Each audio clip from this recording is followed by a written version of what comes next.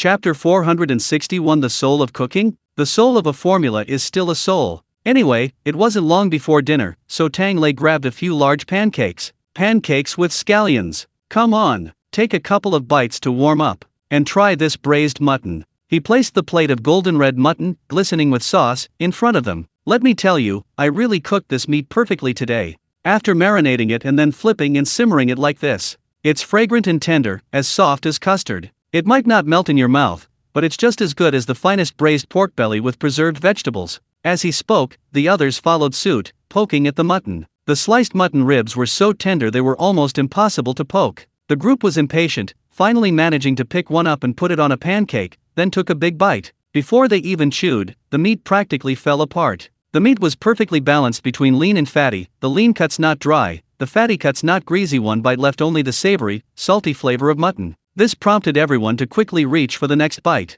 But when eating such tender meat, a fork was no match for a spoon, and for slices, a spoon was no match for chopsticks. In the end, they could only watch helplessly as Tang Lei's chopsticks moved with lightning speed, never missing a beat. Not only could he pick up enough for himself, but he also managed to get enough for Xiao Yes rations. And their knives and forks? Still struggling against the mutton. I'm really struggling. One prison guard said painfully, but it's so tender, it's hard to poke. Yeah, what can we do? Tang Lei shrugged. Why didn't you learn to use chopsticks sooner? Now you're suffering. Learn? Give us a chance. The prison guards were speechless. There's not enough food to go around, who has time to learn? Your rice noodles are so small, I'd rather just grab them with my hands. Tang Lei grinned. Got it, I'll arrange for you guys to eat with your hands sometime, haha. As long as it's not the kind monkeys eat. The prison guards chuckled. I heard they use their butt-picking hands to eat. I forgot, Tang Lei said. They seem to have specific hands for wiping their butts and eating. Wow, we're eating, can we not talk about this kind of thing? Anyway, it's clean and hygienic. The group laughed as they finished a plate of braised mutton strips, even dipping the remaining sauce at the bottom of the plate in bread. They were still savoring the meal. The mutton is so delicious, it warms me up all over. Are you having it again tonight? I'll make this for dinner, Tang Lei said. The sheep's head is ready too, and I'll also make some offal. I'm thinking about what to make. Hey, by the way, what did you bring Anatoly with you for?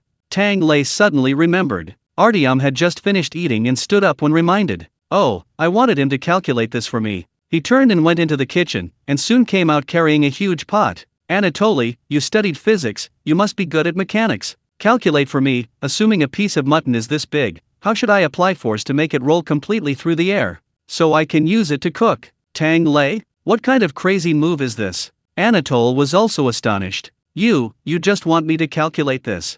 Artyom frowned. Does having you calculate building a greenhouse make you some kind of high-class person? Oh, not at all, Anatoly said helplessly. But how can the size and shape of the ingredients be exactly the same every time? And you can't cook liquids and solids the same way every time, can you? We also need to consider the temperature, the wind. Anyway, calculating it perfectly is too difficult. Artyom waved his hand. No need for such precision. Good enough is good enough. Let's pretend the wind doesn't exist. As for the water, I can just use a measuring cup to measure the amount, right? And the heat, I've thought of that too. I'll get a thermometer over the stove later, to monitor it constantly. This old man will definitely be able to calculate a formula for the easiest way to flip the food successfully. Tang Lei. He stared blankly at Artyom, his mind involuntarily replaying a question Lao Lu had asked him several months ago. Why not use a machine to slice and peel? Is it because machines don't have souls? What did he say back then? Oh, soul my foot. He's not a dementor, he just doesn't have the money to buy a machine. And now,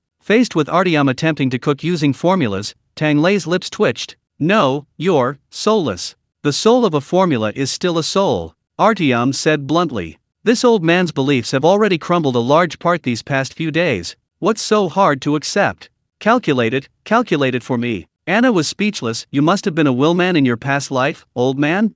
I heard they only used scales and measuring cups to cook back then. What? You want me to wring out the food? I get it, I'll calculate it for you right now. Let me weigh this pot first. The two of them were actually getting started. Tang Lei couldn't stand it anymore, shook his head, and went back to the kitchen. Heretics, all heretics. But even if they could actually calculate it, mastering it would require considerable effort, which goes without saying. Tang Lei sighed deeply for a while, then helplessly accepted the stubborn old man's approach. Forget it, I'll just go make my lamb offal. Yelena followed in with a smile. Let them make it. If they succeed, maybe more people will learn. That's true, Tang Lei had to admit, formulaic methods are a shortcut in education.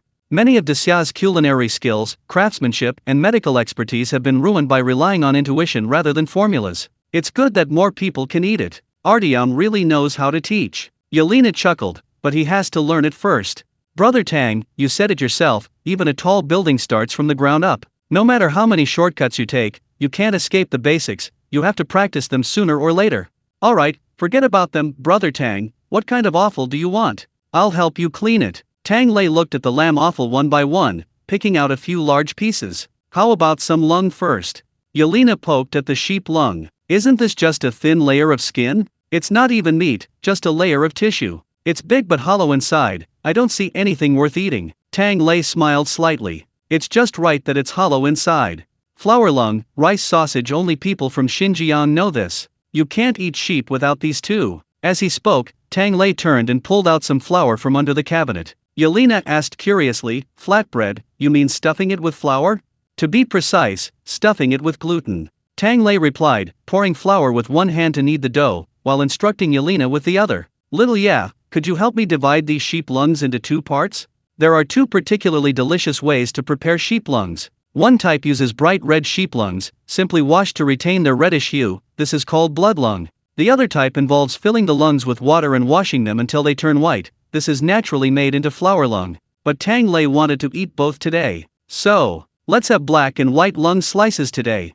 Chapter 462. What other lands have, I want too. Lungs aren't a common food in most regions. Aside from the famous husband and wife lung slices, only people in northwest China enjoy this dish called mianfizi. It's unlikely to appear elsewhere. Firstly, the taste is similar to many other local specialties. Locals love it, but outsiders don't understand. Secondly, it doesn't fetch much money, but making it is incredibly troublesome. First, you have to wash the gluten. You add salt to the flour and knead it, then wash it at least 7 or 8 times until the dough is only about a quarter of its original size. Tang Lei had to do this once before when making hot and sour soup, and he was still wary. So, he decisively called a group of helpers, kneaded the dough himself, and let it rise before handing it over to a few strong men to knead. While the helpers kneaded the gluten, he went to wash the sheep lungs. After repeatedly adding water several times, the sheep lungs were washed until they were as white as jade, and quite beautiful. What followed was a long wait. When the kitchen helpers started yelling and complaining, it was clear they couldn't keep washing. Tang Lei sat up from his small stool, put down his Misabran living hand warmer, and washed his hands.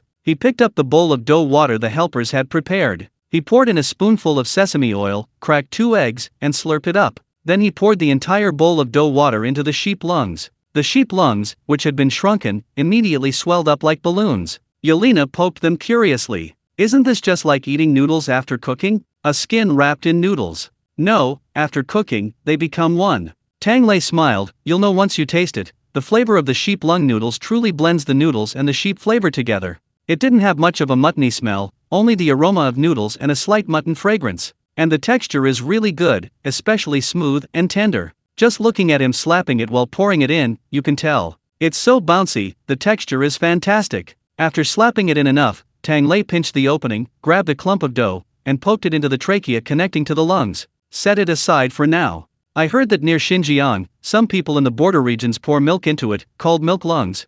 That's another way to eat it. I wonder if you guys would like it. Maybe we can try it sometime. As he spoke, Tang Lei cut off a section of the excess trachea and casually tossed it into a stainless steel flower pot on the windowsill. Great idea. Yelena opened her mouth, about to say something, when she suddenly slapped her forehead. Zixi, you're awake. What's wrong? You wake up as soon as I mention food, are you hungry? Tang Lei asked. Yelena paused, then silently took Tang Lei's hand. The next moment, an angry voice suddenly echoed in Tang Lei's mind. I'm not that kind of idiot who only knows how to eat. Yelena said, sounding aggrieved yet sincere, yeah, if you only knew how to eat, I wouldn't have had to eat you up.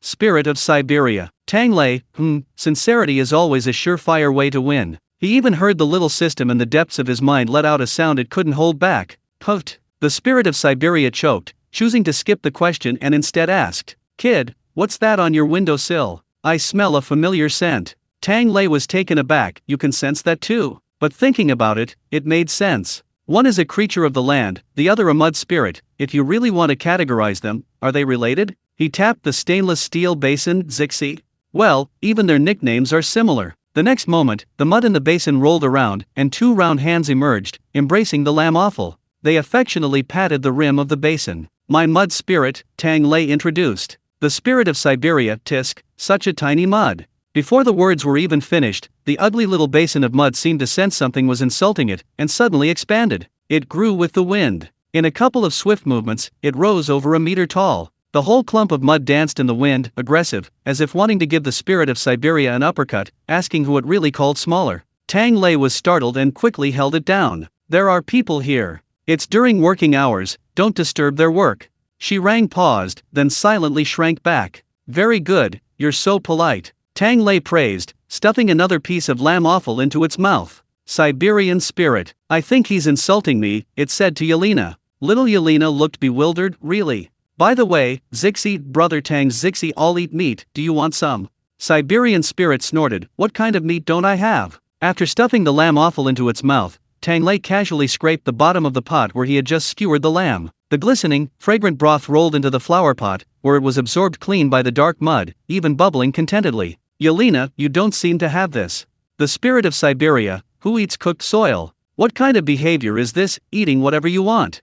"That's not how it works," Tang Lei said. "For example, have you ever seen orchids grow here? Orchids need to bloom, so they often need to be watered with beer. Peony needs to eat raw meat. Some even soak eggshells in rice water. The soil needs good food and drink too." The spirit of Siberia fell silent again. Tang Lei finished feeding the soil and remembered. "Oh right, my seed is still being kept here by the spirit. I'll take it to the place you found for me tonight when I have some free time." "Okay." Yelena nodded. "I'll drive you, Her hand was still gripping Tang Lei's, and before she could let go, at that moment, Tang Lei heard a voice. "Hey, tell him, if he wants to go to my place, he has to bring me food. I don't mean I want to eat, you know. It's just, I want everything other people have. Don't tell him you're wrong, I don't want to eat."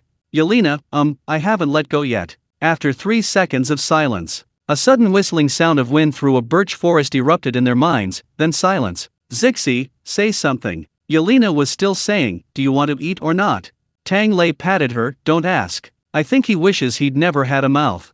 He silently added another name to the feeding list inside, thinking back to when he first came here half a year ago, all alone, in the blink of an eye. How did he end up with elderly parents and young children, a family to support? Fortunately, these people, both human and non-human, weren't picky and ate whatever they were given. Tang Lei sighed as he quickly finished stuffing the remaining lung and gluten. The kitchen helpers, relieved to see they no longer needed to wash the gluten, finally breathed a sigh of relief. Someone held up a few pieces of washed gluten and asked Tang Lei, "What do we do with this? Are we still eating it?" Of course, Tang Lei took it, vigorously flattened the gluten, and tore it into thin slices. He then added 2 pieces of mutton, ground them into a filling, and mixed it with oil, scallions, ginger, and pepper. He spread the filling on the gluten, added a spoonful of chopped onions. Then, pulling at the edges, he rolled it up. "Ah, I know this." Yelena's distant memories were triggered. "Isn't this just like that rice noodle roll from last time?" Chapter 463 Noodles with lungs and rice sausage. Yes, people from Xinjiang have their own kind of rice noodle rolls. The gluten wrappings aren't as smooth as rice noodle rolls, but they're very fragrant with rice. However, the combination of meaty flavor and chewy texture gives them a unique taste. If you can't imagine it, just think of the grilled gluten sold at night markets and outside schools. Even just plain gluten without any meat is enough to make night runners lose themselves in the aroma at the stalls. If it's paired with starchy sausage, it's even more irresistible. It's like picking up your kids from school. The kids are too young to eat anything, but the adults can easily show off a skewer. You can imagine how delicious gluten wrapped with meat would be. This stuff is a byproduct of lung rolls. Shops that make lung rolls usually add some too, Tang Lei explained. You can grill it or steam it. Once it's steamed, slice it, dip it in chili oil, and it's delicious hot or cold, chewy, and flavorful. As he spoke, Tang Lei quickly rolled up the gluten rolls and set up a large pot. He put water in the bottom to boil the lung rolls. 2 steamers were placed on top. One layer steamed unfilled and unwashed blood lungs, and the other layer naturally held the gluten rolls. While the lungs were boiling, Tang Lei picked up the sheep intestines. They say sheep intestines are a special kind of food. These are a bit thinner than pig intestines. But the preparation is simple yet exquisite. I've made northeastern blood sausage and glutinous rice blood sausage before. There's a similar method for sheep intestines.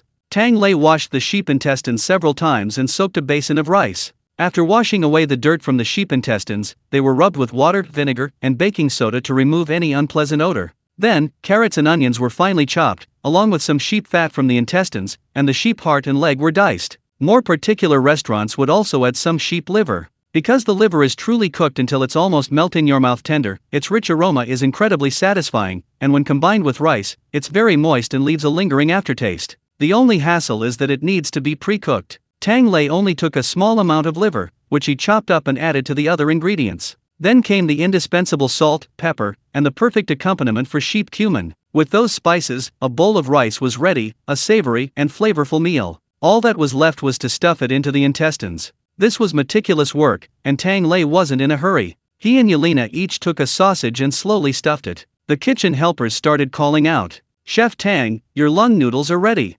"Alright," Tang Lei replied, then tossed the rice sausages into the pot to cook as well. He reminded the helpers to poke 2 holes in the middle, so they wouldn't explode. He himself enthusiastically scooped out the black and white lungs. At this point, the lungs were still intact, and the helpers frowned at them. "This thing looks so much like human organs.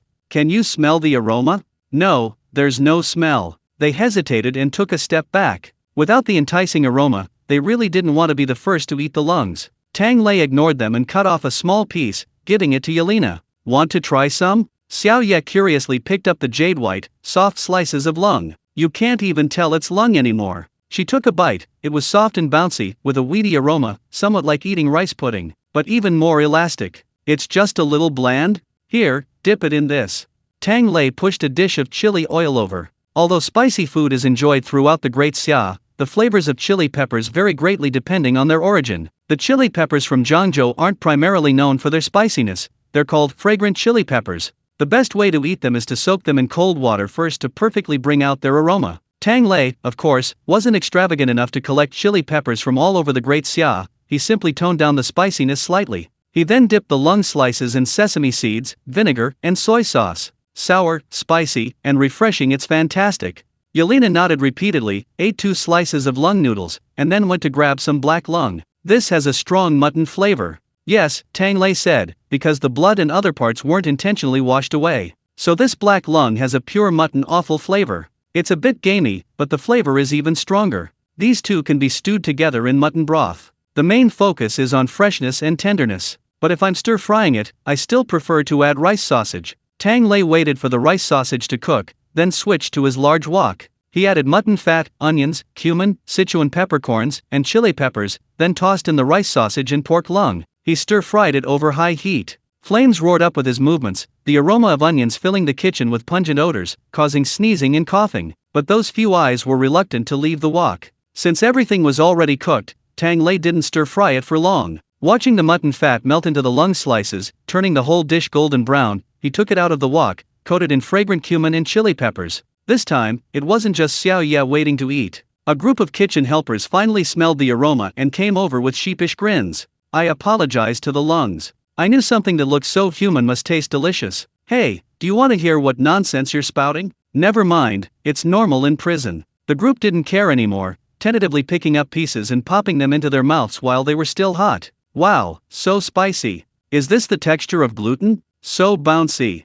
These lung slices are so smooth and fragrant. The intestines are still the best. The rice grains inside are soft and chewy, with a hint of mutton flavor. So satisfying. Don't be fooled by the small amount of mutton, it's got a lot of mutton flavor." Tang Lei nodded. "Yeah, that's why people in Xinjiang love it. Mutton can't fill you up completely, but offal and rice/noodles can. This black and white lung dish is just as substantial in Xinjiang as a baked bun. Low cost, filling, and most importantly, tastes and feels great. Plus, it includes a staple food, meat, and vegetables. If you don't know what to eat, just grab a bowl. You're guaranteed to have a full stomach and a satisfyingly spicy mouth, making you feel great on your way home. How about it? Is it tolerable? Can we have this tonight?" Chapter 464. Just show off, and everyone will stay silent. What can't we eat? Eat, eat, eat. Don't even mention sheep lungs. Even if it were human, cough cough. Tang Lei slapped his spatula down, silencing his dangerous remark. "Hey, obey the law, or you'll be arrested on the spot."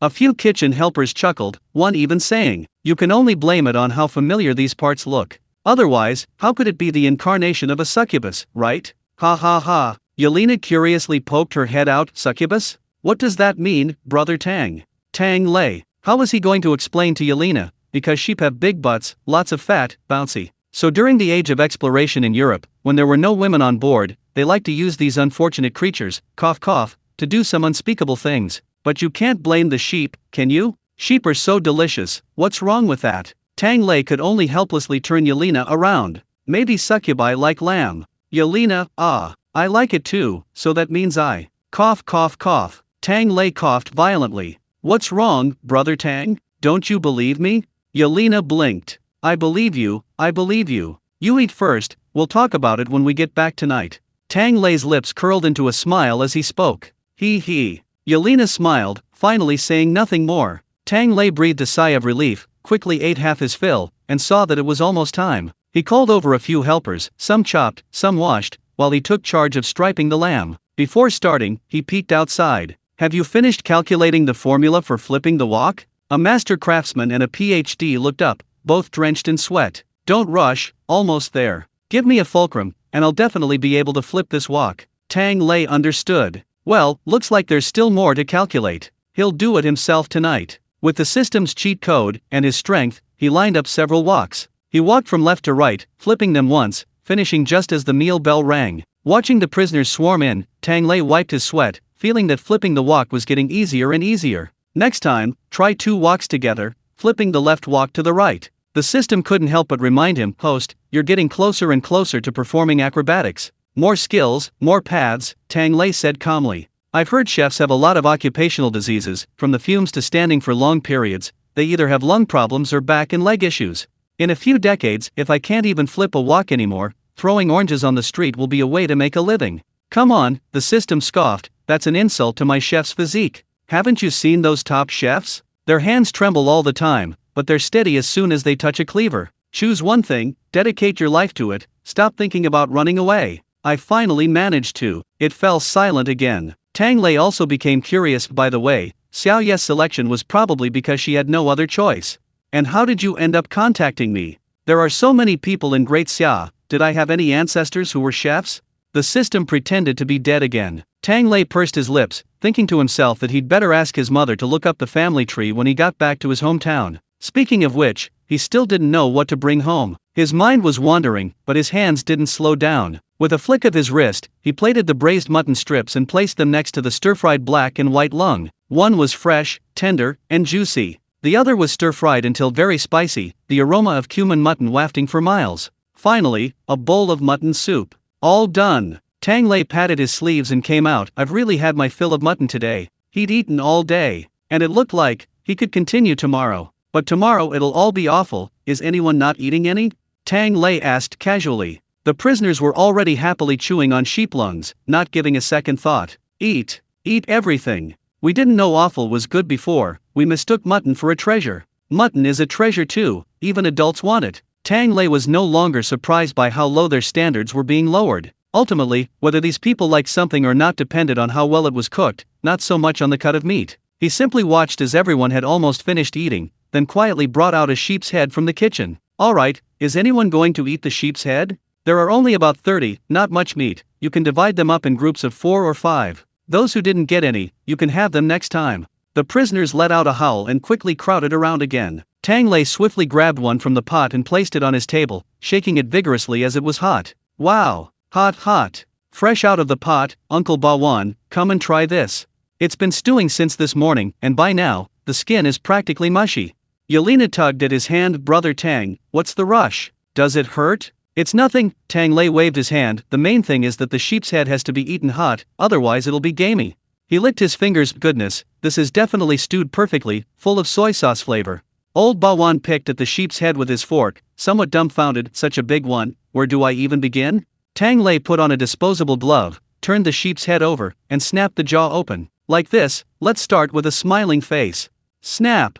The sheep's mouth opened. Whether it actually smiled or not was unknown, but having tasted the tender, savory sheep's tongue, old Bawan was certainly smiling. Little Ya, meanwhile, scraped the tender, savory meat from the upper palate with a spoon. This piece, also a layer of skin, was soft, fragrant, and flavorful, perfect for showing off effortlessly. Tang Lei quickly tore off the skin and meat from the sheep's head and face. Xiao Ya, eat the face meat. It's like a rabbit's cheek, it's used for chewing all day, all lean with no fat. Try it, the more you chew, the more fragrant it becomes. Even better, the sheep's head was much bigger than a rabbit's. It was incredibly satisfying. Next time I make you boiled mutton, you can eat this sheep's face.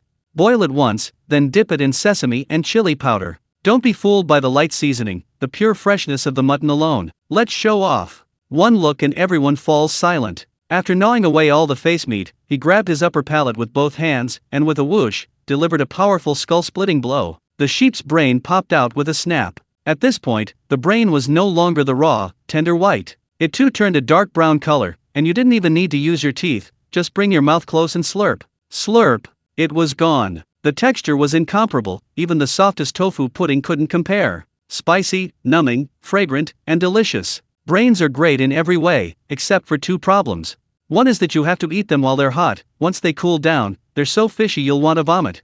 The other is that they look a bit disgusting when they're raw. You have to lower your standards a bit. Before Tang Lei could finish, old Bawan silently pointed to the prisoners next to him who were excitedly devouring sheep brains. I don't think either of those two problems are a problem for you here. They don't even wait for them to cool down. Disgusting is even less likely. Many of you probably don't even know what a human. Wait, I want to interrogate you. Tang Lei stopped him, rubbing his forehead. Why are your topics getting more and more bloody and violent? Damn it, if this keeps up, won't we really end up like Uncle Mads? No, Brother Tang, Yelena said calmly, gnawing on a bone. Don't worry. Because she would intervene. Chapter 465. The whole show. Let's blow a liver first. Tang Lei didn't understand why Yelena sounded so certain, but he'd only said it casually and didn't take it to heart, turning back to his old man, Bavan, to focus on gnawing on sheep brains. The lucky prisoners who managed to snag a sheep's head ate with even greater gusto. They not only devoured the skin, meat, and brains, but also chewed and swallowed the soft, stewed bones. Except for one person who unfortunately found a small lump of something in the sheep's nose, who angrily threatened to fight left sheep slaughtering gang. Everything was harmonious. After that night, the cooks were even more compliant with the idea of eating only meat and not offal. They didn't utter a single word about it. Some even proactively approached him. Chef Tang, what offal are we having tomorrow? We can help you prepare some. Tang Lei casually replied, haven't thought about it yet, what do you guys think? One of the cooks immediately held up a piece of bright red sheep liver. This is delicious. Want some? Lamb liver, Tang Lei stroked his chin. I don't cook liver much, but I have an interesting way of preparing it, though I haven't tried it before, so I can't guarantee the taste. Want to try it? Everyone hesitated for only a moment before nodding vigorously. Let's try it. Someone has to be the first to eat liver. Artyom nodded as well. Anyway, it can't be worse than eating it raw. Over the years, he'd eaten most ingredients raw, and the fishy smell of liver was truly unbearable. Tang Lei flipped through the recipes in the system. This seems to be able to be eaten raw too? Never mind, let's try it first. I'll go open a bottle of vodka. Okay. The kitchen helpers eagerly asked, do you need us to help wash and slice it, Chef Tang? Tang Lei smiled slightly, no need, this dish is meant to be whole blown up. Artyom was taken aback, blown liver? Yes, it was indeed a unique dish from Western Yunnan, hecking blown liver. However, this stuff is usually made with pig liver, so Tang Lei was definitely experimenting with something fancy this time. He took a few sheep livers, washed them briefly, and then pulled apart the trachea attached to them. Many people know that lungs are hollow, but the liver is also a filter organ and can be inflated. Hacking blown liver involves someone inflating the entire liver and then filling it with a broth. It's usually made with a spicy broth made from white wine, salt, chili powder, and 5-spice powder. This broth serves both as a marinating agent and a sterilizer. A layer is then applied to the outside, and finally, the trachea is sealed with a pine cone, and the liver is hung on a rack to air dry. In the past, this work was usually done by the men in the family because men have a larger lung capacity and can inflate every nook and cranny of the liver. As he spoke, Tang Lei looked around at the kitchen helpers. The helpers all took a deep breath, wishing they could bulge out 2 more muscles in their chests to prove they were capable. Tang Lei paused. Now, we can choose an air pump.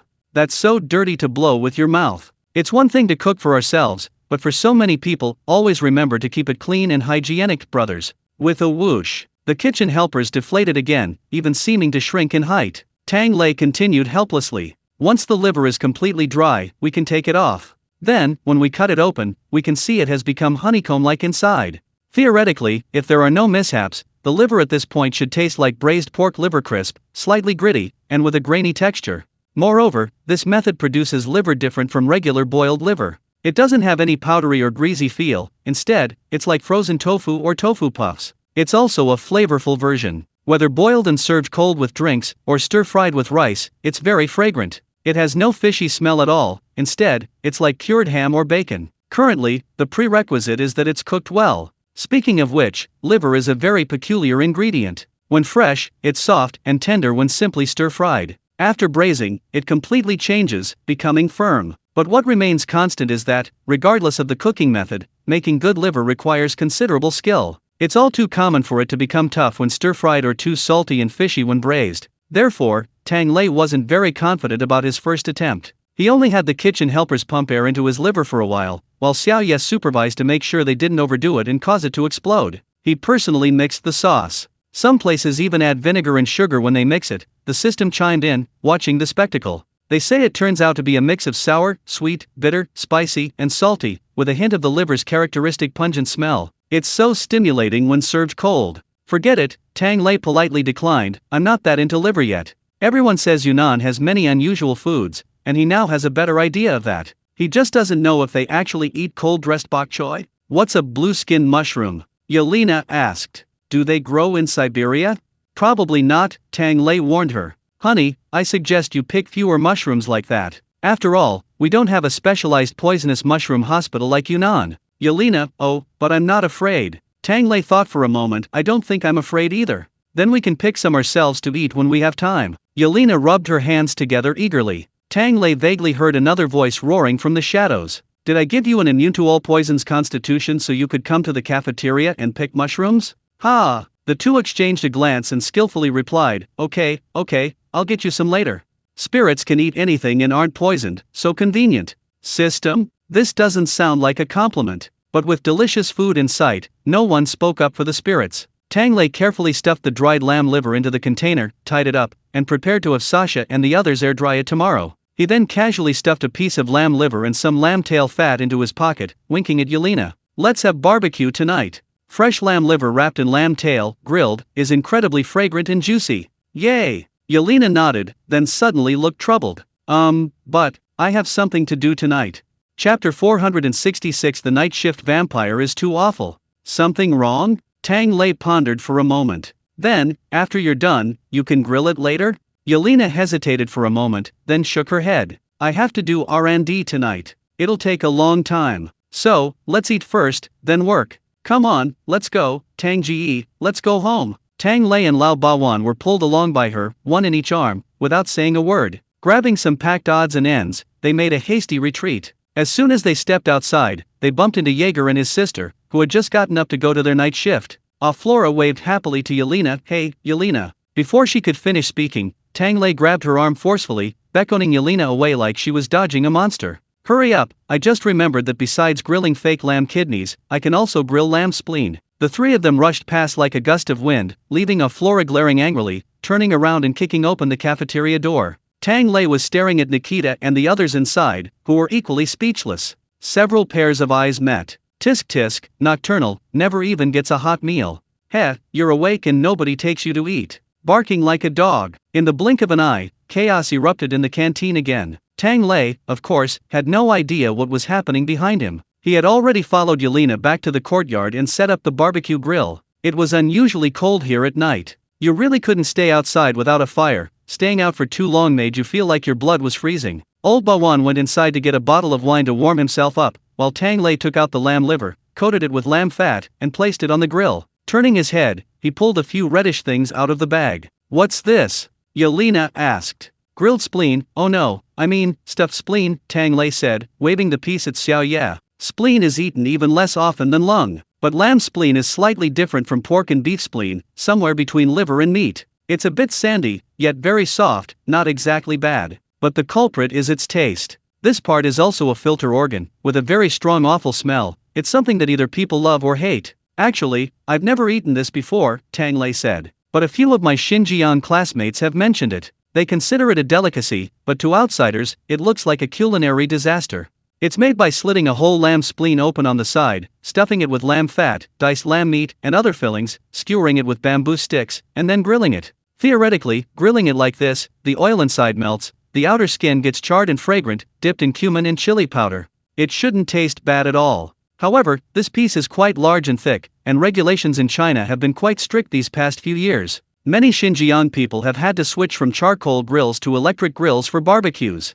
Not only does it lose some of the charred flavor, but it's also often undercooked. If you're grilling something like lamb liver to make a mock lamb kidney, it's alright, lamb liver isn't gamey, and it even has a slightly sweet taste. But if you're grilling a stuffed spleen, one bite and it's all gamey, fishy, and bloody. Hiss, Tang Lei said with lingering fear, I really can't handle it. No way, Yelena said, wiping her mouth as she stared at the grill. I can handle it. Anything a human can eat, I can. What a human can't do, she's not entirely incapable of. Tang Lei almost forgot Xiao Ye, his Superman. He confidently started grilling the lamb spleen, picking up a small brush. Alibaba is a happy young man. With a hum, he dipped the brush in honey and brushed it on, giving it a glossy sheen. Then he sprinkled on cumin and chili powder, shook it off, flipped it over, and continued. Anyway, no one in Siberia would care about fires, so Tang Lei burned his charcoal with confidence and boldness. Mixed in were pine branches that Xiao Ye had specially collected. As the flames danced, a wisp of smoke rose from the edge of the courtyard.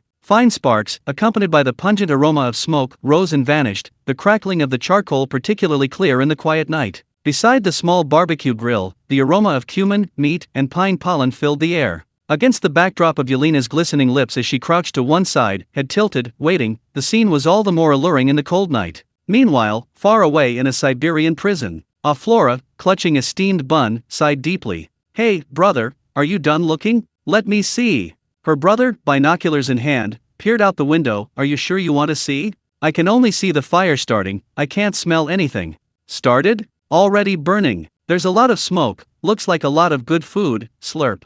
Mikhail took a sip of his congee. Holding a steamed bun in my hand, not a drop of oil in the congee, this shift is worse than being in prison. Flora was on the verge of tears. I don't care, let me see. I'll eat based on my imagination. The night shift vampires are suffering. Do they have to set an alarm clock to try and wake up for meals? Mikhail sighed as well. It's because there's absolutely no leftover food in this canteen. Even though we have all the ingredients, we don't know how to cook. He slurped a few more mouthfuls, swapping binoculars with his sister, and laboriously finished off most of his cold rice. He was about to say a few more words of comfort to his sister when Flora suddenly asked curiously, I think I saw. Yelena is back? She got up and walked to the prison gate. A moment later, sure enough, she saw Yelena skipping back. She hadn't driven, so she wasn't surprised to see Flora. She simply held out her hand. I brought this for you. Tang Ge doesn't like this lamb spleen, but it's bloody, maybe you can eat it?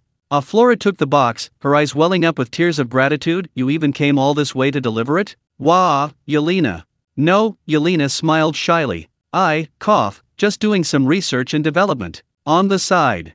By the way, Yasan's sentence is out, she suddenly said. Sentenced to death. Do you want to see him one last time? Or do you have any requests regarding the body?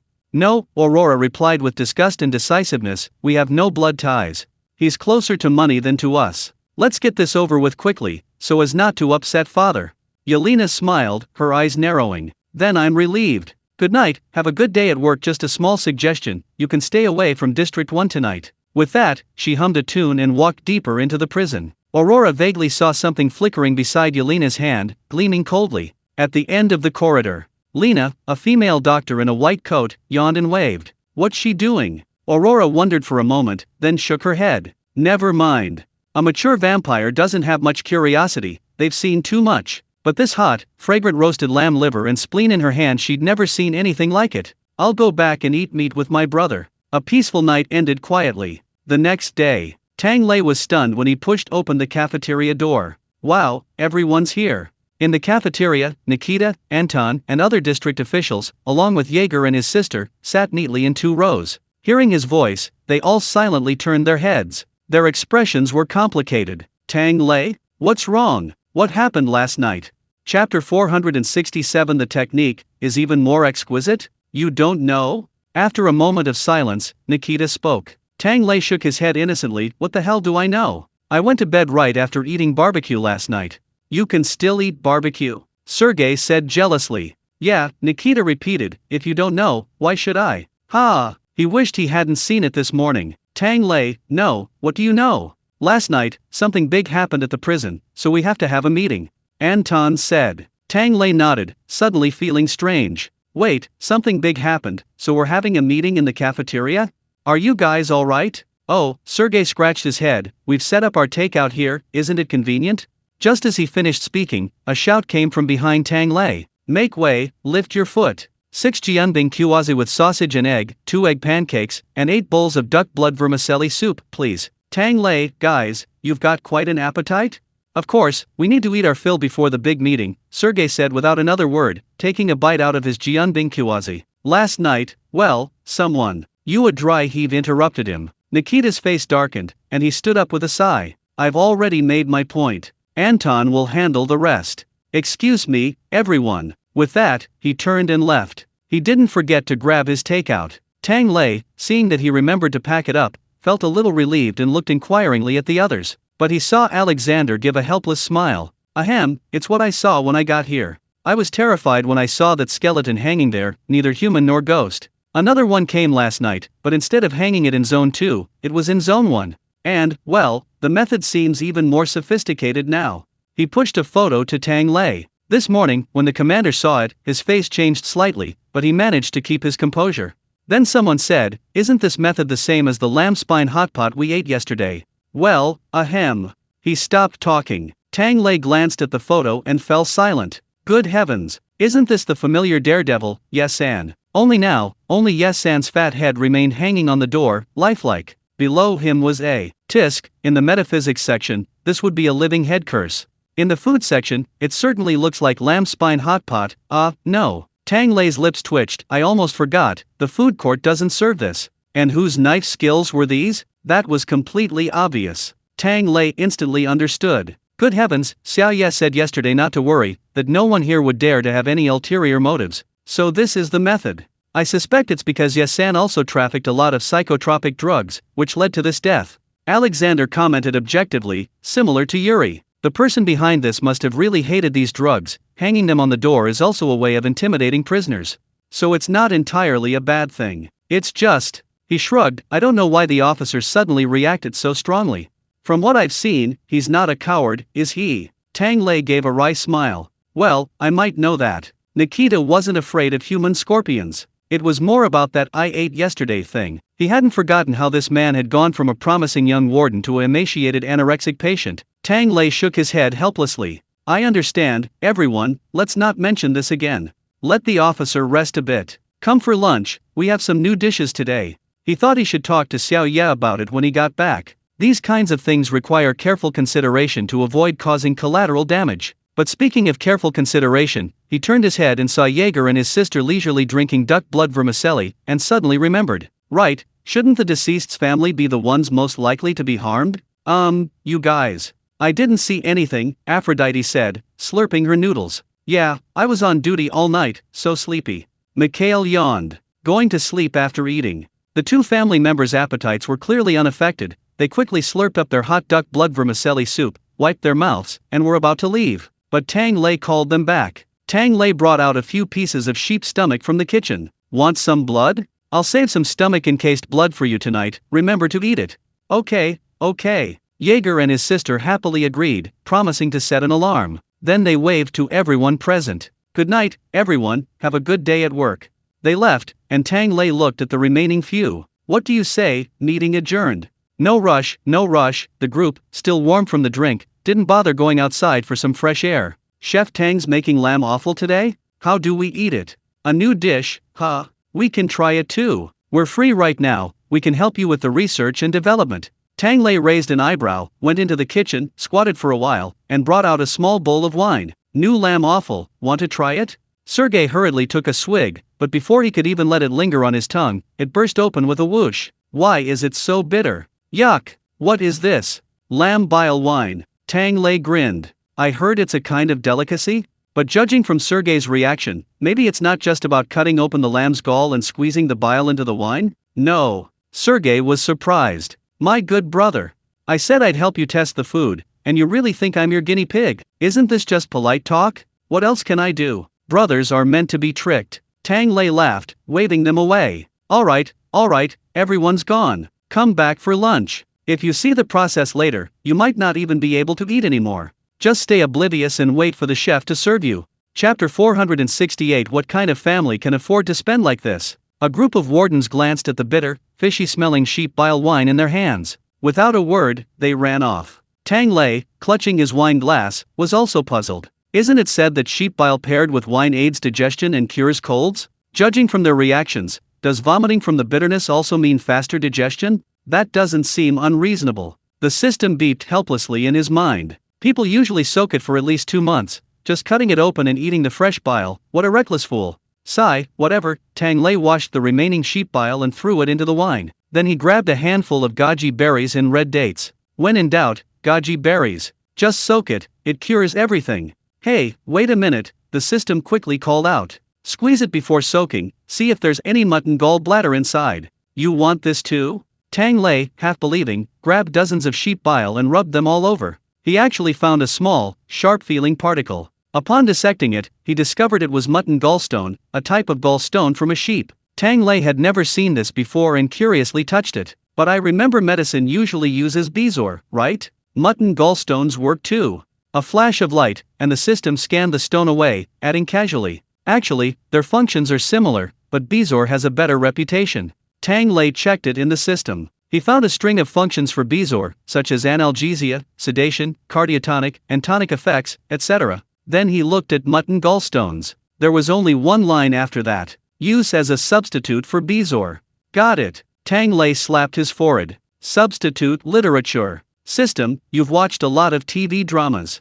Not bad, Tang Lei said modestly. But you know, why are bezoar and sheep gallstones, but human placenta gallstones are? That's not human excrement, okay? The system beeped furiously. It's licorice powder. Right, licorice powder soaked in a latrine for 49 days. Tang Lei concluded speechlessly. Old, stale stuff. He remembered an encyclopedia entry about how to identify this stuff that said it has a special odor.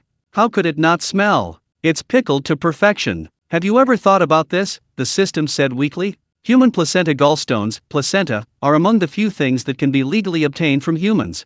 That's true, Tang Lei agreed. Being too good at being human will lead to big trouble. I'd better be a sheep.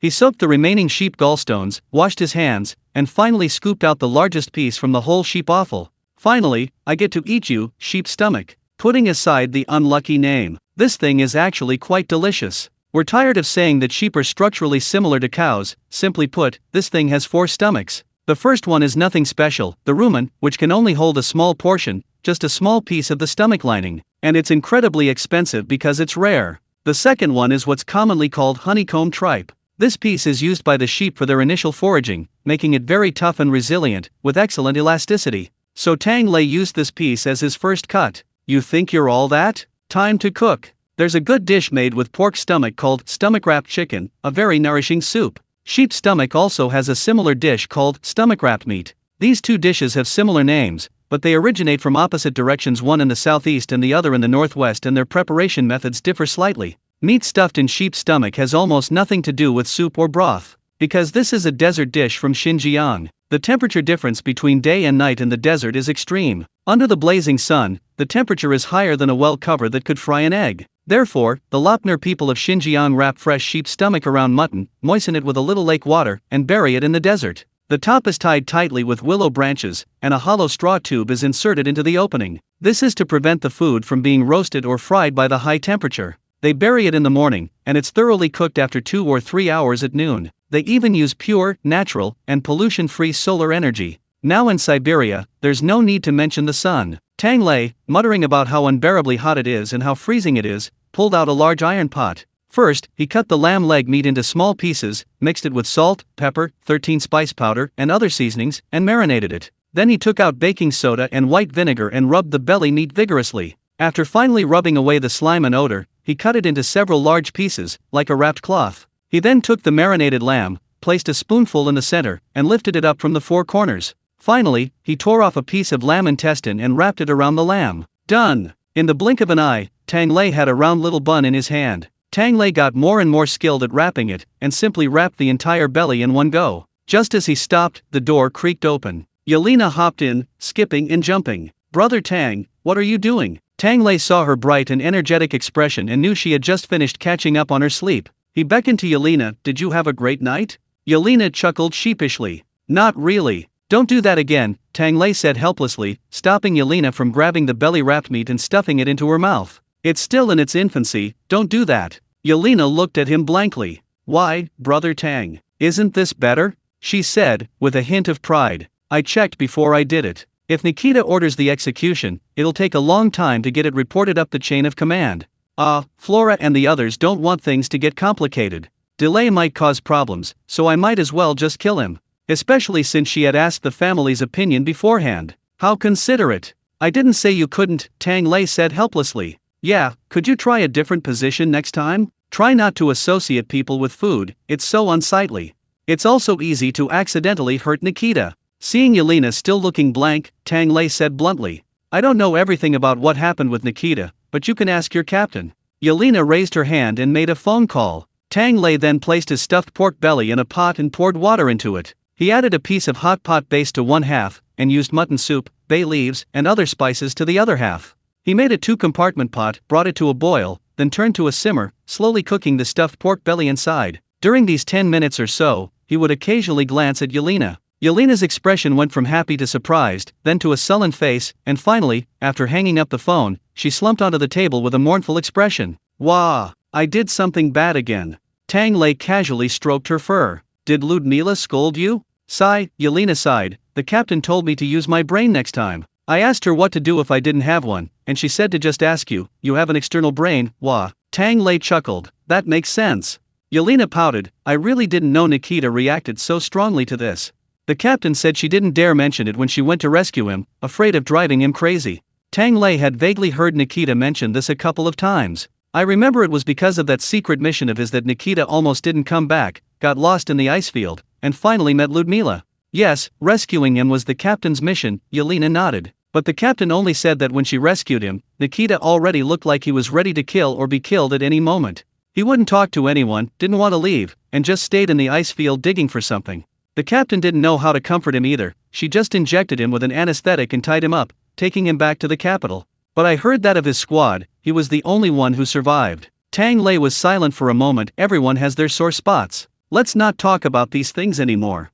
Sigh, Yelena slumped back onto the table. Now I know, and the captain wants me to apologize. What am I supposed to say? I'm sorry, I'll never hang human scorpions at your door again? Will I cut them cleaner next time? No, please, Tang Lei considered. I'm afraid the dog will mistake them for its dog food. Then he'd truly be dead without a trace. Yelena sat there, frowning and lost in thought, until a fragrant aroma wafted over, and she suddenly sniffed. It smells so good. I've got it. I can bring him some good food later. Brother Tang, is it ready in the pot?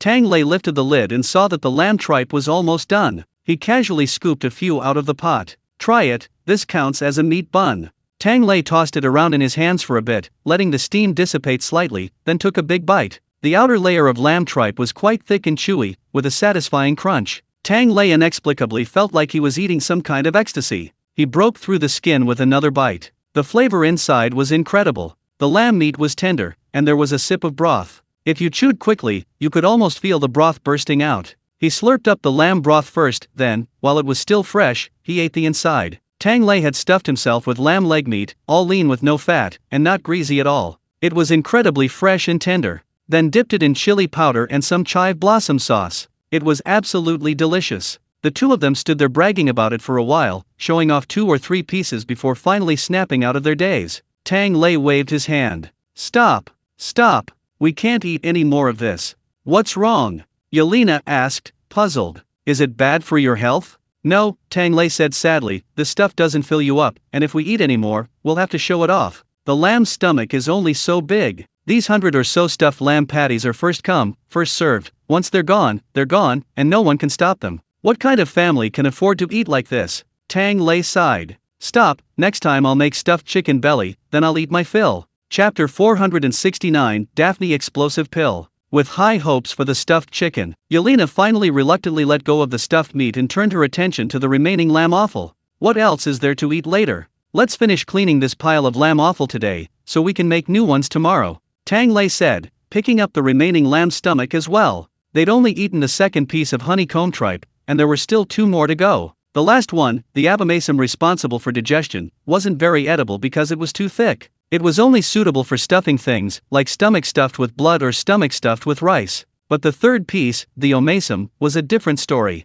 This part also had another name: lamb tripe. Anyone who eats beef knows that beef tripe is perfect for hot pot. It's chewy and tender. It makes a satisfying crunch and absorbs flavors, delicious without being bloated. Some stingy all-you-can-eat hot pot restaurants even have purchase limits. So, thinking about it another way, the tripe wouldn't be too bad either. But people eating from the same pot don't have time to precisely blanch tripe for prisoners. So Tang Lei simply waved his hand. Just stir-fry it. It sounds simple, but stir-frying tripe is different from stir-frying any other dish. Because this part is so incredibly tender and crisp, getting it cooked through without overcooking is a major challenge. If we're talking about where it's best made, we have to mention the eldest of the 8 major cuisines, Shandong cuisine. We often say Shandong cuisine is strong, but just looking at the dish names might not tell us why. Those dishes like braised sea cucumber with scallions and premium tofu don't seem as impressive as Buddha jumps over the wall or Wensi tofu. But if we were to analyze them in detail, it would be quite remarkable. For example, one of the 10 most famous Shandong dishes is called oil-fried double crispy. Take pork belly and chicken gizzards, and stir-fry them in boiling oil until cooked through in a very short time. The result is crisp, tender, and refreshingly fresh, with a wonderfully delightful texture. It sounds simple, but this dish ranks among the most difficult in the entire Xia cuisine repertoire. This has led to the development of an entire category of stir-fried dishes, including stir-fried with scallions, kung pao, and stir-fried in broth, and so on. Although restaurant menus often include at least 2 dishes called stir-fried, only chefs know that stir-frying and stir-frying are not the same thing. Making stir-fried dishes is truly not easy. Let's not even talk about stir-fried in broth, where raw meat slices are poured directly over fresh broth. Let's just talk about fiery stir-fry. The stove needs to be extremely hot, heating the oil in the wok to its ignition point. Then, the chef, seizing the opportunity, flicks a tiny spark into the wok. With a whoosh, the entire wok bursts into flames. The chef, carrying a large wok and stirring vigorously at over 200 degrees Celsius, continued cooking. Until the oil burned off and the fire naturally died down, the ingredients were cooked through and ready to be served.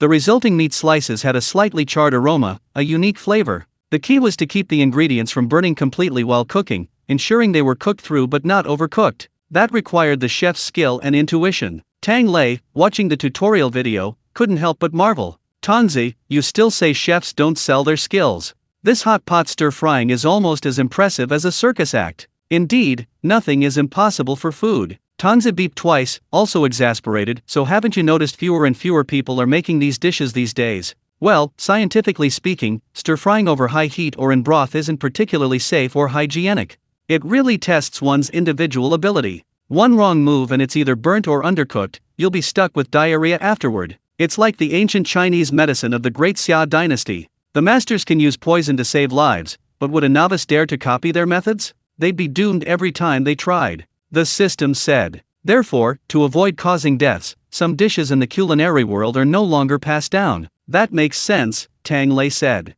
So when will you delete things like 3-no-stick and snowclad red bean paste? No way, the system said coldly. If it's delicious, we have to make it. A useless chef isn't a useless diner, it doesn't matter. Tang Lei, a chef's life matters too. Okay, I understand, the system said dismissively. You'd better hurry up and check your tripe.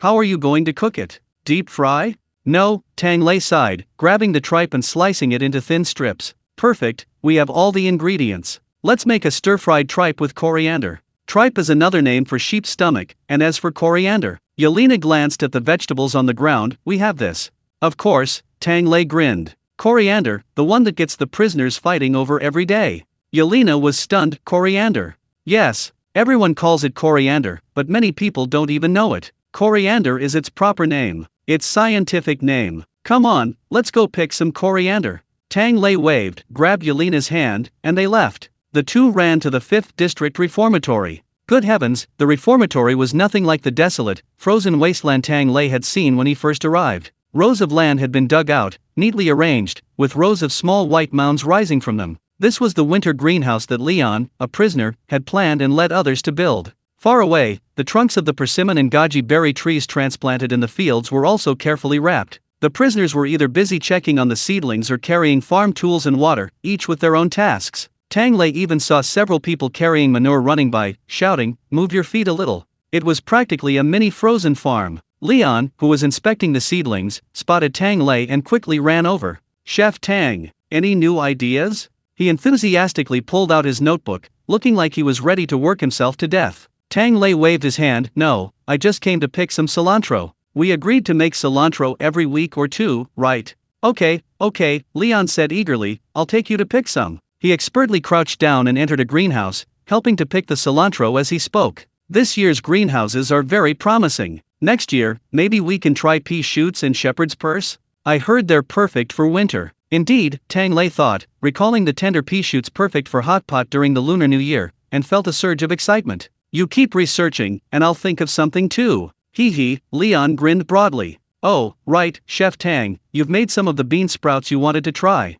They're just sprouts made from soaked mung beans and soybeans. It's too cold outside, so we came up with a solution. We put them in the guards' break room. They have heating there. You know what, these bean sprouts are treated better than people, haha. Even the prison guards can't stay in their rooms 24/7. Tang Lei chuckled, so instead of focusing on your rehabilitation, you guys should hurry up and get out here and enjoy the warmth. You keep telling me you'll eat before you leave, what's your mentality? Leon laughed heartily. Heating is valuable, but research is even more precious. For the sake of the cafeteria, I'd give up both. I can enjoy the heating later, but without this place, I might never be able to do my research in my lifetime. I've already decided, I need to at least write a few papers before I leave. Tang Lei remembered something Anton had casually mentioned before. Your first paper has already been published? I sent it out, but haven't heard back yet, Leon said optimistically. He led Tang Lei to the prison guard in charge of them and gave him a big handful of mung bean sprouts. It's normal not to reply yet, after all, just the fact that he's out of prison is enough to make people hesitate.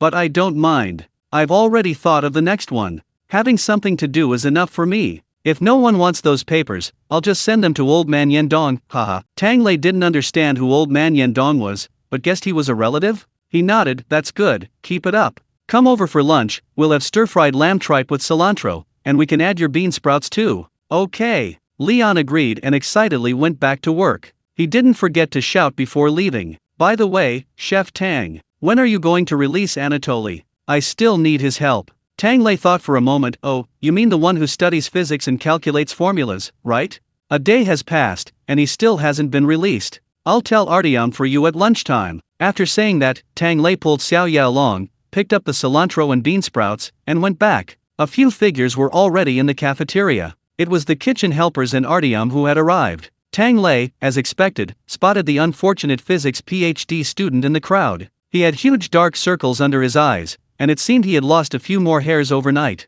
Tang Lei put down his food and casually said to Artyom, "Not finished yet? He has other important business." "No, I'm finished." Anatoly stubbornly raised his head. "Don't underestimate the excellent qualities of us physicists." "Oh." Tang Lei looked at Artyom again. He saw Artyom carrying a pot, his expression complicated. "I'm done calculating. I'm done. This thing seems pretty hard to achieve even with a formula." Tang Lei grinned. "So you still need to practice, but having a formula might speed things up. Since you're done calculating, Anatoly, you can go back."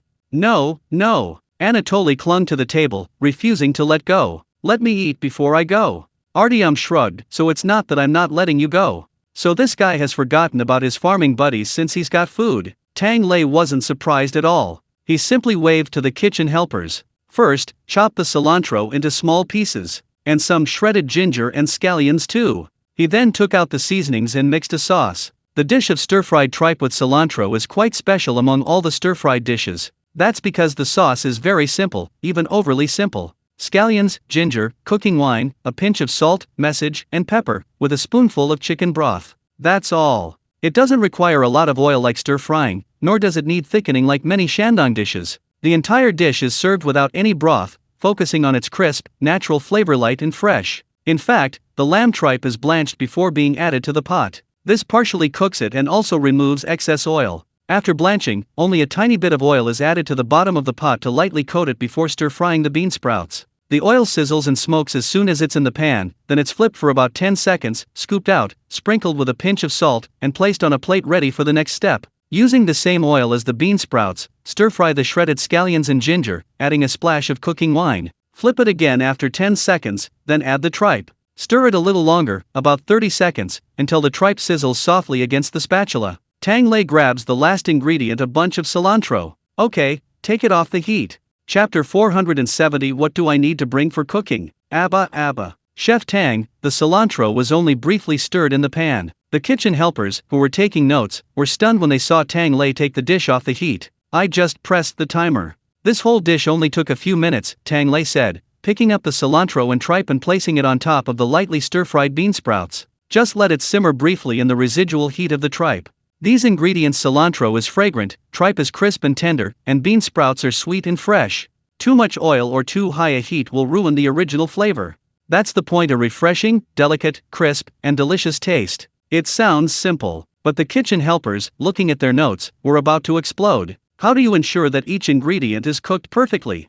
This is too fast. If you calculate it separately, cooking the 3 ingredients and seasonings, each step only takes a dozen seconds. But the amount of sauce and cooking time for each layer are different. So, cooking requires both hands and brain, Tang Lei said. The tripe is done when it's tender enough to be easily pinched through. The bean sprouts are done after stir-frying for 10 seconds until they lose their vitality. Then you need to lift the pan off the heat and season them. If you leave them too long, they'll become soggy and watery, losing their crispness. The scallions and ginger should be used as soon as they change color. Only a thin layer of oil should be used on the bottom of the pan. Never leave any liquid after cooking, otherwise the dish will spoil. These details are the result of a chef's accumulated experience and mastery over time. Only then can one achieve mastery, producing whatever flavor they desire. Therefore, everyone needs to use both hands and brains when cooking. Your hands can't stop, and your mind must be clear. And you also need to use your mouth. The kitchen helpers weakly stammered, Abba. They suddenly realized that in this kitchen, it seemed they only had their mouths left. Artyom walked past them, disdainfully. Where are your legs? Were they broken too? Hurry up and help chop the vegetables. The kitchen helpers rushed off, Artyom checking the menu. Stuffed pork belly, stir-fried tripe with coriander. What else should we cook? This definitely won't be enough. Is there too little offal? Tang Lei said, go get some ham, let's make a potato and ham rice dish. Would you like some soup too? Tang Lei pondered. I do have a few soups I can make, but I don't know if you can handle them. Artyom narrowed his old eyes, very confident. What do you suggest? Tang Lei, like lamb double intestine soup? Sounds harmless, doesn't it? Artyom said. It's harmless, but, Tang Lei said cautiously, I heard the flavor is very strong, and in Beijing they even pour wine into the soup. Artyom was taken aback. Pot, wine in the soup? For seasoning? No, just baijiu, like morning wine. Tang Lei said. We can't add alcohol here, I'm afraid you guys can't handle the taste. Now it was Artyom's turn to be dumbfounded. No, putting aside the taste, do people in Great Xia start drinking baijiu in the morning? Even if Russians are heavy drinkers, they don't drink like this. They might have a couple of bottles of wheat juice in the morning, but to start with a bottle of vodka, how are they supposed to work? Tang Lei shrugged. For them, this alcohol is for waking them up and relieving fatigue. People used to drink this a lot, mostly farmers and dock workers. Now that more people are working, it's mostly older people drinking it in the morning. But, mutton intestine soup is also called dirty soup. If you're not used to the taste, it's hard to say whether you can eat it. This stuff is loved by locals but terrifying to outsiders. Artyom looked dazed for a moment. Are there any other soups?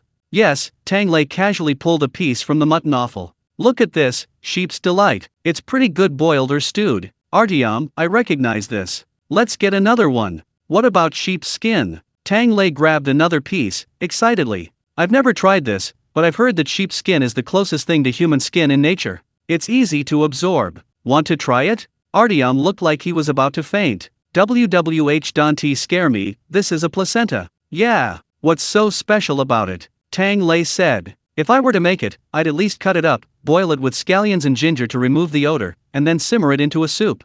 Haven't you seen monkeys eat the whole placenta? The stuffed kind. You know. Artyom. At #you and how do you guys even know about this kind of soup? Tang Lei tempted him. You really don't want to try it? I heard this stuff is an aphrodisiac. His Artyom gasped, before he could even speak. The kitchen helper beside him turned around, his eyes shining. What? What? Eat, eat, eat. Tang Lei shrugged. See? It seems the origins of these strange dishes are no longer a question. Artyom was completely baffled, but why would it be an aphrodisiac? I heard it's based on the principle of like cures like? Tang Lei said. But shouldn't strong be eaten? What a coincidence. Tang Lei chuckled, pulling out a handful of round things from the pile of mutton offal. You can cut this piece up and put it in two. It's all nourishing, good for both yin and yang. Artyom silently looked down, then turned away with a complicated expression. You, whatever. I'm not looking. As an old cook who considered himself quite resilient after cutting so much raw meat, he really didn't need to go through this at his age. Behind him, Tang Lei clapped his hands cheerfully.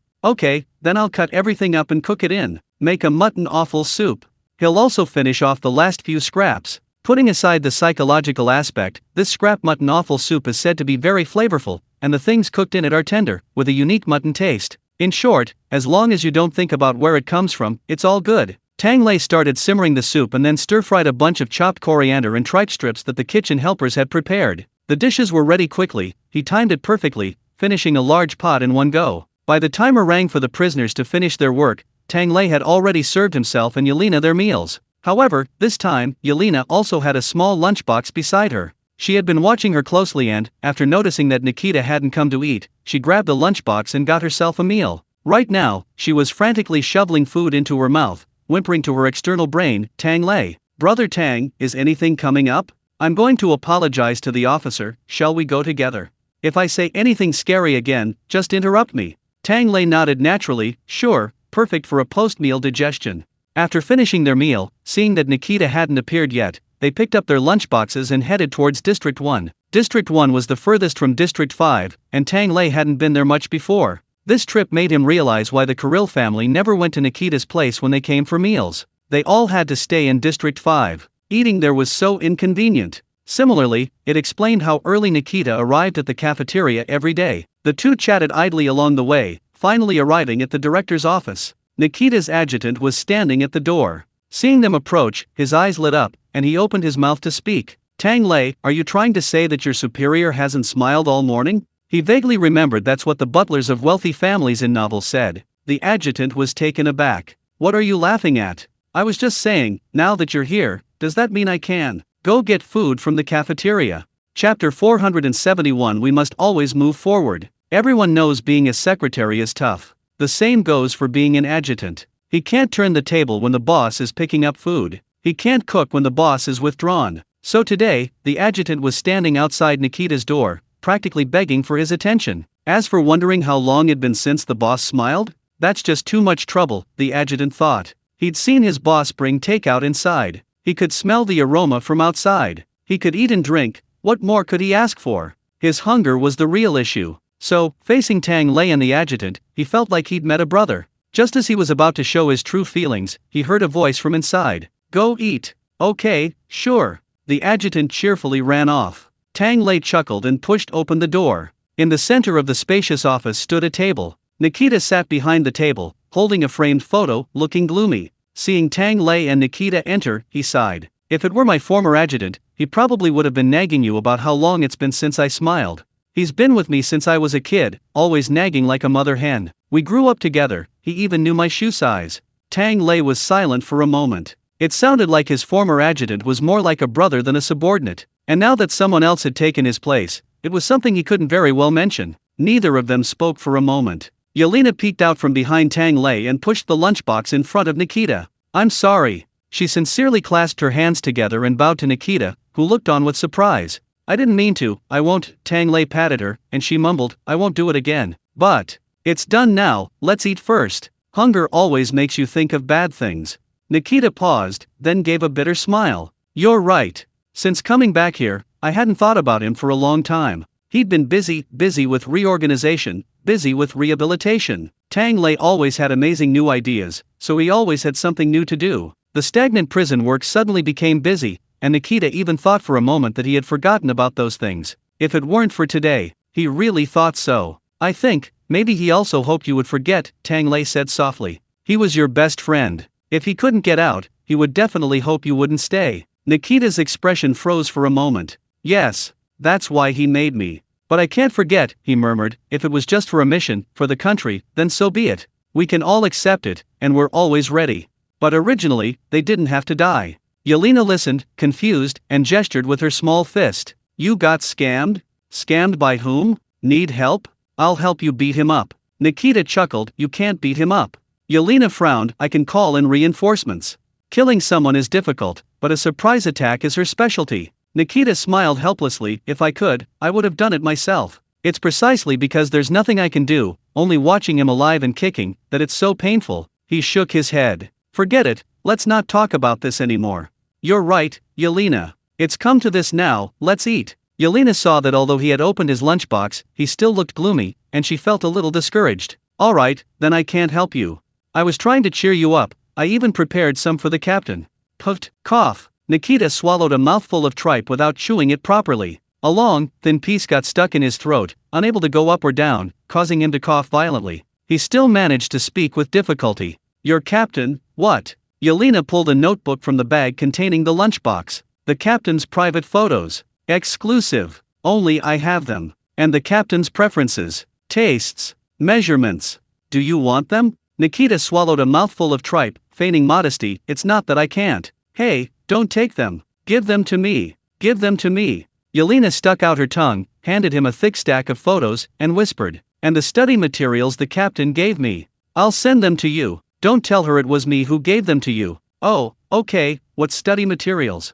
Nikita opened the photos, completely confused. Just a glance, and a loud bang. Echoed. Nikita's phone crashed to the ground. Tang Lei shook his head helplessly, rubbing his forehead, and pulled Yelena along. Alright, it seems the commander has forgiven you, we can go now. He turned and pushed open the door, suddenly seeing a figure running towards him in the distance, and smiled silently. Sir, people have to move on. What's now isn't necessarily worse than before. I'm not saying you should forget, but, if you really can't let go of the past, at least you can forgive yourself. Nikita looked up curiously. What? Before Tang Lei's figure had completely disappeared, someone suddenly appeared in front of him. His new adjutant ran over, sweating profusely, and pulled a bag from his pocket. Sir, I brought you food. He. It's all thanks to me. Even though I was late, I managed to rush over and grab a portion. Although I didn't have a lunchbox, I gave you a plastic bag, but having something to eat is always, He excitedly rattled off a long list, then suddenly noticed the lunchbox on Nikita's table and awkwardly shut his mouth. So, sir, you already have food? Haha, never mind then, I'll go out and eat. Nikita glanced at him. You haven't eaten yet? The adjutant scratched his head and pulled another bag from his pocket. I'll eat now. It won't interfere with my guard duty. I'll eat outside. Nikita paused for a moment, then tapped the table. You're allowed to eat here. Clean up the table after you're done. The adjutant was delighted. Yes, sir. Thank you, sir. He shoveled his rice down, not noticing Nikita looking at the photo frame again. This time, he put the frame back on the table and looked at it from a distance. Is this what you wanted? In the photo frame, a blond man smiled brightly. Chapter 472. Bless me, kitchen door. Tang Lei had just returned to Ward 5 when he heard a greeting. Tang, you're here. Warden Anton walked over and waved to him. Tang Lei replied, looking for me? Anton handed him a letter. It's for you. I just received it this morning. Sergei saw it when he got back and asked me to bring it to you. Inmates are only allowed to make one phone call a month. So many still choose the old-fashioned method of sending letters to communicate. Every week, the logistics department collects all the mail, checks it at each level, and then distributes it to the various wards. But naturally, they wouldn't open Tang Lei's letter. So Anton was secretly curious. Is it your relatives from Great Xia? Tang Lei shook his head. If it were them, they'd probably be cursing me by now. I ran away. He was also curious. Let me see. Vladimir, that name sounds familiar. He looked down. A simple line of text. Kid, I'm going out for dinner next month, bringing some friends. Make sure to cook a lot. Include that really impressive fish dish. Tang Lei slapped his forehead, remembering. Wasn't this the same stubborn fishing master from back then? His father-in-law still uses his fishing rod, and every time he touches it, he expresses his full approval of the master's taste. Tang Lei naturally had no objections. Seeing the old man's message again made him quite happy. After all, the old man had helped him a lot back then. So he put away the letter and nodded. I understand. I might have guests next month, so I might have to bother you again. It's alright, we have plenty of space, feel free to use it. Just let the logistics department know in advance if you need anything. Anton said nonchalantly. Maybe all you need is a small dessert, and they can meet all your needs. Tang Lei grinned. Thank you in advance, sir. I'll make some snacks after I finish this batch. No problem, no problem. Anton delivered the snacks, chatted for a bit, and left satisfied. Just as he left, Tang Lei's phone rang again. He glanced at it and answered, Nikita, shouldn't you be studying right now? Or maybe consider giving your adjutant a raise. Nikita coughed lightly on the other end. There's something I forgot to mention, I need to tell you right away. It's almost Chinese New Year, and my family wants to come to the prison for a family dinner next month. It's about what I told you about last time. Can you arrange the time? Tang Lei thought to himself, it's just making a meal, as long as it doesn't overlap with Vladimir's table, what's the problem? But then he thought, there are so many dates next month, what are the chances of that happening? So he readily agreed to Nikita's request, sure. Is there anything you'd like to specify? If not, I'll think of a menu in advance.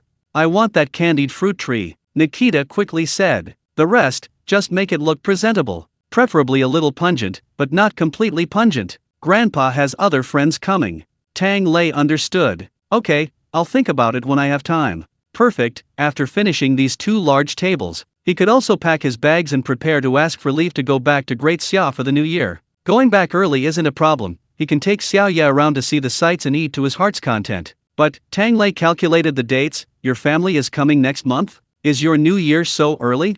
Not early, Nikita chuckled. Old Man Winter has already set off. With that, he hurriedly hung up the phone, his mind returning to knowledge. Old Man Winter again? This was the second time Tang Lei had heard that name. He asked Yelena curiously. Who is he? Is he like Santa Claus? He is somewhat like him, Yelena thought for a moment. It's a unique feature of our Russian festival. We celebrate our new year in early January, and more than a month beforehand, a special train takes Old Man Winter on a tour of various places. He also grants children's wishes, but the gifts aren't put in stockings, they're put in pillows. Legend has it that whichever pillow Old Man Winter sleeps on, the wish inside will come true in his dreams. Tang Lei, so, those who don't get their wishes fulfilled just keep dreaming, huh? That's quite in line with the Russians' usual iron-fisted humor. If you ask what's different about him compared to Santa Claus, Yelena continued, maybe he wears thicker clothes? Our Old Man of Winter wears a fur coat, and he travels with his granddaughter, Snow Maiden. Although Old Man of Winter, like Santa Claus, is fictional, the Russians have clearly put a lot of effort into maintaining this fairy tale. Legend has it that Old Man of Winter's hometown is Davos Jug, a small town near the Arctic Circle. There's still a winter post office there, and Old Man of Winter's own office. Many Russian children used to send him letters with their wishes when they were young, no matter what the address was, as long as it was addressed to Old Man of Winter. And they would definitely get there. Speaking of which, although these wishes might not come true, they would definitely receive a reply. Tang Lei asked curiously, handwritten ones? Not printed ones. No, Yelena wagged her finger. There are people who specialize in writing this. We also have a school for training Old Man Winters, and the requirements are quite high. They need to be able to sing, dance, lead children in games, and write letters. The selection method is by children's vote. They let them choose their favorite. Tang Lei thought for a moment, got it. This is practically a high-level version of a preschool teacher. Yelena nodded repeatedly. Pretty much. Come to think of it, he's only out and about around this time of year, he's mostly writing letters. And there's also the hospitality for brave children who arrive at the Great Uskug Hut. I heard that if you go in, you get chocolates and stuff. Seeing the genuine anticipation in Yelena's eyes, Tang Lei silently wiped away a cold sweat. That's near the Arctic Circle. Not near the equator. Sending children there, typical Russians. Ah, speaking of which, Yelena clapped her hands. No wonder Leon said he wanted to send it to Old Man Winter. I remember now. Old Man Winter was mainly in charge of children, but there are too many prisoners, no one sends letters anymore. Few people have relatives they care about. If you stay here too long, you'll find yourself with neither a destination for your mail nor anyone sending mail to you. So during the new year, many prisoners would write letters to Old Man Winter, or to the church or something. She pulled Tang Lei along, swaying as they walked back, continuing, mainly to repent for their sins and pray to Old Man Winter and God to bless them with a better year, like. She suddenly stopped, listened intently for a moment, then pulled Tang Lei to a corner. Tang Lei was wondering what was going on when he saw a large window appear around the corner. Several prisoners, clearly just out of the fields, were together, hands clasped together, facing the window, devoutly bowing down. The believer has realized how terrible his sins were, and is now working hard in the fields, trying to earn a living, sincerely repenting. May the believer be blessed with a double harvest next year, more merit, and plenty of food. Another prisoner was chanting in a cryptic tone. Sweet cookies from the 5th canteen. Sweet cookies from all directions. Sweet cookies, put them in my bowl. Tang Lei, what's going on? Is this some kind of cult ritual? He was about to go out and stop this increasingly outrageous ceremony. After the prisoners finished chanting, they stood up contentedly and simultaneously clasped their hands to their chests. I drew a familiar big circle. Then he shouted loudly, bless me, kitchen door. Chapter 473 Vodka? You can only touch it, not drink it. Kitchen door. The shout was filled with unwavering conviction. The prisoners' eyes gleamed with a resolute determination, as if they were about to join the revolution. But Tang Lei's conviction crumbled. At that moment, he was like a socially awkward person dragged into a hot pot restaurant. The ramen vendor next to him put on a show, while he was completely dazed. His steps froze abruptly, his toes starting to move first. If Yelena hadn't pulled him away with a sly smile, Tang Lei suspected that some prisoner would have escaped through the tunnel he dug in the frozen ground today. No way, Yelena corrected him with a smile. They'll just be digging the ground to bury the tunnel tonight. Escape? What escape? With food, drink, and work, no overtime and no worries about money, what prison? That's their happy home. Tang Lei silently buried his head. I'm so stupid, really. I was only thinking about telling them not to call themselves the Tang clan. It'd be easy to be misunderstood as trying to ride on their coattails. How could I not have thought of them having a kitchen clan too? Yelena cracked sunflower seeds, making a loud popping sound. Isn't that good too? But, Tang Lei said speechlessly, shouldn't they be praying to old man Yandong and God? Beliefs need to evolve with the times. Yelena gathered a small handful of sunflower seeds and shared some with Tang Lei. That's the current trend. I think it would be good to find more gods, like the Great Xia dynasty, and have them compete for positions, worshipping whoever is useful. Just as she finished speaking, a gust of wind angrily shook the window. You're useful, you're the most useful, hee. Yelena replied skillfully. At least you're an honest spirit. You don't do that wish-granting stuff. Tang Lei, what's wish-granting? Haven't you heard those bedtime stories? Yelena held out her hand, making a paw shape. A monkey paw that can grant wishes. My dad told me one where the owner wished to a monkey paw to resurrect his lover, and then a lump of corpse crawled out of the grave and returned to his home. Tang Lei's lips twitched. Using stories like that to lull kids to sleep. You're something else, old man. I don't think Great Xia has those, but I recently heard that the Yanghe Palace in Kyoto has something similar. You know, the kind where you wish for a windfall and to skip work, and then on your way home you get hit by a car and break your leg. You get compensation but can't go to work. A perfect way to achieve that. Just like a sewing and mending intern. The system beeped smugly in Tang Lei's mind. Now you know how amazing I am, right? When I boosted your physique, I didn't try to take your kidneys or anything. Tang Lei's face twitched. If it's this ruthless, it's not a cheat code, it's a debuff. The ancestors said, ill-gotten gains don't bring good fortune to the poor, the system muttered. You reap what you sow. Too much windfall luck will ruin your regular income. It's best not to rely on these things. That way, you'll avoid troubling the ancestors. Tang Lei, are the ancestors just too lazy to roll it up? That's why they did this.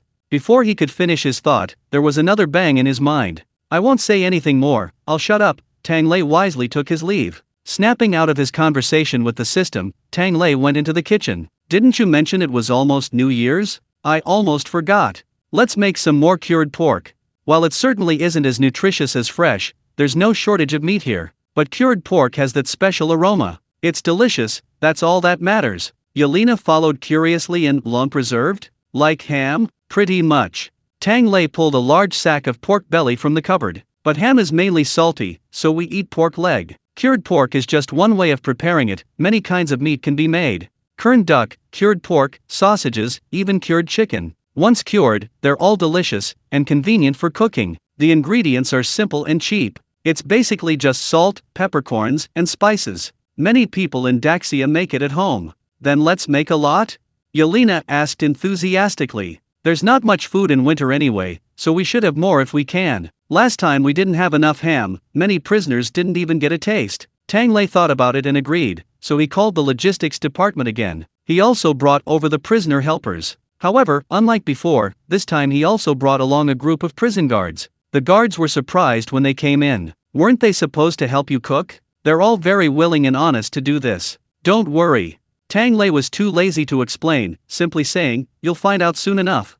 Then, he picked up his megaphone. I called everyone over today to make cured pork. This isn't difficult. Everyone, first, scrape off the hair from your pork and wash it clean. A few more people, come over and stir-fry the salt. The salt contained familiar ingredients like Sichuan peppercorns, chili peppers, star anise, bay leaves, and more. As the spices browned at the bottom of the pan, their pungent aroma intensified. Just then, Tang Lei pushed out a cart. The next moment, the prisoner's eyes widened in shock. Vodka. Lots. Yes, Tang Lei nodded slightly and beckoned to the guards. Now you know why I called you here, right?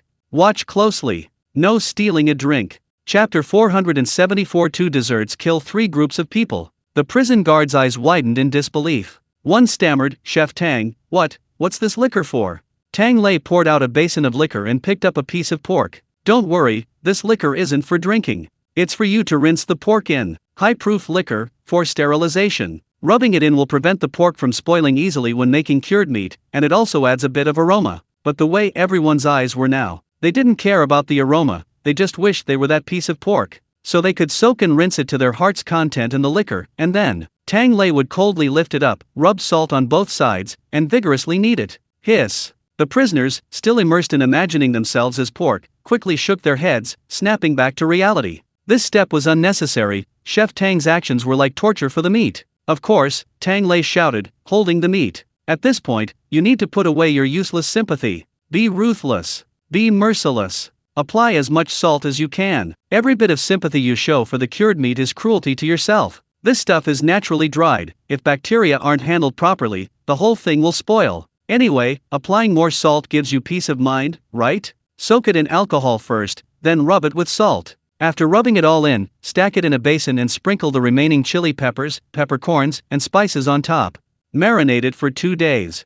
Although cured meats vary from place to place, some are smoked, some aren't. They always need to be marinated first, air-dried, before proceeding to the next step. After giving his instructions, Tang Lei said to the prison guards, keep an eye on it, don't let it get stuffed into your mouth while it's marinating. I need to go out for a bit. But the moment he turned around, a strange glint appeared in the guard's eyes. Well, they don't get to drink alcohol at work either. If. This looks like a lot of alcohol, we probably won't use it all. Just as this thought crossed their minds, Tang Lei casually said, by the way, you kitchen helpers should come and help too. I've prepared 2 kinds of desserts. Let's see which of you 3 groups does it best. I'll give them to you. Let's supervise each other. At this, the 3 groups froze. Tang Lei, meanwhile, leisurely pulled Yelena along, carrying a small stainless steel flower pot, and walked out. As soon as the cafeteria door closed, Yelena pointed to the security camera. Brother Tang, are you sure you don't need to check it? No, Tang Lei waved his hand, little yeah, have you ever heard of 2 peaches kill 3 warriors? Yelena shook her head blankly. Tang Lei smiled slightly. Now you can see it. Don't worry. Yelena could only nod, but what are you going out for? What for? Tang Lei shook the small flower pot in his hand, to plant crops. Ever since Yelena pointed out that land of life, Tang Lei had been thinking about taking the golden rice seed there. However, that place was still a bit far from the cafeteria, it wasn't right under his nose. Tang Lei was a little uneasy. Besides, the concept of sprouting soil was also involved, and the sprouting was all within the soil's body, he didn't dare to mess around. After much deliberation, the soil finally came up with a solution. It stated that its body could grow indefinitely, and that all the sprouts could connect with each other. Why not send one piece of it, carrying the golden seed, into the pit, and leave the other piece in the prison? Then the 2 pieces can grow side by side, eventually quietly merging together. It's like having a clone in a distant pit. If something really goes wrong, the cloned piece of soil can easily escape with the seed. Tang Lei was most satisfied with this plan, so he fed the soil a feast for several days, to allow it to accumulate energy. Just now, while cutting pork belly, he tossed a few more pieces into the flower pot. The soil happily finished eating, climbed out, and waved its little arms, giving the system a message. It meant it was time to split. Tang Lei didn't hesitate. While the prisoners were busy preparing the pork, he grabbed the flower pot and left. At the prison gate, the old shaman and 3 children were already waiting outside. Upon seeing them, the old shaman asked, what kind of treasure is it that makes you so nervous, even asking us to help? A treasure that can save many people, Tang Lei said with a smile. Have you brought everything? Yes, we have. The 3 children and 1 adult answered in unison. Sasha and the little Kirils produced a set of modern equipment. The surveillance camera I asked Uncle for. It's solar powered, so we can check what's happening over there anytime, and it also has a trigger activated trap. The 3 children were excited, maybe we can catch something. Release the protected ones, eat the ones that don't. The old shaman took out his hand drum and mask, glancing disdainfully at the equipment in the children's hands. It's so cold over there, be careful your machines don't freeze. We'll have to use the traditional method. I'll go report to heaven and earth, and order other creatures not to approach. Their explanations sounded reasonable, causing Yelena to hesitate. She patted her pockets, finding only a bag of sunflower seeds. You guys go to such lengths? I don't think I brought anything. The old shaman's face twitched. As long as she's here, that's enough. He was now the person here besides Tang Lei who knew the most about Yelena's situation. This was naturally related to the fact that their shamanic lineage had an ancestral spirit, and this ancestral spirit had recently been engrossed in education. The ancestral spirit had informed the old shaman and Sasha about this the day after Yelena woke up. But some things are better left unsaid. The old shaman's legs cramped just thinking about the girl who only thought about food all day long and her relationship with the Siberian spirit. No matter how mysterious their shamanic lineage was, they were still human. How could humans challenge the forces of nature? Not to mention, given the shaman's belief in being close to nature, the Siberian spirit was precisely the object of their worship, let alone him. Even the ancestral spirits would have to kowtow twice upon seeing him. But the old shaman and old Bhavan had a pretty good relationship. It felt like his neighbor's silly little girl had suddenly become his ancestor's ancestor. Who could resist that? But what the old shaman never expected was, the ancestral spirits accepted it even faster than he did. The day after Yelena woke up, early in the morning, the shaman's ancestral spirit summoned Sasha to pay homage. Unfortunately, Sasha was too small. Yelena didn't even see him when she opened the door and rushed out. He muttered, "Too late. It's lunchtime. I'm going to miss out on a hot meal." Sasha stumbled, "Sister Yelena." Before he could finish, Yelena turned around and saw him. "Sasha, what are you still doing here? Aren't you going to eat?" "Ah, yes." Sasha immediately postponed what his ancestral spirit grandfather had told him to say, "But." "Don't say but." Yelena turned around, grabbed him by the collar, and pulled him up. "Hold my hand, I'll take you to eat." They sped off like lightning. They were speechless the whole way. Once the two rushed into the fifth canteen, Yelena let go of his hand and went to eat. Sasha was left standing there, his face red from the cold. Sister Yelena is so cool. Ancestral spirit, wait a minute? This isn't quite the successor chosen by the spirit of Siberia that he imagined. Chapter 475. You're immune to cooking fumes. This silent worship was only the first time. The ancestral shaman spirit was a persistent spirit. So, the next day, Sasha went to find Yelena again. This time, the ancestral spirit carefully chose a time after a meal and even invited the old shaman along. He figured that the two of them, one old and one young, wouldn't be dragged away. But they ran into Yelena, who was excitedly heading towards the Reformation site. Upon seeing them, before any of the 3 generations of shamans could utter a word, Yelena spoke first. "Uncle Shaman, Sasha, wanna eat some radishes?" The shamans hesitated. "Radishes? Yes. Big green radishes. Brother Tang got some a while ago," said they're grown in sandy soil. "It seems Leon managed to get some today." "Uncle, have you ever eaten those big green radishes? I heard they're green and juicy. After the frost, you can dig them up and eat them straight away." "Sweet. Just chop a few times on the top of the radish and peel it open, and you get crisp, crunchy strips. They're just as good as fruit. Want to come? Come along?" It seems only a few have come. Brother Tang gave me some inside information. The old shaman and Sasha, sure. Let's go. Ancestral spirit, hey. He floated in the air, muttering to himself. You should at least say something before you leave. What's wrong with letting me say a few words? An old man and a child, you can't just grab them by the collar again. Hey. Xiao Ye lifted them both onto her shoulders. I'll run. Hurry. A gust of wind howled past. The seemingly petite woman moved with incredible speed, leaving only a blur. After Sasha and the old shaman were put down, the grandmother and granddaughter exchanged a glance and silently helped each other up. Don't open your mouth, it's pressing against your stomach, you ancestral spirit. It seems she can't speak again, but the shaman's will is incredibly strong. On the third day, Sasha, helplessly holding Missa, squatted down at Yelena's doorstep. There was no mealtime and no Luo Bei. Yelena finally strolled out the door, smiled at Sasha, and said, Little Sasha, have you eaten? Sasha, not yet. He suddenly paused, then changed his voice. It was the ancestral spirit, finally unable to bear it any longer, using his body to shout. Great Tendri Heaven! You were born here. You must have some important revelation for us. Yelena was stunned. Revelation? Yes. About this land. These creatures. Don't you have anything to say? Yelena hesitated, something to say. Are you hungry? The shaman ancestral spirit almost choked, nearly bursting with rage. You're so stubborn. Yelena silently pulled a paper bag from her pocket. Freshly heated buns, Tang Ge made them with red bean paste filling. Want some? A moment of silence filled the air. Sasha reached out and took the buns. Yes, thank you, Sister Ye. Ancestral spirit. Sasha comforted him. Brother Tang said, a person who can't eat hot food is a failure. So, to be a successful shaman, you have to eat while it's hot.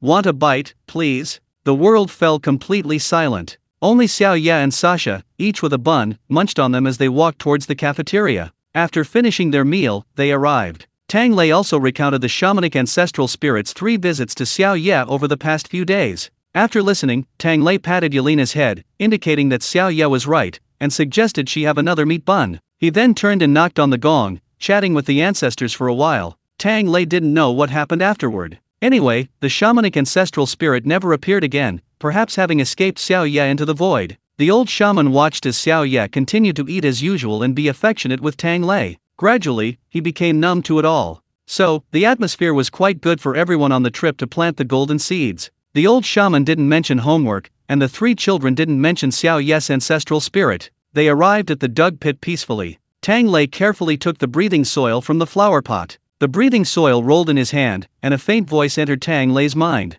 "Ah, I've split open." As soon as the words left her lips, it broke in two. One half remained in Tang Lei's palm, while the other rolled into the pit in the ground. The next moment, the tiny black mud sprouted rapidly. In an instant, it filled the large pit Yelena had dug. To the astonishment of the others, the pit, large enough to hold two people, appeared flat in the blink of an eye. If it weren't for its strikingly different color from the other permafrost, one would never have guessed that it had been dug up before. The soil, embedded in the snow, remained unfrozen for years, its fertile black color only becoming more apparent. Right in the center, a point of golden light slowly emerged. This time, Tang Lei's eyes widened as well. He seemed to see something within the golden light. A tiny, "It's sprouting?" Yelena exclaimed in surprise. "There's a green sprout." The soil rolled around, seemingly quite pleased with itself. Tang Lei crouched down to touch it, and heard that soft voice again. "This place is really nice, it'll grow quickly. You can go back now, leave this to me. Remember to feed my main body."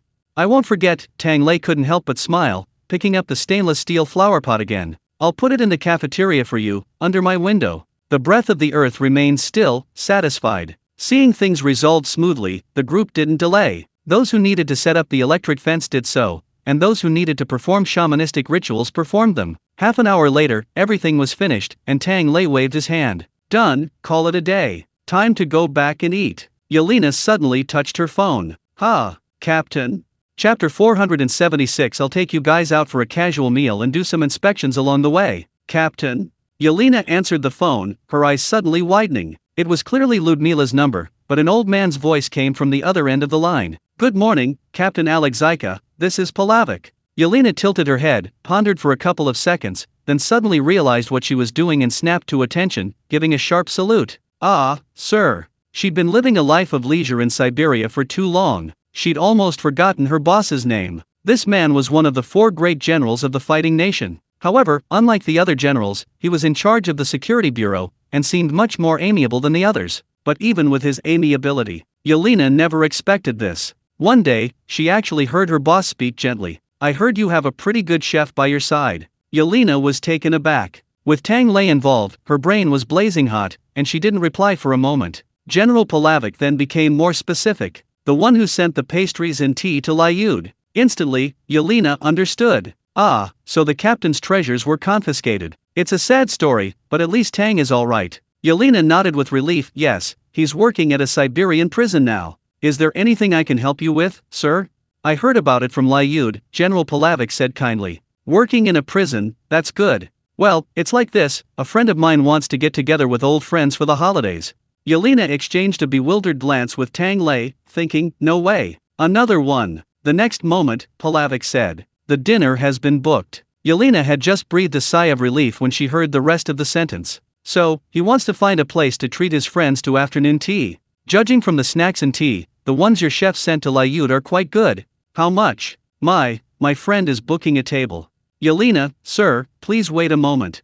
She quietly told Tang Lei about it and asked for his opinion. Tang Lei was also a little surprised, but these kinds of things become familiar after a while. Anyway, it's a waste not to make money. If it's offered, might as well do it. Hearing that the three generals hadn't booked a full meal but only afternoon tea, Tang Lei even breathed a sigh of relief and readily agreed. "Snacks and tea? Sure." He couldn't help but think of the old capital of Great Xia, Daok's village. "I'll prepare some desserts. Actually, if you just want desserts, there's no need to come all this way. I can pack them a pastry box and 2 cans of tea. That way they'll last longer, enough for a month or two. I'll take this too." General Palavik on the other end didn't hesitate at all. A vivid illustration of an adult choosing to have everything. "4 more boxes, please. I'll take them with me after afternoon tea." Tang Lei, "Okay. When are you arriving?" "Before the new year," General Palavik said simply. "Lyud will discuss the deposit and final payment with you." "Thank you, chef." After the old man finished speaking, Ludmila took the phone. Hey, can you hear me? Yelena, you and I will be handling this. Don't ask about the time, understand? Yelena responded. Tang Lei didn't deal with these people much, so he probably didn't understand. But Yelena had personally experienced being suddenly called out to bail someone out in the middle of the night while she was sound asleep. For someone of a general's rank, even a holiday getaway or visiting friends, the route and time are confidential. That's why the first two people who booked the table were vague, the time couldn't be fixed. Yelena explained this to Tang Lei, who understood. I'll prepare the materials in advance. The deal was settled. Yelena relaxed a little and whispered, Captain, this was too sudden. Why didn't you tell me beforehand? She almost yelled at her superior, Who are you? Give me back my captain's phone. Ludmila paused, speechless. I wanted to contact Nikita, but he answered and hung up after hearing just one of my voices. Why? Yelena, do you have any clue? Yelena, maybe I was suddenly too busy. She said guiltily. Ludmila, ahem, that's not important. Yelena shouted. I will protect the commander's safety with my life. Don't worry, Captain. I feel even more worried, Ludmila muttered. Alright, don't be too nervous. Our security department will definitely send people. Go do what you need to do. By the way, what are you doing now? Yelena, getting ready to go to the cafeteria for lunch. After lunch, dessert. After. Click. The phone hung up. Ludmila speechlessly turned off her phone. I shouldn't have asked. She looked at her superior again. Sir, your afternoon tea is ready. May I take my red bean cake with me? Young man, don't be in such a hurry. General Pahlavi calmly picked up another small cookie and popped it into his mouth. Ludmila, no, I'm in a hurry. If I don't hurry, it'll all be gone. What kind of mess has she made? She's tolerated working overtime every day. She's tolerated having her tea leaves stolen and used as a public energy drink. But how could her superior use their authority to hack into her carefully locked safe and steal her snacks? Furious, she rushed to rescue the cake. But she didn't get the cake back, and it seems she'll have to lose some more. Ludmila couldn't help but mentally calculate. When the general goes to afternoon tea, she'll need someone to protect him. Well, since they're already going, they should at least get some food. Tang Lei wouldn't make so few pastries, would he? They should be able to taste them too. It's just a matter of having extra cutlery. He can always say he's testing them for the boss. How many people should I bring? Never mind, I'll put myself first. Pahlavi, of course, had no idea that his subordinates were already plotting how to squeeze some money out of him. He was opening a chat group. He snapped a few pictures of the pastries and then posted a message. Since Kirill and Vladimir have already booked the restaurant, I won't bother with any more arrangements. I booked afternoon tea, let's go together, and I can also do some inspections while we're at it. And just a short distance above these two lines and a few pictures, were two statements with extremely similar formats. Vladimir, squirrel and mandarin fish.jpg. Want to go fishing together this year? I'll treat you to this. We can also do some inspections while we're at it. Kirill, candied sugar tree.jpg. Forget fishing, let's go eat some vegetables. I'll treat you to this, and we can do some inspections while we're at it. Both of them spoke with an air of tremble. You noobs. Without me, you'd never get to eat this good stuff in your lives. This made Pahlavi feel inexplicably out of place among his peers, despite holding the same rank. Then, his eyes lit up, and he quickly remembered the small desserts he'd gotten from his subordinates. After snapping a few pictures, he breathed a sigh of satisfaction. Perfect. He's caught up with the group. However, he's comfortable now. But someone else, after seeing this, suddenly broke out in a cold sweat. Chapter 477. Where should we go for a good meal? Want some sauce? The capital of the Russian Empire, military headquarters. An elderly man in his 50s or 60s sat in his office. A gold-lettered plaque on his desk bore his name and rank. General Vasily Turgenev. He was ramrod straight in his military uniform, but his brow was furrowed. His adjutant entered with a cup of hot water, unable to resist urging him to eat. Sir, it's time for lunch. Eat? How can I eat? Turgenev sighed deeply. The adjutant asked cautiously, Is something troubling you at the front? Although winter is approaching and we will face even harsher conditions, rest assured, we still hold the advantage. The adjutant spoke confidently. In fact, the onset of winter was a welcome relief for the front lines. Given the lessons of some brutal wars, no country generally wanted to wage war against the Russians, now fueled by a surge of fervor, in winter. Thus, they only needed to face their former comrades. Turgenev shook his head. Of course I know. Then, the adjutant guessed, is it because of the upcoming meeting? He pointed to the ceiling. At a meeting of generals' rank, the audience naturally listened to the emperor. Although the emperor's style could be described as mild, and he had even been criticized for refusing to wage war across the country. This mildness was directed at the entire fighting nation. The adjutant guessed he would never forget it, even in his final moments. At one such meeting he attended with his superior, he heard the emperor speak gently, with a smile, and ask, "This week, have you done anything beneficial for the people of this fighting nation?" That single rang out. Instant silence fell. A group of generals and ministers lowered their heads, like students trying to avoid being called on in class. Then, the adjutant heard the emperor chuckle softly and say gently, "Didn't do anything? Then what are you going to do with the money?" Even just recalling that embarrassing scene made the adjutant's legs cramp. "Don't speculate, especially not something so terrible." Turgenev waved his hand weakly. "I just saw the other guys. They've already arranged the party.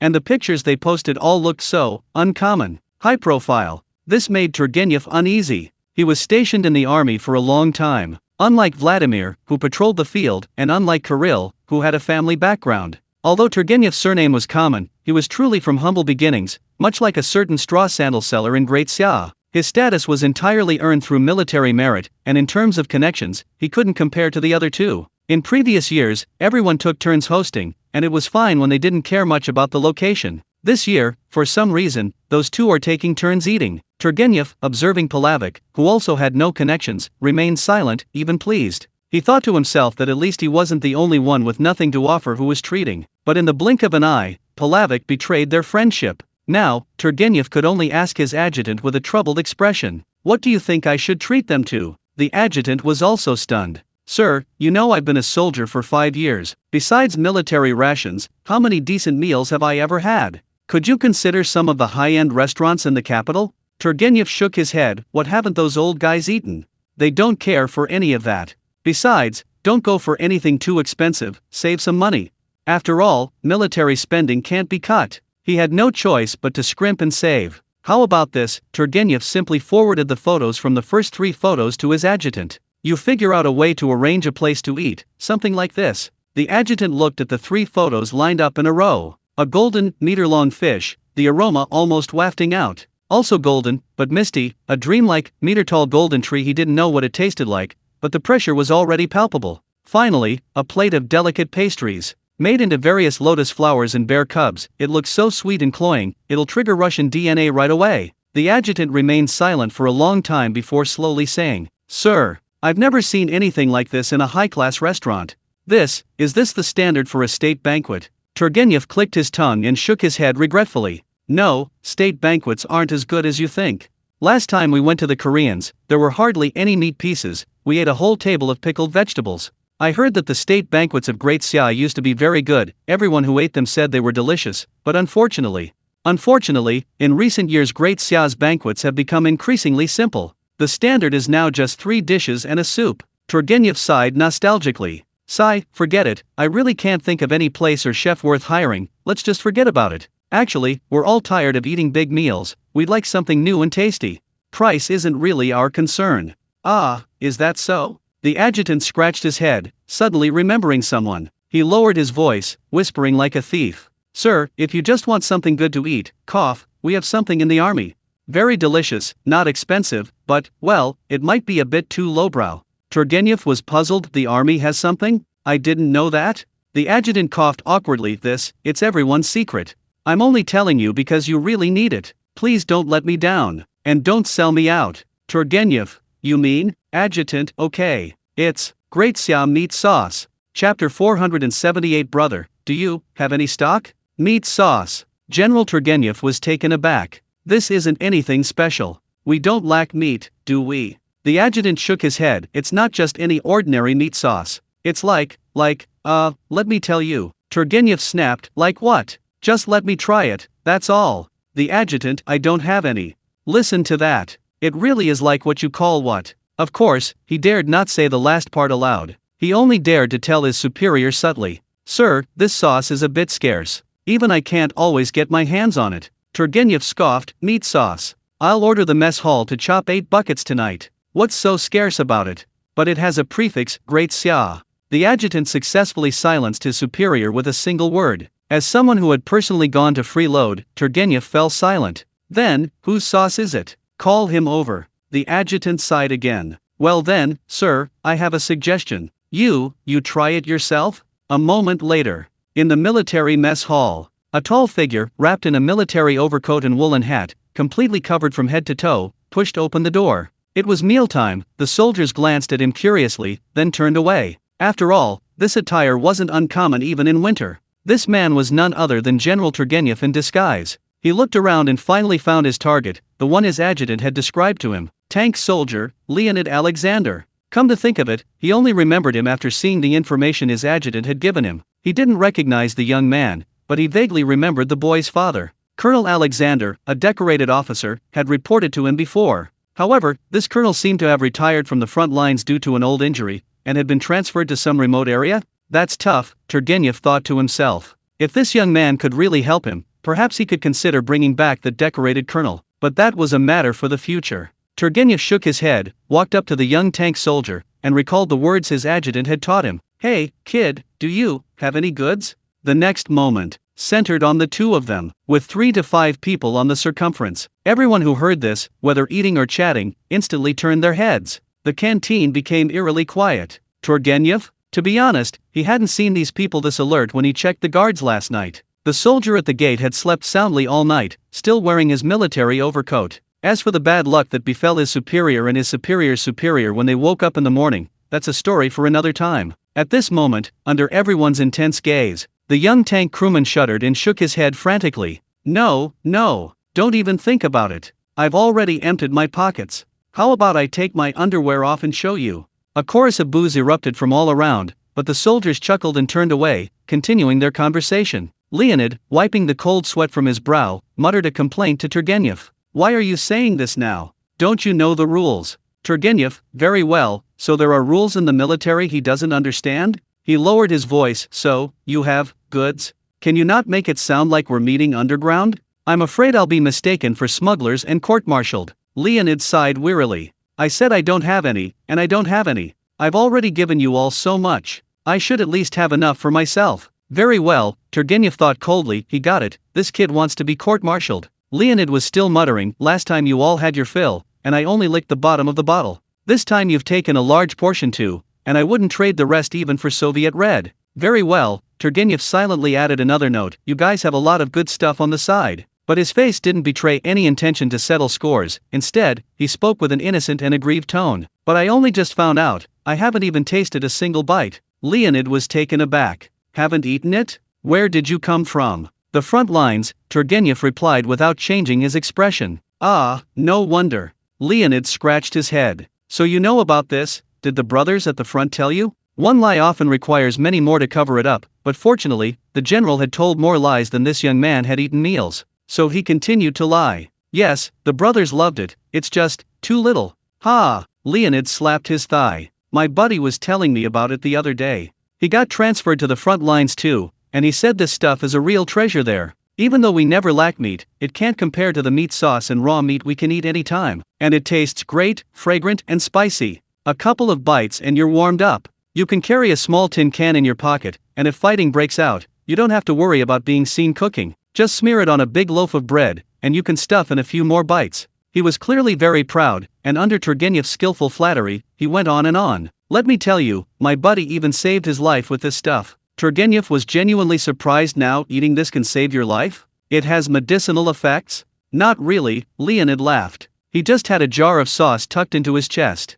A bullet pierced his bulletproof vest, but the jar stopped it. Now everyone calls me Lucky Meat Sauce. No wonder you wanted some. You just came back from the front? Turgenev could only nod again. Leonid finished his meal in a few bites and said in a low voice, then come find me here later. Remember, don't let anyone follow you. With that, he got up and left. Turgenev sat there for a while, his feelings complicated, until most of the soldiers who had eaten had left, before heading to the place Leonid had indicated. A moment later, he squatted under a low bush, utterly speechless. Do we really have to do this? This way of making contact, anyone who was just passing by would have been arrested and investigated as a spy by now. The tank crewman, with leaves on his head, furtively pulled out a small, unmarked tin can. You don't understand. This is the only way to keep it safe. Here you go. Hey, I only gave it to you because you're on the front lines. But someone said that because this sauce is so fragrant, it attracted the enemy. So be careful when opening it. Alright, let's go. Live on with my lucky can, brother. Turgenev stood up and let out a long sigh. Thank you, brother. He immediately opened the can. A rich aroma of chili oil wafted out. Leonid panicked. Hey, don't do this now, sir. Chapter 479. Sir, get out of here and give me back my sauce. The woolen hat was taken off, revealing General Turgenev's face. The tank crewman instinctively stood at attention, snapping to attention and saluting. Sir, don't worry, Turgenev said, no matter how many people there are, they can't take it. It's just that, little brother, this sauce of yours is really hard to come by. I didn't mean to refuse. Leonid stammered, it's just too little. Turgenev dipped his finger in and tasted it. Like all canned goods, this meat sauce was salty. But the saltiness wasn't cloying on its own, it even had a hint of sweetness and spiciness. Taking a bite, Turgenev indeed bit into a chunk of meat. Perhaps it had been fried beforehand, the aroma of meat and oil had a touch of character. He chewed it with some soaked, bright red peanut crumbs. Turgenev's eyes lit up. He pulled another piece of bread from his pocket and dipped it in the sauce. Leonid closed his eyes in pain, trying to make conversation. The sir even brought bread, huh? Ha ha, isn't this the way you recommended it? Turgenev smiled faintly. To recreate the wonderful taste you described, I specially brought it from the mess hall. He casually smeared the bread a couple of times and stuffed it into his mouth. Bread in the cold wind wouldn't taste very good, but perhaps because of the spicy red oil in the sauce. This piece of bread was less dry and hard, and had a more salty, fragrant, and spicy flavor. It really goes well with rice, Turgenev said slowly. Of course, the tank soldier in front of him, looking both pained and embarrassed, also looked quite appetizing. After finishing his bite, Turgenev asked him, is this sauce expensive? Did you buy it yourself? Not expensive, Leonid honestly replied, a little over 200 rubles a bottle. We share it, a little each day, and it'll last a week. Brothers who want some will come to me and line up to chip in. The one you have, I bought it myself. In fact, this was truly his last hoard. He never expected that after surviving that pack of hungry wolves, he'd be tricked by his superior. A general disguised himself to swindle sauce. What kind of nonsense is this? A tough guy like a mushroom. Turgenev frowned. Only a little over 100 rubles? I remember the daily food allowance the army gives you is more than that. You needed this, why didn't you report it to your superiors sooner? Purchasing as a unit is much better than sneaking around like this. I don't remember ever trying to save money on your military budget. Leonid was somewhat surprised. The army procures? Turgenev shook the jar of sauce. I can consider it.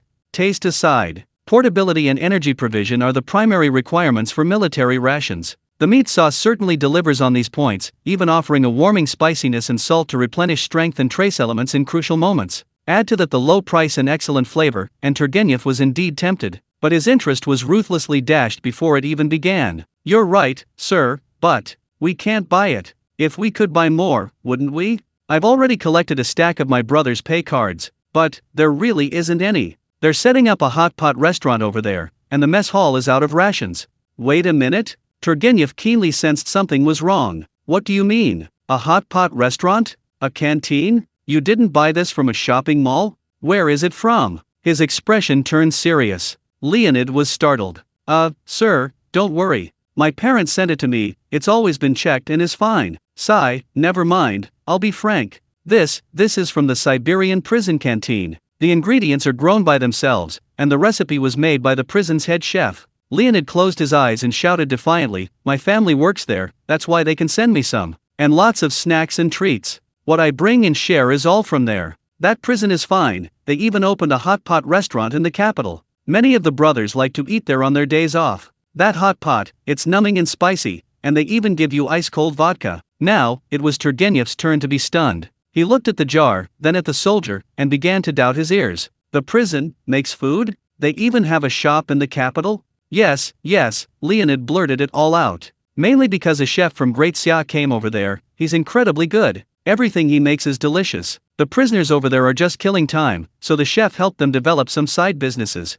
He tried hard to recall what his father, Colonel Alexander, had told him. That, ham? You know it, sir. Turgenev? That too. Of course he knew. He'd even received one. A gift from the business tycoon Ivanov's family, which the whole family raved about. But all of this was made by the prisoners? He wasn't unfamiliar with that prison. In fact, of the four generals, he was arguably the most familiar with prisons. Not because he'd been there himself, but a large portion of his troops were former prisoners. Using prisoners to serve in the military has always been a common practice in Russia. At times, an army might have tens of thousands of prisoners. In fact, going back further, most countries have used this tactic. Prisoners' lives are worthless, going to the battlefield is a fight to the death. Dying is no loss, surviving is a huge gain. This is a principle agreed upon by everyone, including the prisoners themselves. In this way, the cost-effectiveness of prisoners joining the army is very high, and the emperor doesn't need to spend extra money on training them. Prisoners are willing to fight to the death.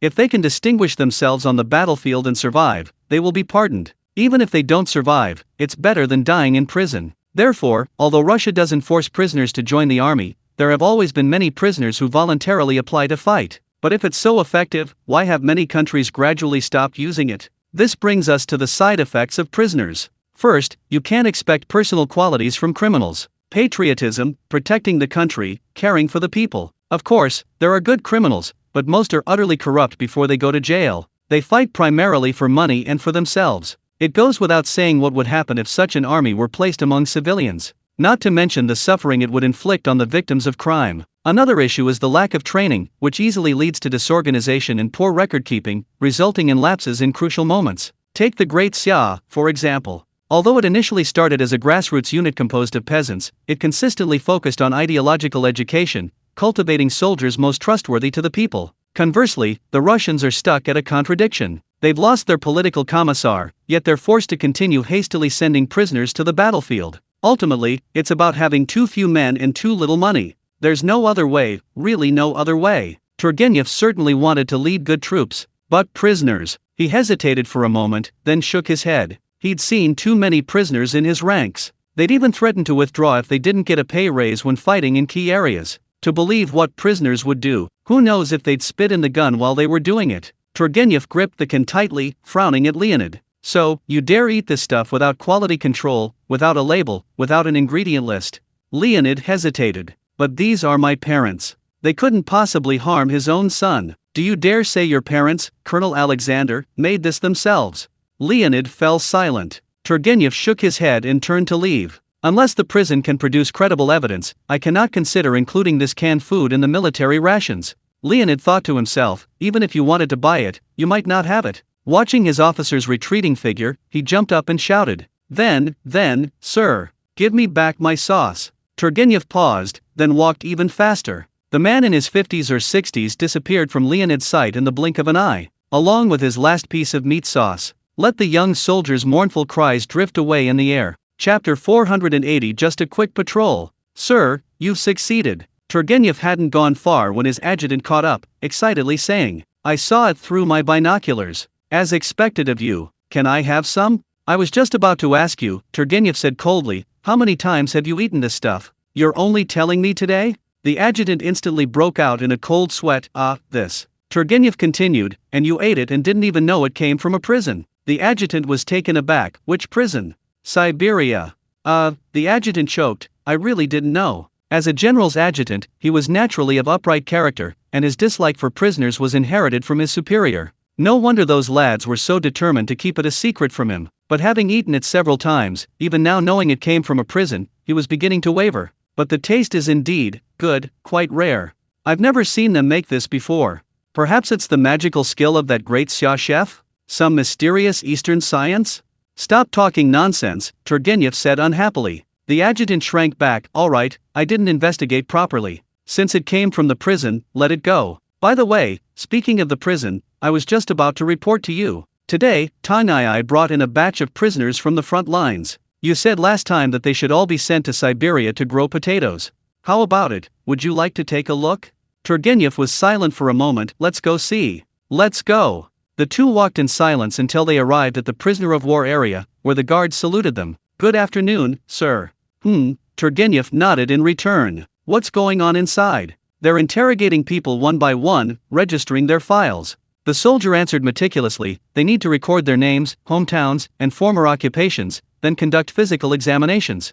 As Turgenev entered, he overheard a soldier asking a question. You, what did you do before? Turgenev glanced at the man from a distance. The man being questioned looked more like a vagrant than a captured soldier. His tattered clothes were stained with blood, and his dark face was numb and blank. The soldier asked several times before he finally spoke in a hoarse voice. I used to farm. Farm what? The prisoner thought for a long time, so long that Turgenev thought he had forgotten. He uttered only one word: sunflower.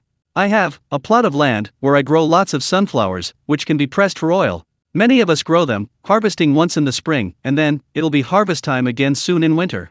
Alright, I don't remember any of that. The interrogating soldier impatiently interrupted him. Knowing how to farm is good, you'll adapt quickly, you'll be dealing with soil all the time. Go on, next one. The numb prisoner was nudged and suddenly spoke. Sir, give me a cigarette. We're on our way soon. The interrogating soldier hesitated, then angrily kicked him. On the road to hell. You're just going to work where I used to be. Trying to scam me for a cigarette? The prisoner was stunned. No, not buried alive?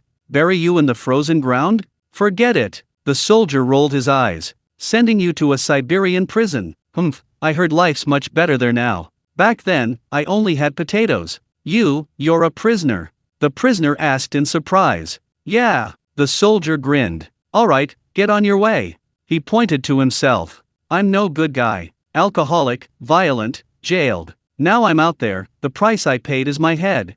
And you? Buddy. You're not a bad guy either, you just farm. But what can you do? Once you pick up a weapon, you're destined to risk your life too. Don't talk about good or bad, don't blame anyone. Blame this damn war. He kicked the prisoner again. Hurry up, my brothers in prison told me things are really interesting now, maybe you'll even get lucky. Oh, this damn fate. He cursed as he picked up his notebook and began questioning the next numb prisoner of war. Turgenev watched from outside the window for a while, then suddenly asked his adjutant, is he also from a Siberian prison? The adjutant checked and whispered, yes, he just got out about 6 months ago. Turgenev, then what did he mean by the prison is interesting? The adjutant hesitated, we don't have any connections in prison. Sir, what do you mean? Turgenev pondered for a moment, then suddenly took out his phone and opened a chat group. Since everyone's made arrangements, I can't just sit around doing nothing. I've found a good place for us all to eat, drink, relax, and maybe do some inspections. Chapter 481. It's gotten so fast, where did Harmony Prison go? Make the arrangements. General Turgenev sent the message and turned to his adjutant. I'm going to the Siberian prison during my leave in a while. The adjutant was taken aback. For this. You didn't just say that. The general scoffed, look up to your standards. Is food important? The important thing is, this prison might not be what we expect. Even those who have been released say the prison is good, maybe there's something I haven't considered. The general stroked his chin. No matter what, prisoners and prisoners of war are still people. As long as they can work, they are labor. Those who can legally create value on this land are our people. Thinking of the tens of thousands of convicts under his command, Turgenev wanted to sigh. They were desperately short-handed, they really had no choice. That's true, the adjutant sighed as well. Sir, we really can't discriminate against our prisoners. After all, they had so many prisoners. Roughly 6 out of every 1,000 people will be incarcerated or have a criminal record. To put that into perspective, a single residential complex in China has more than 1,000 residents. If you were to announce in the residence group chat that 6 people in these buildings have a criminal record, you'd see property values plummet overnight. But in Russia, it's different. China has over 1 billion people, and about 1 million have been arrested. Russia has a population of 100 million, and over 800,000 have been imprisoned. Their incarceration rate is among the highest in the world. And the most common offenses among those imprisoned are drunkenness, fighting, assault, and even theft and robbery. So, the Russians themselves are quite desensitized. They arrest people for minor offenses, and when they can't afford to keep them anymore, they find a good time for a general amnesty. Get rid of all those petty thieves, those with underage children and runaway wives, those who shed blood for the country, those who participated in the handling of that certain power plant.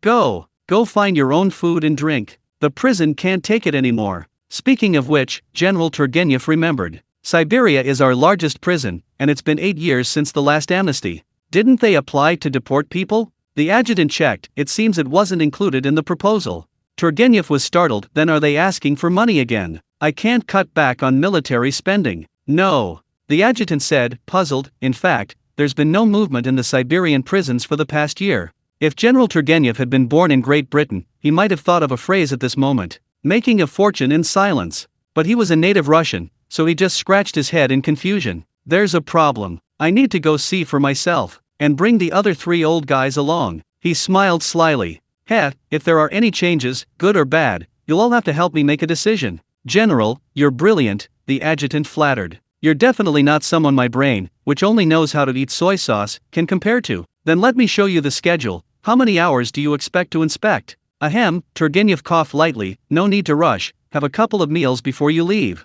There's a great Xia chef there, with nationality verification, he should at least eat something. He smacked his lips, licking a sesame seed that had slipped through his teeth from the meat sauce, and carefully chewed it. With the aroma filling his mouth, the general pondered. If the prison situation was good, including meat sauce in the military rations wasn't out of the question. Adjutant? Eyes widening? Expanding horizons? They're already gone. Turgenev kicked him. What are you standing there for? Go arrange it. Watching the adjutant stagger away, the general laughed triumphantly. Anyway, prison food is a specialty now. They'll never think of it or find it. Ha ha ha. Meanwhile, achoo! In the Siberian snow, Tang Lei sneezed violently. Strange, why do I feel a chill behind me?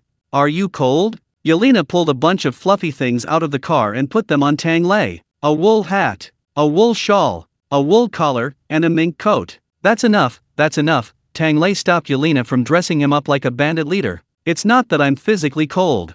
It's just that psychologically, it feels like someone's always thinking about him. Yelena pouted. Brother Tang, are you tired lately?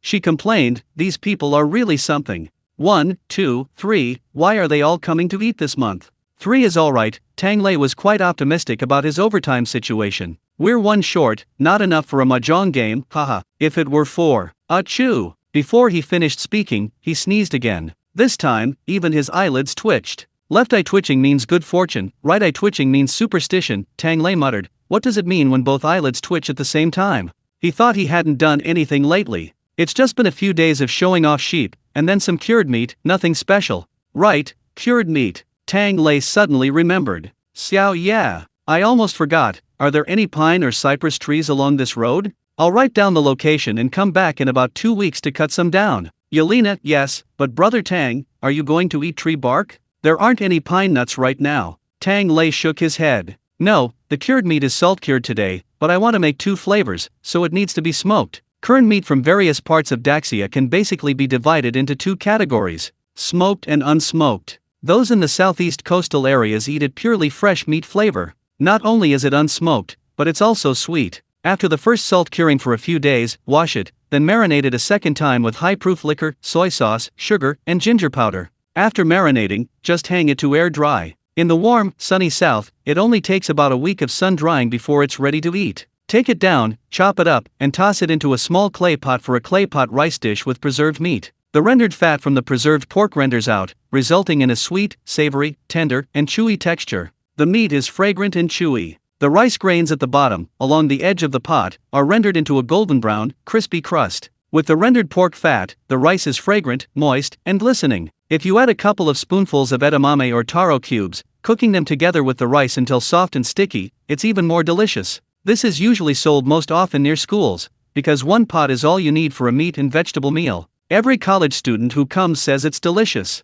Even Tang Lei has to admit it when he recalls it. There are so many rice dishes sold along the southeastern coast. Char siu rice, braised pork trotter rice, claypot rice. If you can't find these near any school, you're definitely getting them from the nearby takeout. In comparison, the acceptance of smoked ham isn't as widespread. It's generally popular in the southwest, particularly in Sichuan and Hunan provinces. Both regions heavily marinate the ham with spices and salt, then air dry it for 10 to 15 days before smoking it. Some people eat it purely air dried, but these areas are more humid and don't get as much sunshine. Sun-drying meat for 7 days along the coast can give it a sun-kissed flavor, which is almost impossible in the southwest. So these 2 regions have found a different way, directly borrowing the flavor. Author's note, at the beginning of this book, I received a lot of feedback saying that the number of prisoners at its peak was 1 million, and the usual number was several hundred thousand, which was nonsense. Actually, the author calculated this based on the only available data on prisoners from Russia in 2004 and the hundreds of thousands of prisoners of war in Japan. Unbelievable, right? They really had that many. Ha ha. Since 1994, Russia has granted amnesty approximately 19 times, releasing over 500,000 people. Of course, many incoherent arithmetic problems still arise later. Just consider it the author's lack of math skills, a liberal arts student. You can't criticize the author just because you've criticized the novel. The smoked meat from these 2 places borrows flavor, but the flavors are quite different. In Sichuan, cypress is used, while in southern Hunan, pine is used. Although pine and cypress are often used together, they still smell slightly different. The methods of use are similar. Both involve marinating and then air drying for a period of time before poking a hole in the semi-finished cured meat and hanging it up with a rope. Pine and cypress branches are placed underneath. First, singe it over an open flame for a while. This will not only allow the salt on the surface to be coated and solidified by the rendered lard, preventing it from seeping in and becoming excessively salty, it also serves as a final sterilization step. After the surface salt has solidified, a layer of branches is added to reduce the fire, turning it into wisps of smoke. The meat is then smoked for most of the day before it's considered ready. Some Tujia people, being particular about this, will even hang the meat above their earthen stove after smoking it with pine and cypress branches. Every day, the people who cooked over a wood fire, no matter what they were making, would let it all get smoky and rich. Over time, the smoky flavor became long-lasting and mellow, far surpassing the common smoked meat sold in supermarkets. But this kind of meat couldn't be sold. Although the ancient doctors of the Great Xia dynasty even used the ash from the bottom of these wood-fired stoves as medicine, food quality inspection didn't care. Besides, these days, anyone with the patience to make this kind of thing wouldn't dare give it to outsiders. So even Tang Lei had only heard of the method. As for that rich, fragrant smoked meat flavor, it remained only in legend. I heard that some places also use camphor trees for smoking. The scent of camphor is even fresher, giving it a different flavor altogether. Tang Lei clicked his tongue. But finding camphor trees in Siberia would be excessive, so he could only use whatever he had, noting down the locations of a few lucky pine and cypress trees with Xiao Ya. He planned to come and harvest them in a while. Yelena suddenly remembered, oh, right. Tang, you put the prisoners there soaking in alcohol and rinsing them with salt. I need to go check if they've been sneaking a drink. Seeing Tang Lei's relaxed expression, she was a little worried. Won't they conspire to drink together? No. Tang Lei grinned and wagged his finger. The secret to 2 peaches killing 3 warriors lies in the number 2. You'll see in a bit. Yelena nodded and stepped on the gas. The large off-road vehicle sped back to the Siberian prison. The old shaman and his 3 children had skipped their morning homework because of a rare opportunity to help Chef Tang. Now, glancing at the time, they decided to leisurely follow Tang Lei, intending to show off something at the canteen. As soon as they pushed open the canteen door, the aroma of alcohol and salt wafted out. The entire canteen was a hive of activity. The prisoners and cooks were divided into 2 groups, diligently kneading meat. The guards patrolled back and forth, checking that every piece of kneaded meat was thoroughly salted. In short, everyone was constantly on their feet, as if they would be poked for life if they slowed down even a little. They didn't even notice Tang Lei and his group enter. Tang Lei nodded in satisfaction and pulled out his megaphone. Ahem, I'm back. How did it go, brothers? Time to check the results. The enthusiastic group sprang to attention, standing at attention. Chef Tang, you're finally back. We didn't slack off. We didn't drink either. Don't believe me? Test us with the detector. Tang Lei chuckled. I'm not checking for drunk driving. What kind of equipment do I have? Alright, didn't I tell you to supervise each other before we left? There are only 2 desserts. Who thinks they deserve the most? As soon as he finished speaking, the prisoners raised their hands vigorously. We had the most. We put in the most effort. We didn't stop for a moment. The guards weren't to be outdone. We weren't idle either. The prisoners worked, we inspected. We checked every millimeter. We can guarantee every single piece of meat has the same thickness of salt particles. Tang Lei, that's not necessary. The remaining kitchen helpers were few in number, and their shouts couldn't outshout the 2 groups. So, they rolled their eyes and shouted loudly. But I'm reporting them. That prisoner was sniffing the bottle for ages. He definitely stole some. The prisoner they pointed at blushed. Sniffing is stealing? You try sniffing my mouth then. A scuffle broke out, with the guards watching the spectacle. Unexpectedly, the accused prisoner flung his hand away. He sniffed it too. Why didn't you say anything to him then? The guards erupted. Hey, that kitchen helper. What's wrong with sniffing? You guys sniff all day long. It's nothing special, but we're guilty of smelling something? I think the food in the kitchen is pretty good. The desserts shouldn't be given to you. The cafeteria immediately descended into chaos again. Tang Lei glanced around silently and went back to the kitchen. The crowd was already in a frenzy of arguing, and no one paid him any attention except Yelena and the shaman and his 2 children, who found a place to sit down. They looked completely bewildered. We were just joking around a moment ago, and suddenly it's all arguing? The old shaman asked, bewildered. Yelena took a handful of sunflower seeds from her pocket, distributed them to the children, and said calmly, "It's all right, let's watch the show for a bit."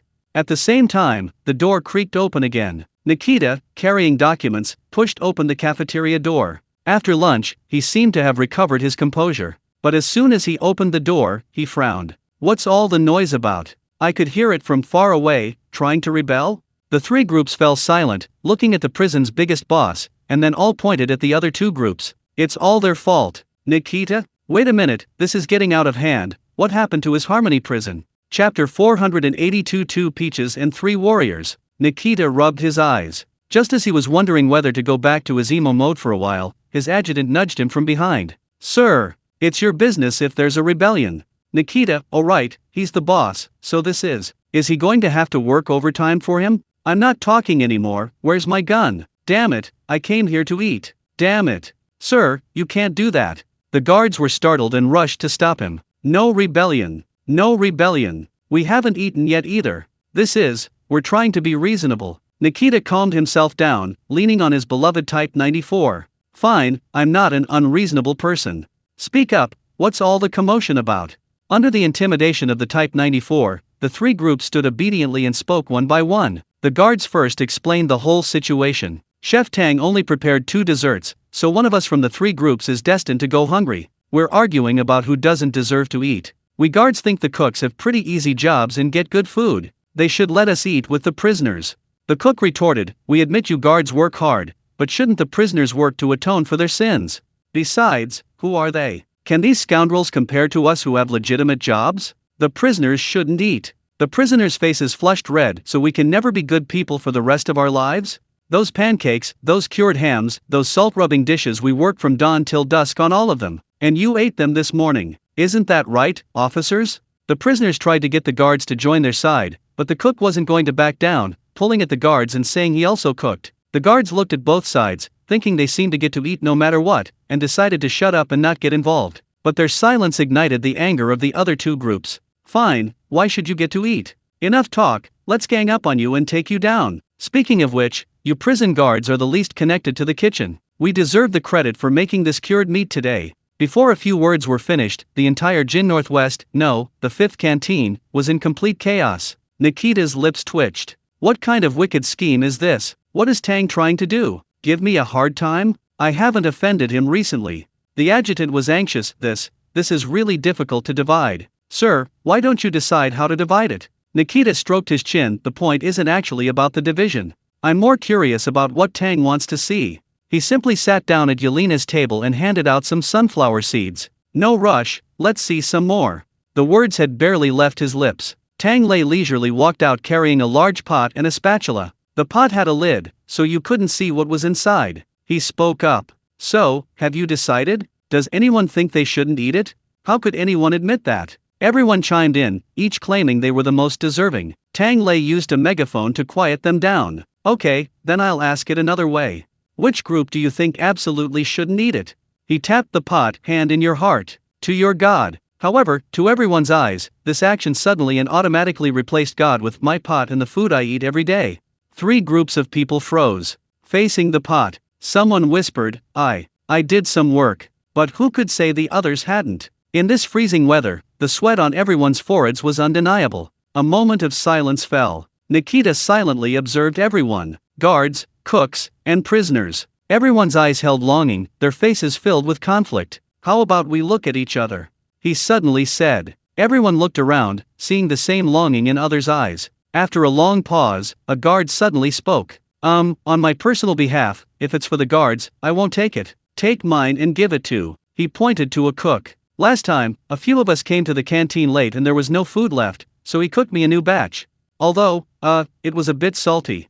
The cook. I already explained it wasn't that I didn't learn it well, it was just that my hands were shaking. Tang Lei smiled. So you're not eating it? The prison guard said awkwardly, anyway, I get some every week or two, he really works hard. If you put it that way, one of the cooks muttered. I can get some too. It doesn't seem like I necessarily have to eat it. Maybe I should give it to the guy who puts an egg on my pancake this morning. He's a prisoner, he gets up earlier than the chickens but doesn't eat as much as I do. What are you saying? The prisoner said, his face flushed red with displeasure. We also got our share of snacks earned through our labor. The kitchen helper, I acknowledge your hard work. Eat up.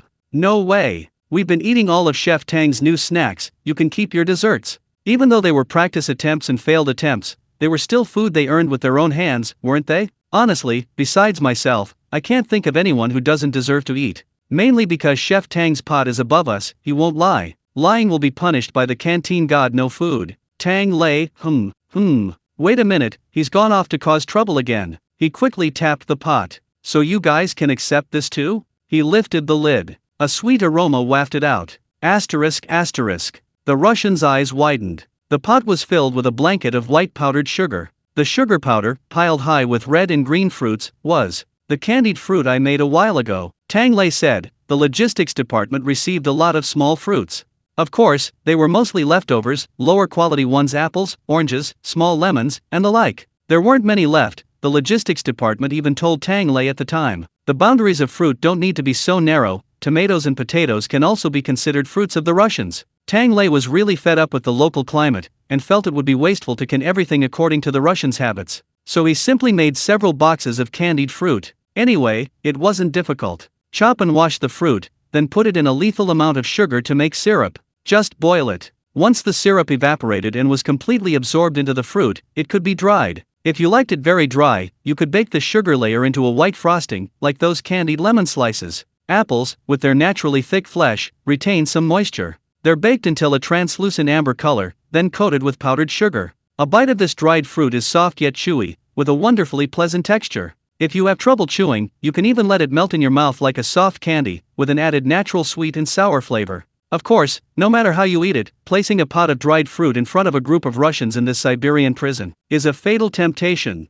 The prison guards swallowed hard, stammering, "This whole pot is for us." Yes, Tang Lei smiled. I originally separated the dried fruit into two kinds, apples and oranges, but unfortunately, I accidentally broke a bottle when I was putting them in. Guess what? Hey, they're all mixed up. Since you all think everyone's efforts deserve a dessert reward, then let's eat together. He waved his hand. Line up, one handful each, come on. Hurrah! A deafening cheer erupted in the cafeteria. The three groups of people, no longer on the verge of fighting, quickly lined up, pulling and tugging at each other, and orderly extended their hands. Tang Lei also walked over to Yelena's table. Before he could speak, Yelena stretched out both hands high. Her posture was exactly, "I'm ready to catch." Tang Lei chuckled and pulled a jar from his pocket. "I saved you a special flavor. Salted, try it and see if you like it." Yelena and the group of people behind her all started pulling out their jars. Salty dried fruit.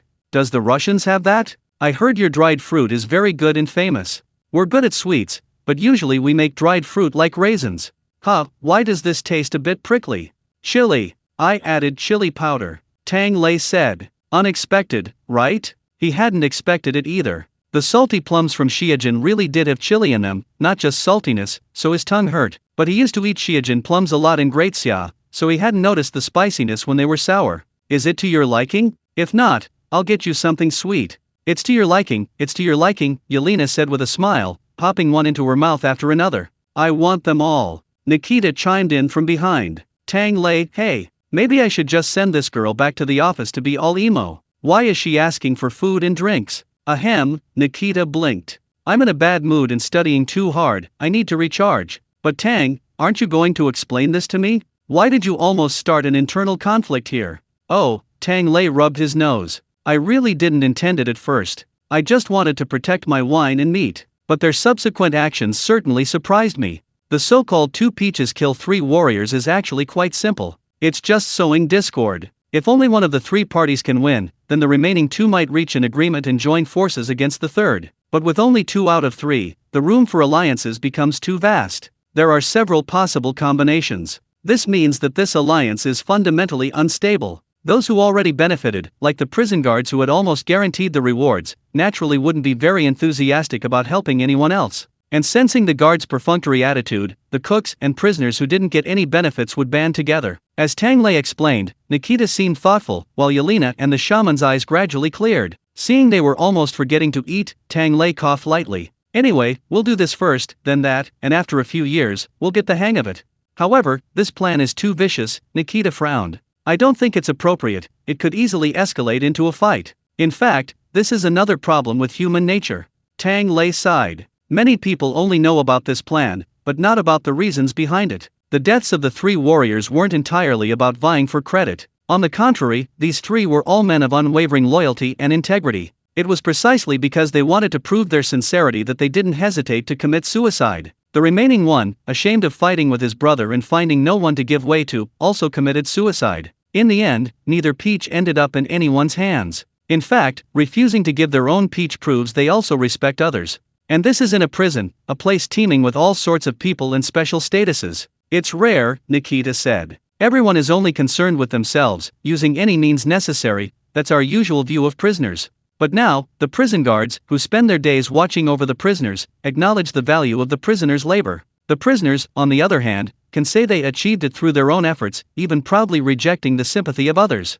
They've all changed, Nikita said. They've become respectful. Or perhaps, simply because they deserve respect? Tang Lei smiled. Labor is honorable. I think everyone agrees on that. So at this moment, beyond the identities of prisoners, guards, and cooks, they only saw others working. Every drop of sweat shed should earn human dignity and the respect of others. Nikita paused for a moment, then let out a long sigh. When I took over, the previous warden told me, the function of a prison is punishment, but also education. Those who are beyond redemption have already gone to meet God. Those left in this world should learn to be true human beings. The means of education can be suffering, it can be growing potatoes, it can be learning. But nobody told me that teaching people to be good is about eating them. Nikita muttered, looks like I'll have a new term when the next warden takes over. You're already thinking about retiring? Tang Lei chuckled. I'll work for a few more decades, retirement is still a long way off. I wonder what the legal retirement age is in Russia. Nikita grinned, just thinking about it first. Oh, right, I have something else to tell you. The cafeteria. Chapter 483. The ice cream placed on the ground is a sign of respect for winter in the north. The canteen. What about the canteen? Tang Lei asked alertly as Nikita began to speak. You're not going to say you're secretly expanding it again, are you? Nikita breathed a sigh of relief. No, I'm not. That wasn't what he wanted to talk about today. Looks like Tang hasn't discovered his affair with engineer Maxim yet. Good, once the deed is done. So what are you trying to say? Tang Lei asked curiously. Oh, Nikita snapped out of his thoughts, we just passed a decision. Starting today, increase the heating in the canteen. Hearing this, Tang Lei realized. The prison already had heating. This heating wasn't air conditioning or anything like that, that's a luxury in a prison. In slightly remote areas of Russia, people usually have wood-burning fireplaces or electric and natural gas radiators. In a densely populated place like a prison, piped gas is the main method. Tang Lei had actually asked if he could build a heated brick bed, or something similar in his lounge.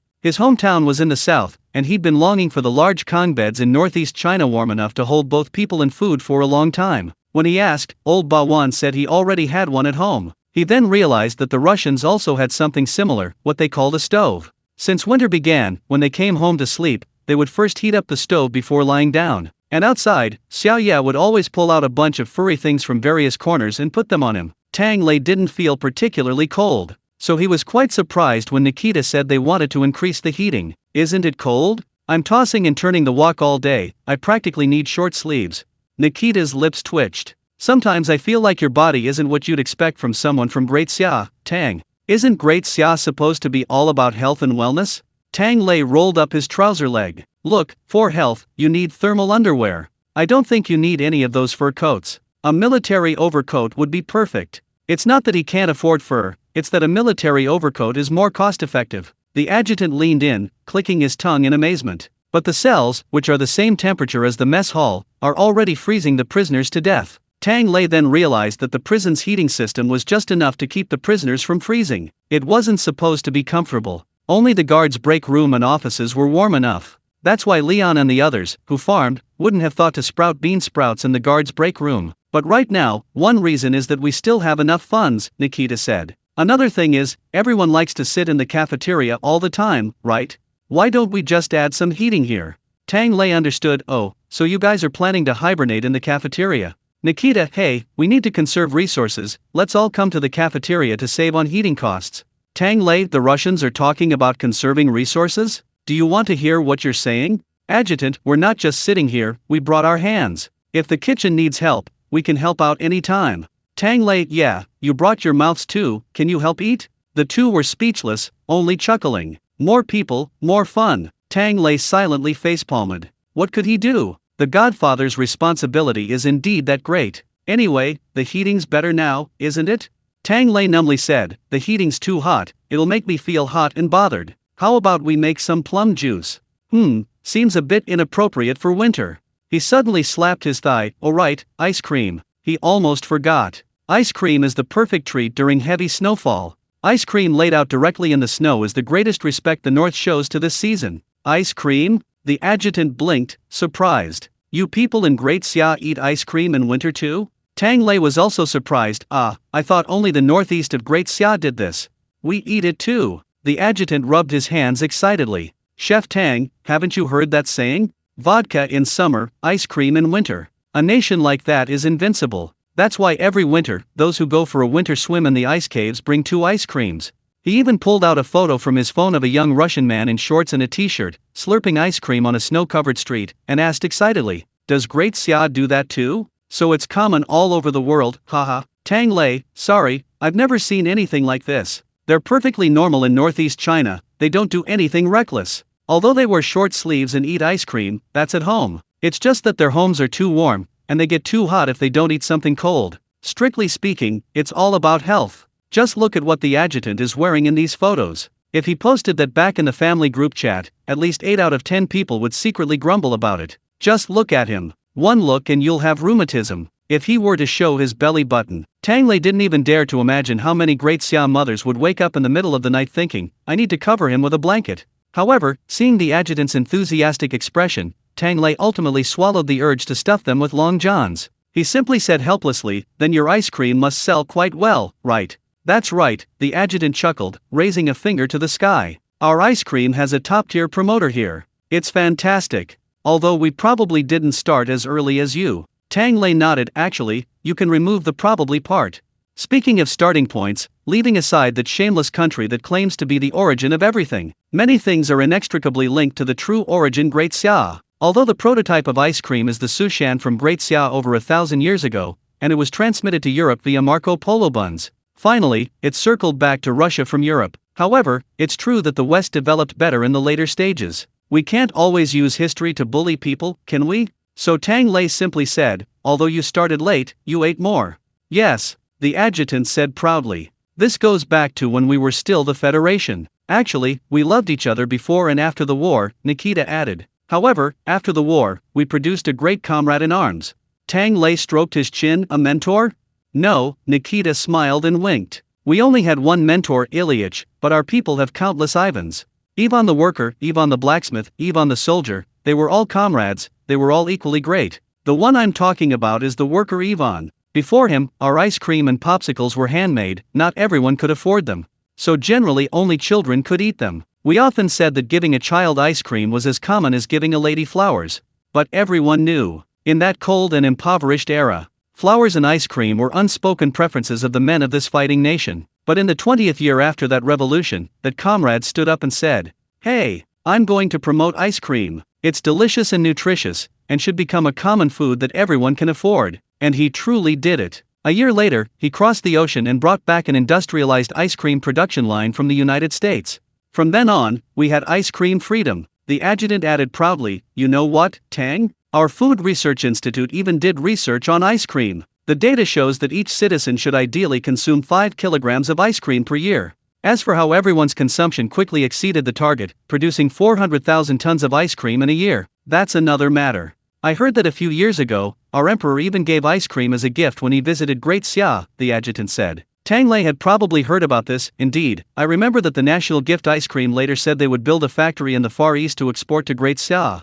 That's a kind of top-tier influencer marketing, a true top-tier influencer. Indeed, Nikita knew a little about building factories. We mentioned it to the prison when we were discussing the location, but unfortunately, something happened and it wasn't built. However, their initial plan was just to make the ice cream well and sell it to Daxia in April. After all, half the value of ice cream is in transportation and storage costs. In Siberia, it's great, they can just leave it out in the open. If only we had known, we could have sold it in the south in spring and summer and in the north in autumn and winter. Tang Lei nodded in agreement. Sure, people in the north eat more ice cream in winter than in summer, since it's incredibly cheap there. While the south was being attacked by ice cream scalpers, many old brands in the north were still selling it for 1.5 yuan, saving on electricity. Low costs, plus everyone was simple and didn't bother with fancy packaging. Many were still wrapped in oil paper, making the price incredibly comfortable. The old brands are still the best. The ice cream used to be really delicious, Nikita sighed. In the past, our ice cream didn't care about health or cholesterol, we never used vegetable oil.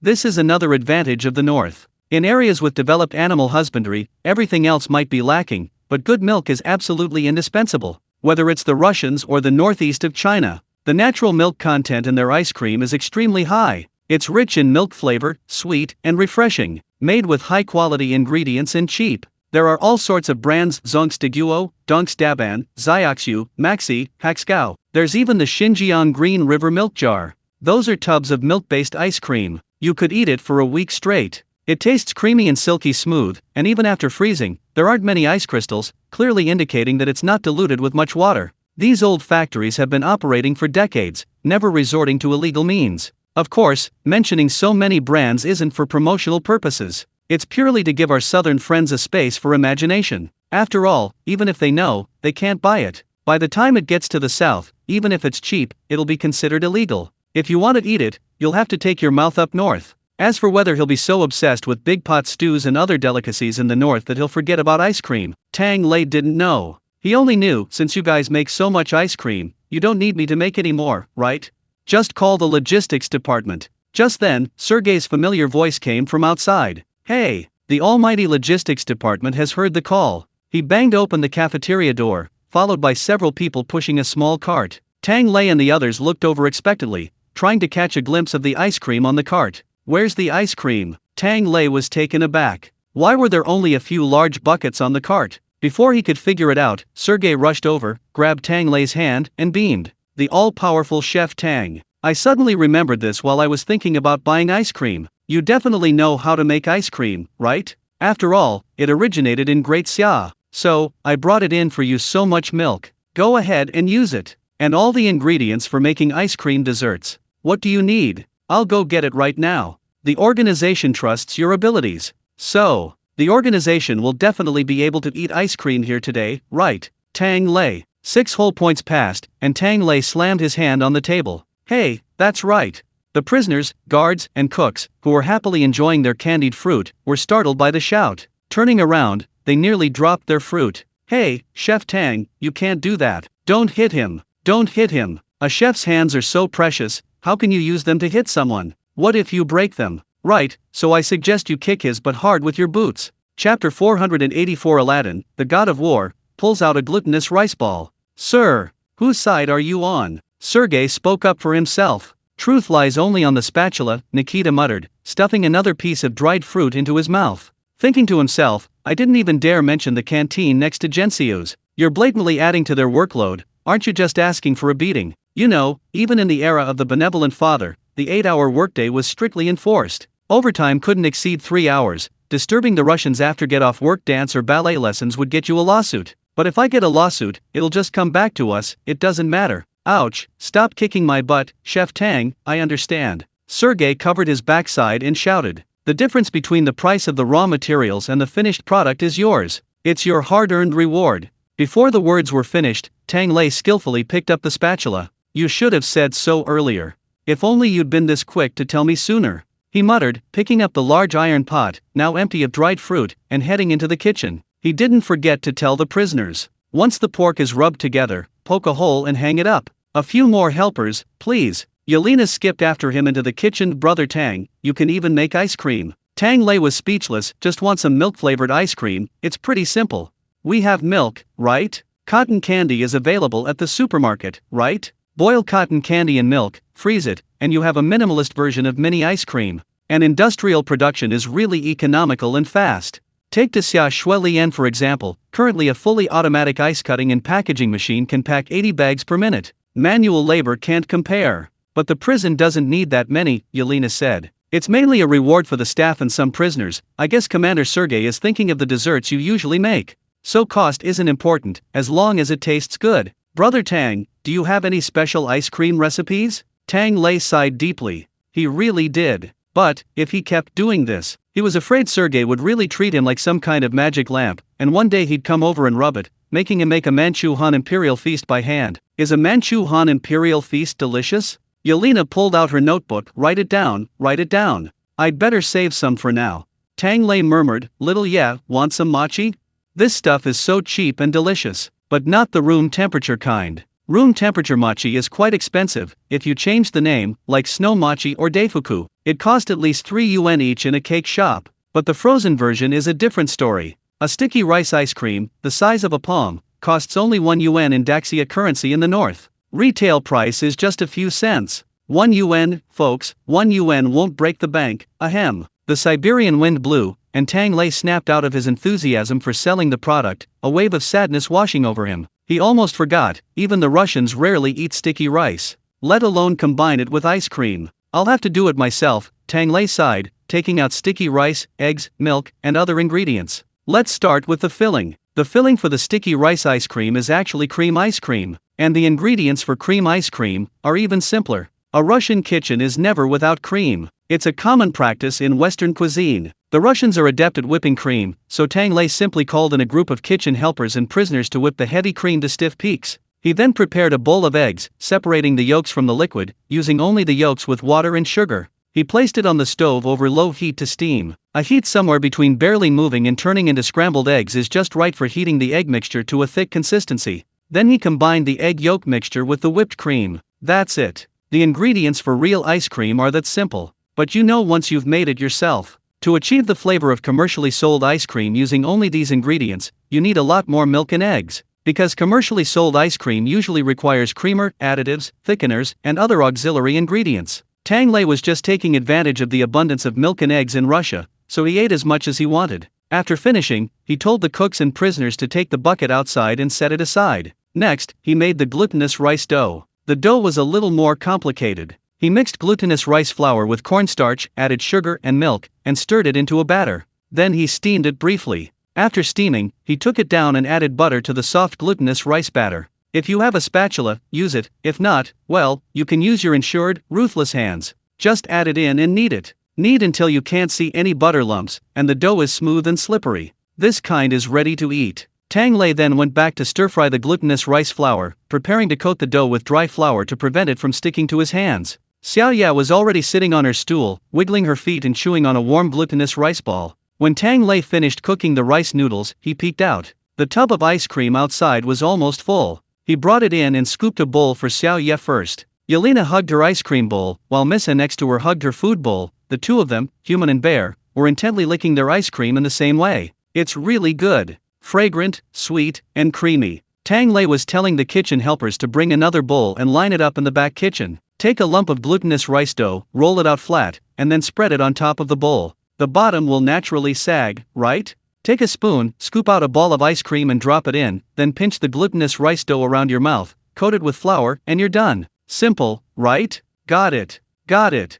A kitchen helper's eyes lit up with envy. Before the first spoonful of ice cream even landed in the dough, his mouth gaped open. Ah, my foot. Tang Lei slapped him. Where's your manners? This is food for everyone, not for you to drool over. This stuff is different from cured meat or anything like that. It has little salt and doesn't undergo sterilization. That's why food safety needs extra attention. Tang Lei said sternly. Everyone, put your gloves on. Make sure your hats are on tight. If even a single hair gets in, or if you try to sneak a bite. He pointed to the group of onlookers outside, eagerly waiting for the spectacle. There are plenty of people willing to take your place. The cooks and prisoners straightened their expressions. Food safety is a serious matter for the Russians, but these people were usually just laborers, and Tang Lei had been quite lenient with them for sneaking a few bites in the past. Now, ice cream, unlike other dishes, is more susceptible to contamination. Tang Lei's words made them serious. They all stood up straight, checked themselves, and dared not open their mouths again. Tang Lei nodded in satisfaction. Dairy is different from other ingredients.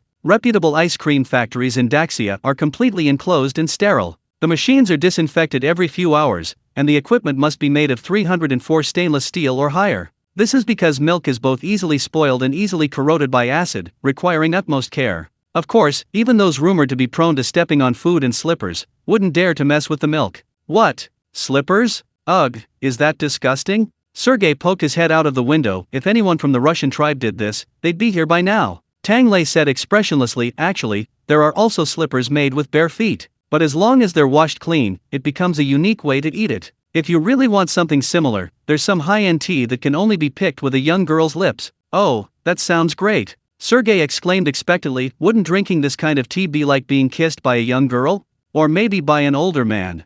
Tang Lei said coldly, don't believe those marketing accounts. This place is too complicated. If you can't handle it, just let it go. Sergey pulled his head back. Don't make it sound so disgusting, Tang. But don't worry about the milk spoiling. It spoils slowly here. Otherwise, how could we be eating frozen fish and raw meat here? At tens of degrees below zero, parasites and bacteria, if not all frozen to death, would at least be half dead. Sergey, while speaking, grabbed a wrapped mochi. Let me try it first. Ah! The mochi, not yet frozen solid, had a soft and chewy outer layer. One bite, and it gently clung to your teeth, carrying the aroma of rice and a subtle sweetness. But Sergey didn't have time to savor the rice aroma. He was startled by the cool, smooth milk pudding inside. Combined with the still slightly warm outer layer, the ice cream inside was even more refreshingly sweet and delicious, melting in his mouth. It released a rich, milky flavor. Asterisk. This is delicious. I don't think we sell this. We have quite a lot of chocolate-coated ones. I've never had this soft-coated one before.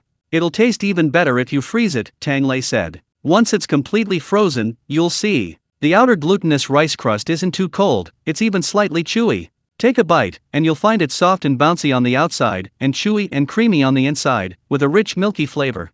Paired with a heated kong, traditional Chinese bed, and a steaming hot iron pot, it's simply amazing. As for whether eating hot food followed by ice cream will cause diarrhea, Tang Lei can only say, ice cream and iron pot stew are so delicious, what could they possibly be wrong with? Diarrhea is definitely their own problem. It's because they're not used to the north. Leaving science aside, isn't there also the factor of individual constitution? To adapt, I suggest eating it more often. That's what people in northeast China do. The Russians obviously do the same. The kitchen helpers busily packed up a box, wrapping each one securely with plastic wrap. Those waiting outside immediately rushed over, juggling tasks to help.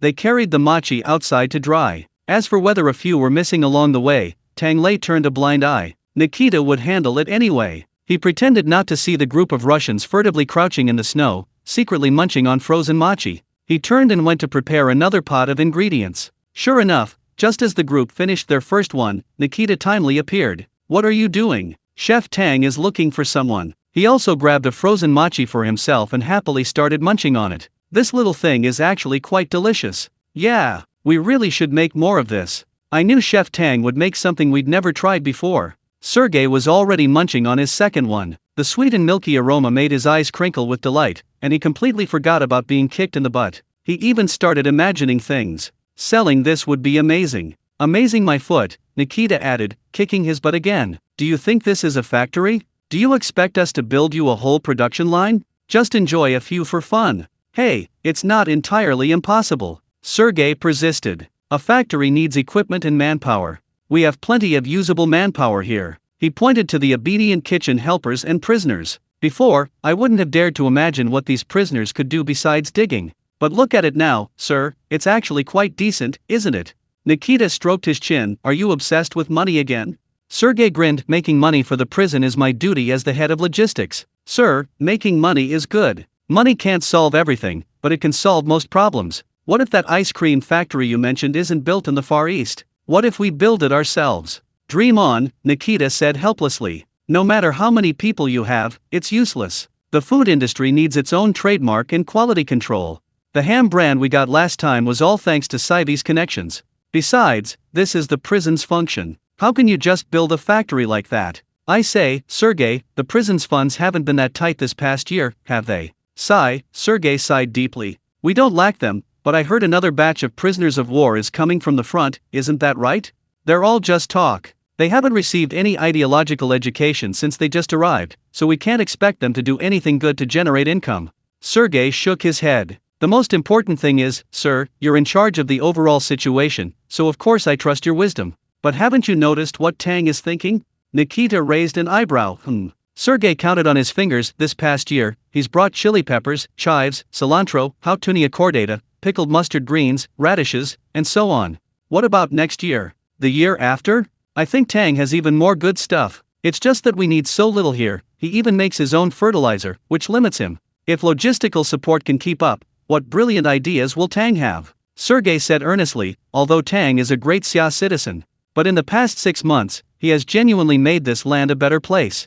I have an idea, sir, what do you say? One day in the future, will this permafrost of Siberia, unchanged for millennia, become a paradise? Chapter 485. Be a little bolder? You said it yourself. I don't know if the permafrost will turn into paradise, Nikita murmured. All I've heard is, it must cost a fortune. Yeah. Sergei slapped his thigh. How can development be free? Free development would be like it was decades ago. Scientists starving while guarding cannons, missiles, and space stations. However, Sergei said optimistically, if Tang continues this method, famine is absolutely impossible, not to mention in the distant future. They'll be eating and drinking well every day. Even Siberia in any era has never had such good days. Just then, Tang Lei came out and grabbed a glutinous rice ball to eat. Sergei waved to him. Tang, what do you think we'd do if our prison had money? You're asking me. Tang Lei casually replied, we'd build infrastructure, grab land for farming, build houses, what else?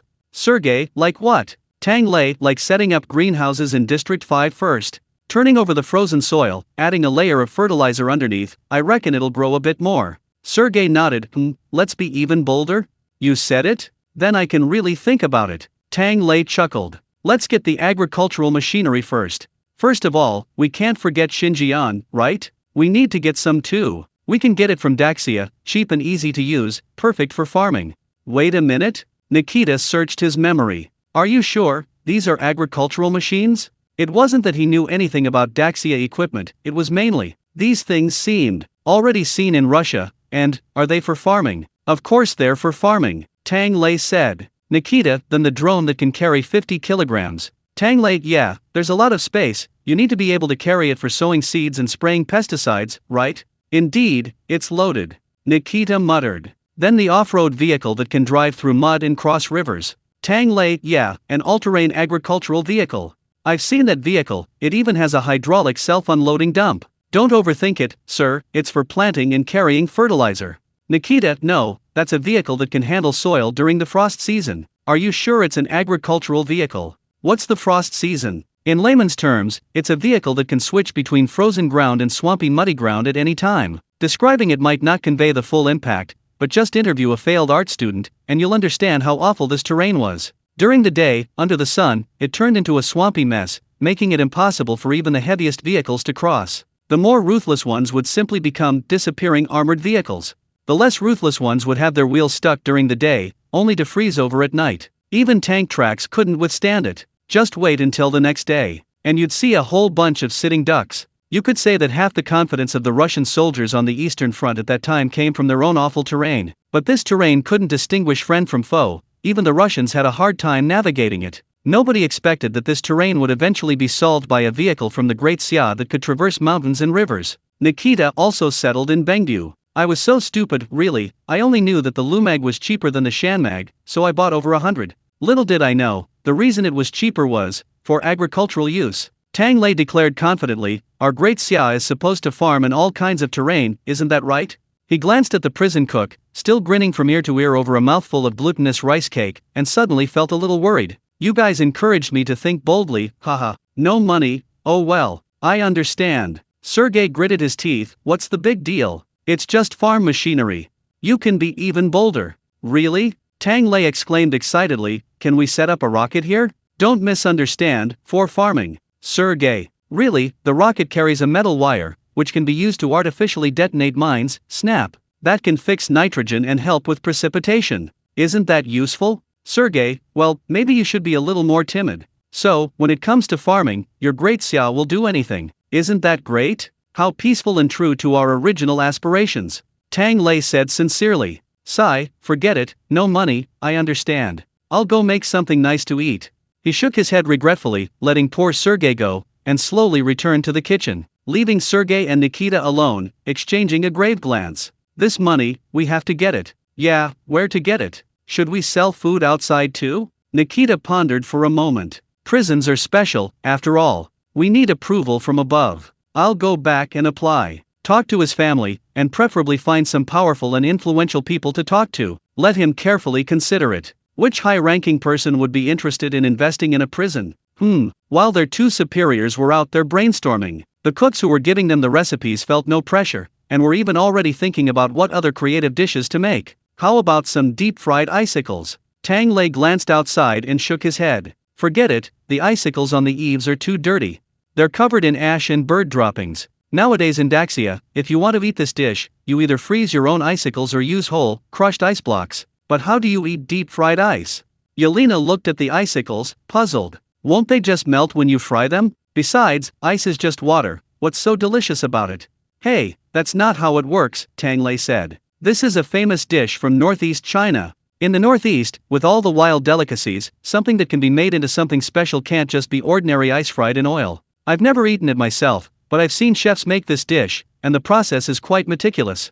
First, you need to make the egg skin to coat the icicles. It involves beating egg liquid, adding cornstarch, and drawing it into a thin, watery consistency. Heat the large pan again, pour in a spoonful of egg mixture, and swirl the pan. Yay, a paper-thin, fragrant egg pancake is ready. The temperature is extremely important here. If it's too hot, it will burn before you can even swirl the pan. If it cools down, the egg mixture will roll unevenly. So here's a little trick for controlling the temperature. Pour a spoonful of oil into the pan and heat it. It heats up slowly, so once you see the oil is hot and smoking, quickly pour it out and drain it. Wipe the bottom of the pan dry with a paper towel, and using the residual heat of the pan, pour in the egg mixture. It'll stick perfectly, sizzling as it adheres to the bottom of the pan. Swirl the pan around a bit, and it will coat most of the pan sides. Quite a beautiful result. Now, hold the pan close to the stove fire to sear the edges. The edges will turn slightly charred and white, naturally curling up. Then, peel it off. A whole basin-sized egg crepe comes off.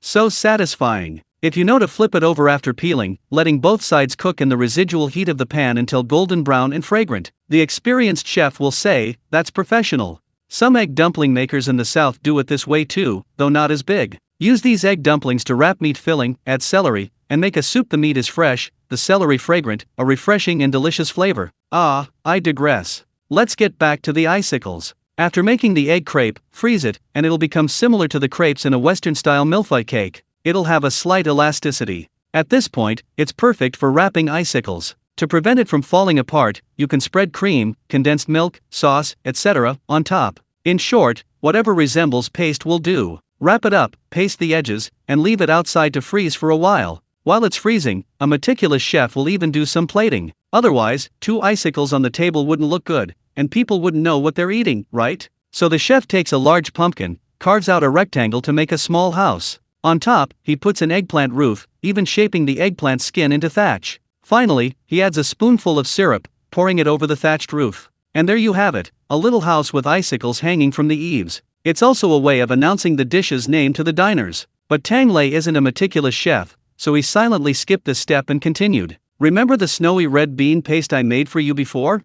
That's the dish. The chef whipped the egg whites so hard, forcing them into a meringue dish meant to rip you off. The final step in frying icicles is to take the egg white batter, add starch and flour. Wrap the icicle in the batter until it's snow white, then quickly toss it into a hot oil pan. While frying, pour hot oil over it continuously. In just 20 seconds, remove it from the pan. Now cut the icicle. The outer egg white batter is soft, sweet, and fluffy, like a marshmallow that won't melt. The icicle inside is still firm and crunchy with every bite. A perfect contrast of hot and cold, the outside scalding hot, the inside freezing cold. The main appeal is the unique enjoyment of each. A more refined chef will also drizzle syrup and pine nuts on one end of the icicle. Why is that? He pointed to the outer icicle. Yelena tilted her head, looked for a moment, and clapped her hands. I know. The end hanging from the eaves is covered in dirt and ash. Right, Tang Lei smiled. Before, his impression of northeastern cuisine was that it was rugged and hearty, with big chunks of meat in huge pots. These desserts completely changed his mind. Back then, the houses were all thatched, and the end of the icicles often had bits of grass stuck to it. So, dipping them in deep-fried pine nuts with syrup not only adds flavor, but also perfectly reflects the dish's name, deep-fried icicles. The name is simple, but the northeastern chef's craftsmanship is exquisite and intriguing. They've really put ice to art. After hearing this, Yelena's eyes suddenly held a longing as she looked at the icicles outside. Brother Tang, you weren't talking about the past. I just wanted to grab any live meat I saw for you. Yelena said sincerely. Right now, I feel like I want to scoop up every stone and clod of mud from the road for you. Maybe we can cook it? It's just a convenient task. Let's not just scoop it up, Tang Lei said, half laughing, half crying. You can't put stones in. They'll smash my pot. Seeing Yelena still lingering over the icicles, Tang Lei thought for a moment. We don't have icicles, how about something we do? Pulled ice cream? Want to try? Let's be clear, I'm not sure about this, it might turn out badly. Pulled ice cream. Yelena flipped through her notebook. I found it. Brother Tang, didn't you make it before? And that super pretty pulled golden tree, how could it turn out badly? Tang Lei said helplessly. Pulled ice cream is difficult, but there are different levels of skill involved. Everyone knows that pulled ice cream originated in Shandong cuisine, but several advanced pulled ice cream techniques developed in various parts of the Great Xia dynasty. The hardest dish is candied watermelon, followed by candied ice cream. Candied ice cream is another dish that no chef would easily make. First, it's difficult to make. Ice cream melts even faster than icicles, and the candied process involves many steps, requiring it to be tightly wrapped. One wrong move, and the outside is hot while the inside is cold, potentially resulting in it falling apart in the pan. Not to mention the risk of burning through the pan, the sheer amount of oil splattering is unbearable. For example, every kitchen novice has probably experienced the dreaded laser dancing reaction to a tiny drop of oil while frying something. Replace that drop with a bowl of oil, and you'll understand no one but a master chef would bother with that. Another difficulty is, eating this dish could easily lead to a fight between the customer and the chef. Chapter 486. A fight breaks out. Oh, my frozen vegetables. The candied ice cream has 3 layers. The inside is ice. The middle layer is egg batter coated in breadcrumbs, deep fried until crispy. The outermost layer is candied sugar syrup. These 2 outer layers are all hot, but when you eat it, the ice cream inside can't be completely melted. It has to have ice crystals. This shows how much speed the chef needs to make this dish. And if a diner who dares to order this dish doesn't immediately eat it amidst the contrast of hot and cold, but instead lets it sit for a few minutes, it will melt into water. And if they then complain that it's not good, the chef hears it in one ear and out the other before the knife is already in hand. You ordered it and you're not going to eat it? What a waste of all my work. Therefore, this is a dish that ruins both the chef and the diner. Back in the 1980s in northeast China, many veteran chefs knew how to make this. But over the decades, with the abundance of delicious food available, fried ice cream and candied ice have become almost a secret recipe, and fewer people are willing to make it anymore. Tang Lei was following the tutorial videos in the system, step by step. The beginning seemed normal. Similar to fried ice cream, it starts with making an egg crepe. However, this crepe doesn't need to be very big, just a palm-sized piece is enough. But a small crepe also means that it won't seal the ice cream as tightly, it won't stick well with just cream or something similar and will easily break open. That's when you need to make a batter.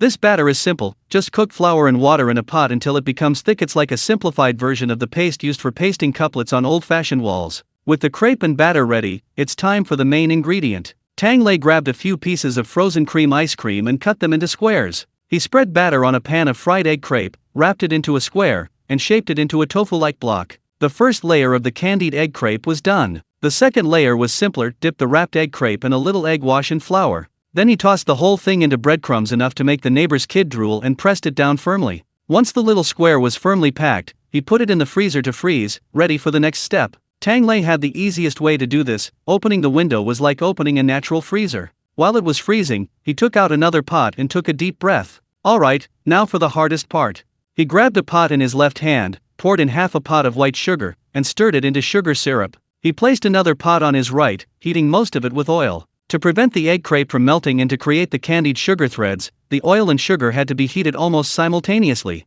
Then, Tang Lei, holding a large strainer in his left hand, scooped up 7 or 8 pieces of egg-crusted ice cream and placed them into the oil. His right hand tossed the sugar syrup to prevent burning. He was multitasking, simultaneously controlling the heat. A mere 30 seconds passed. A crisp crackling sound rang out from the oil. The breadcrumbs and egg mixture were fried until crispy. Before the aroma of the egg mixture could even rise, Tang Lei scooped up the entire pot of floating egg-crusted ice cream with his large ladle and poured it into the sugar syrup. He didn't even bother to use a spatula to coat it with sugar. Because the ice cream pieces were too brittle now, a single poke with a spatula would ruin the process. He could only leave them still soft in the sugar syrup, and with a flick of his wrist, he used the large ladle to flip them. He even managed to sprinkle in some candied fruit, sesame seeds, and crushed peanuts. The ice cream crepes in the pan were flipped several times, finally coated with a glistening amber syrup. Tang Lei let out a long breath and flipped his wrist again. This time, the entire batch of pull-apart ice cream slid neatly into the plate.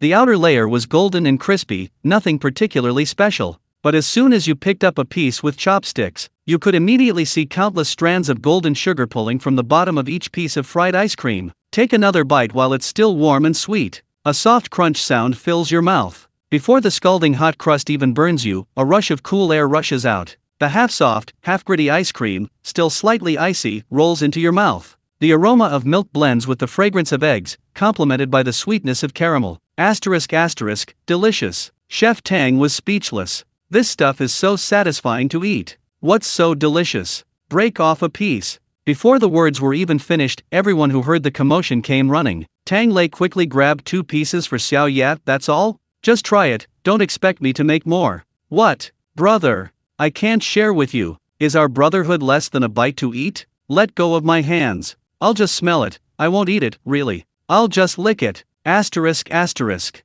You cheated, asterisk asterisk. Yelena held a piece with both hands, taking a small bite from the edge, and licking the milk cake filling little by little from the inside. Nikita snatched a piece from somewhere and started banging the ground with his N94 from a distance. Quiet down, gentlemen. Tang, what happened to your cafeteria? It's a complete mess again. Tang Lei glanced at the plates, now spotless, as if a bear had licked them clean in the blink of an eye. Well, it's alright, at least the cooks and customers aren't fighting anymore. If they fight, it's not his fault, is it? Anyway, he's eating. While the fight was raging inside, another group of people who went to get frozen mochi came running in, covered in snow. Cold, cold, cold, what's wrong with you guys? The lead prisoner noticed immediately. You guys aren't secretly eating something good without telling anyone, are you? Asterisk asterisk. Didn't we agree to be brothers when we were eating dried fruit? What plastic brothers? Tang Lei shook his head and walked past. Your friendship isn't like plastic, it's more like that icy mess outside. It all looks clean, bright, and beautiful, but in reality, it only needs a single touch of a piece of candied ice cream. Snap!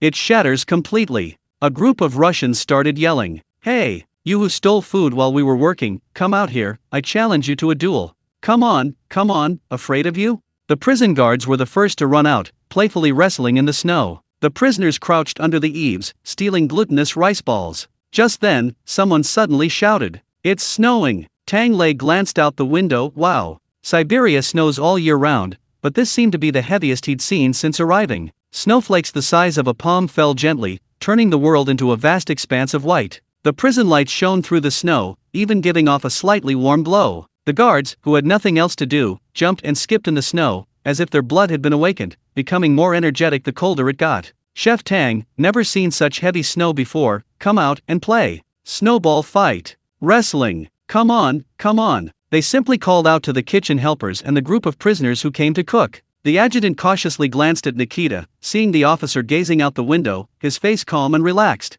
So he chuckled, "Sir, I want to wrestle too." Nikita gave him a teasing look. "Go ahead, but don't embarrass me." "Yes, sir. But you have to promise me you'll stay by Chef Tang's side. Don't go on the field, okay?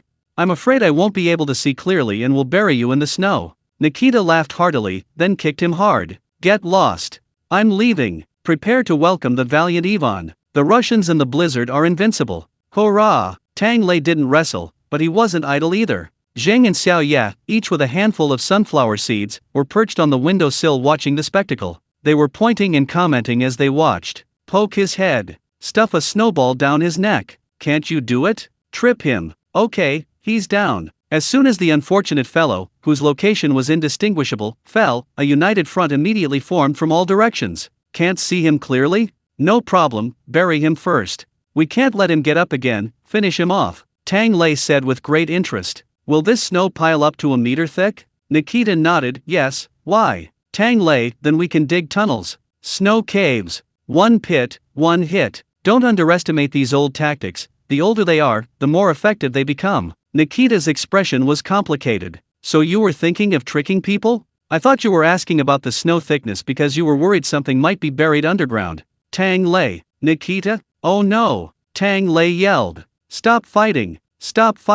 Quick, help me find my frozen corn, tofu, cabbage. Where the hell are they?" After several loudspeaker blasts, the snowball fight in Zone 5 was finally forced to stop. About 100 people looked innocently at the messy snowfield. "Chef Tang, why did you leave your vegetables outside to freeze? They're ruined. You don't understand." Tang Lei now regretted it so much he wanted to slap himself for fanning the flames. Frozen vegetables have their own flavor, you know. Take that frozen tofu, for example. The honeycomb-like holes inside, the satisfying burst of fresh vegetable broth with every bite. Those who haven't tried frozen tofu in stews and hot pot will never understand. Furthermore, tofu frozen in a freezer is different from tofu frozen naturally in the snow. Naturally frozen tofu has larger holes and absorbs more broth. After thawing, the tofu is soft yet crunchy, bursting with juice with every bite. If you stew it with pork and vermicelli, it becomes increasingly flavorful with every chew. You can even add some frozen cabbage. Those who haven't frozen might not understand.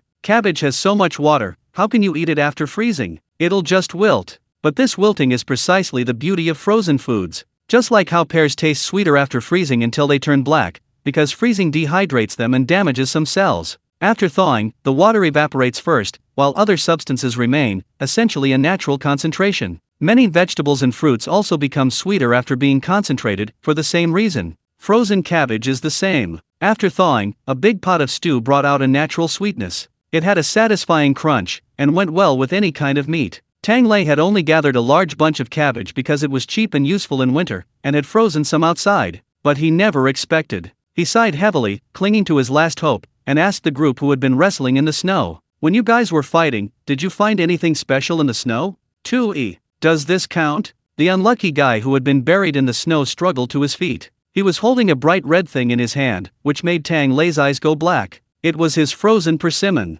"Who shoved this thing down my neck? How rude." The guy, whether unlucky or lucky, asked Tang Lei as he spoke, "Is this edible, Chef Tang?" "I was stuck underneath and had nothing better to do, so I took a few bites." He clearly remembered the 5th district's motto, "Since things have come to this, let's eat first." He was even a little smug. "This was thawed by the temperature of my neck, haha." Tang Lei stared at the teeth marks on the persimmon, speechless, and could only wave his hand dismissively. Eat it, it's not poisonous."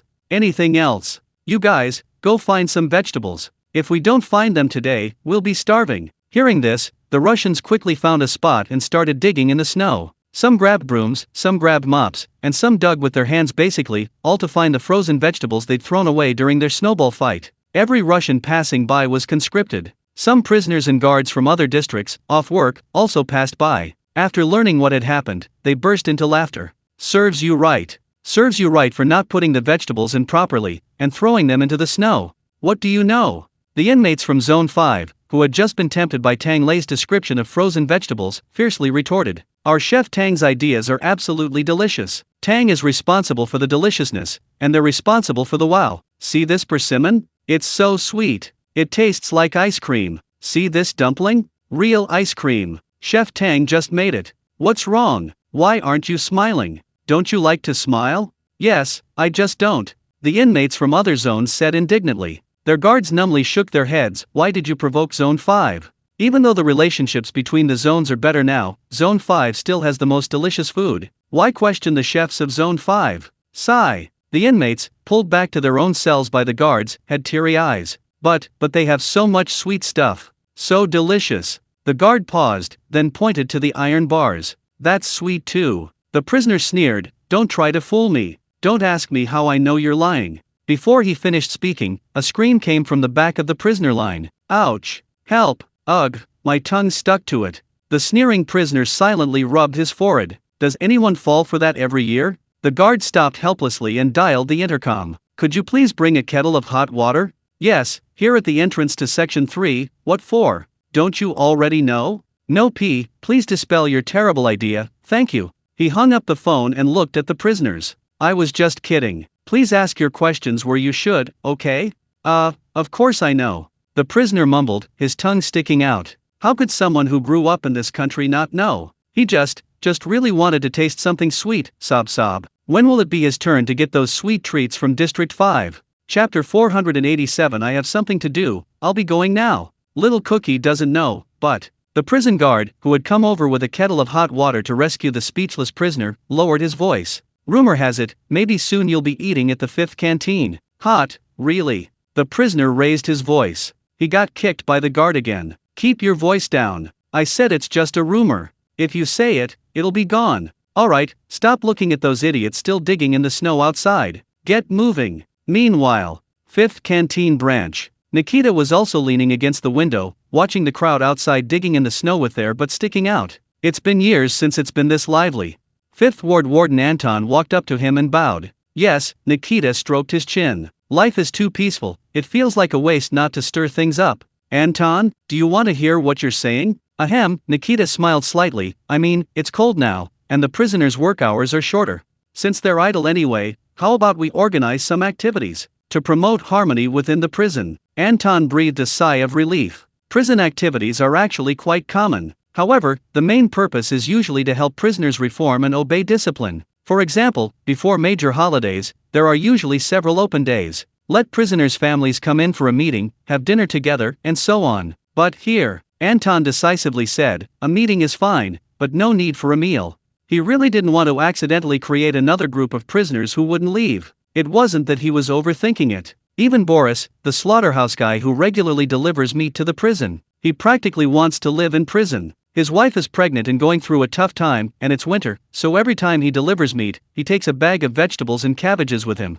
He was grinning from ear to ear, saying all the neighbors envied his wife for finding a man like him who brought home fresh vegetables every day. Anton could tell with a grain of salt. If word got out that they had plenty of good food and fresh vegetables every day, some Russian would definitely jump on a bandwagon and commit a crime. Well, if you put it that way, there's a risk in meeting them, Nikita said. What the hell? If a relative comes and steals a vegetable, are we even going to survive the winter? Anton, yeah, how about a sports meet? It was supposed to be a sports meet, but the events were basically just snowball fights and wrestling. Nikita pointed to the group outside still painfully shoveling snow for their earlier snowball fight. Until we're sure Tang isn't freezing food somewhere again, let's forget about it. The prisoners were practically sifting snow with a sieve. Hearing the distant cursing and swearing, it seemed they were looking for the corn kernels Tang Lei had left in the corner, only to have them scattered by a slap. Anton fell silent again. How about playing chess?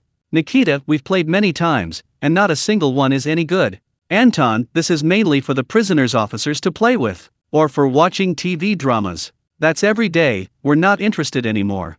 Another voice came. It was Alexander from District 2, who had also finished work and strolled into the cafeteria. He munched on a mochi while saying, my wife takes people to watch TV dramas every day. Anton shrugged, then what do you guys say? The three exchanged glances, and Nikita suddenly smiled. I have a bold idea, Tang might really like it. Before she finished speaking, a shout came from outside the cafeteria. Chef Tang, your corn kernels. Found them. Tang Lei poked his head out from the back kitchen. How many did you find?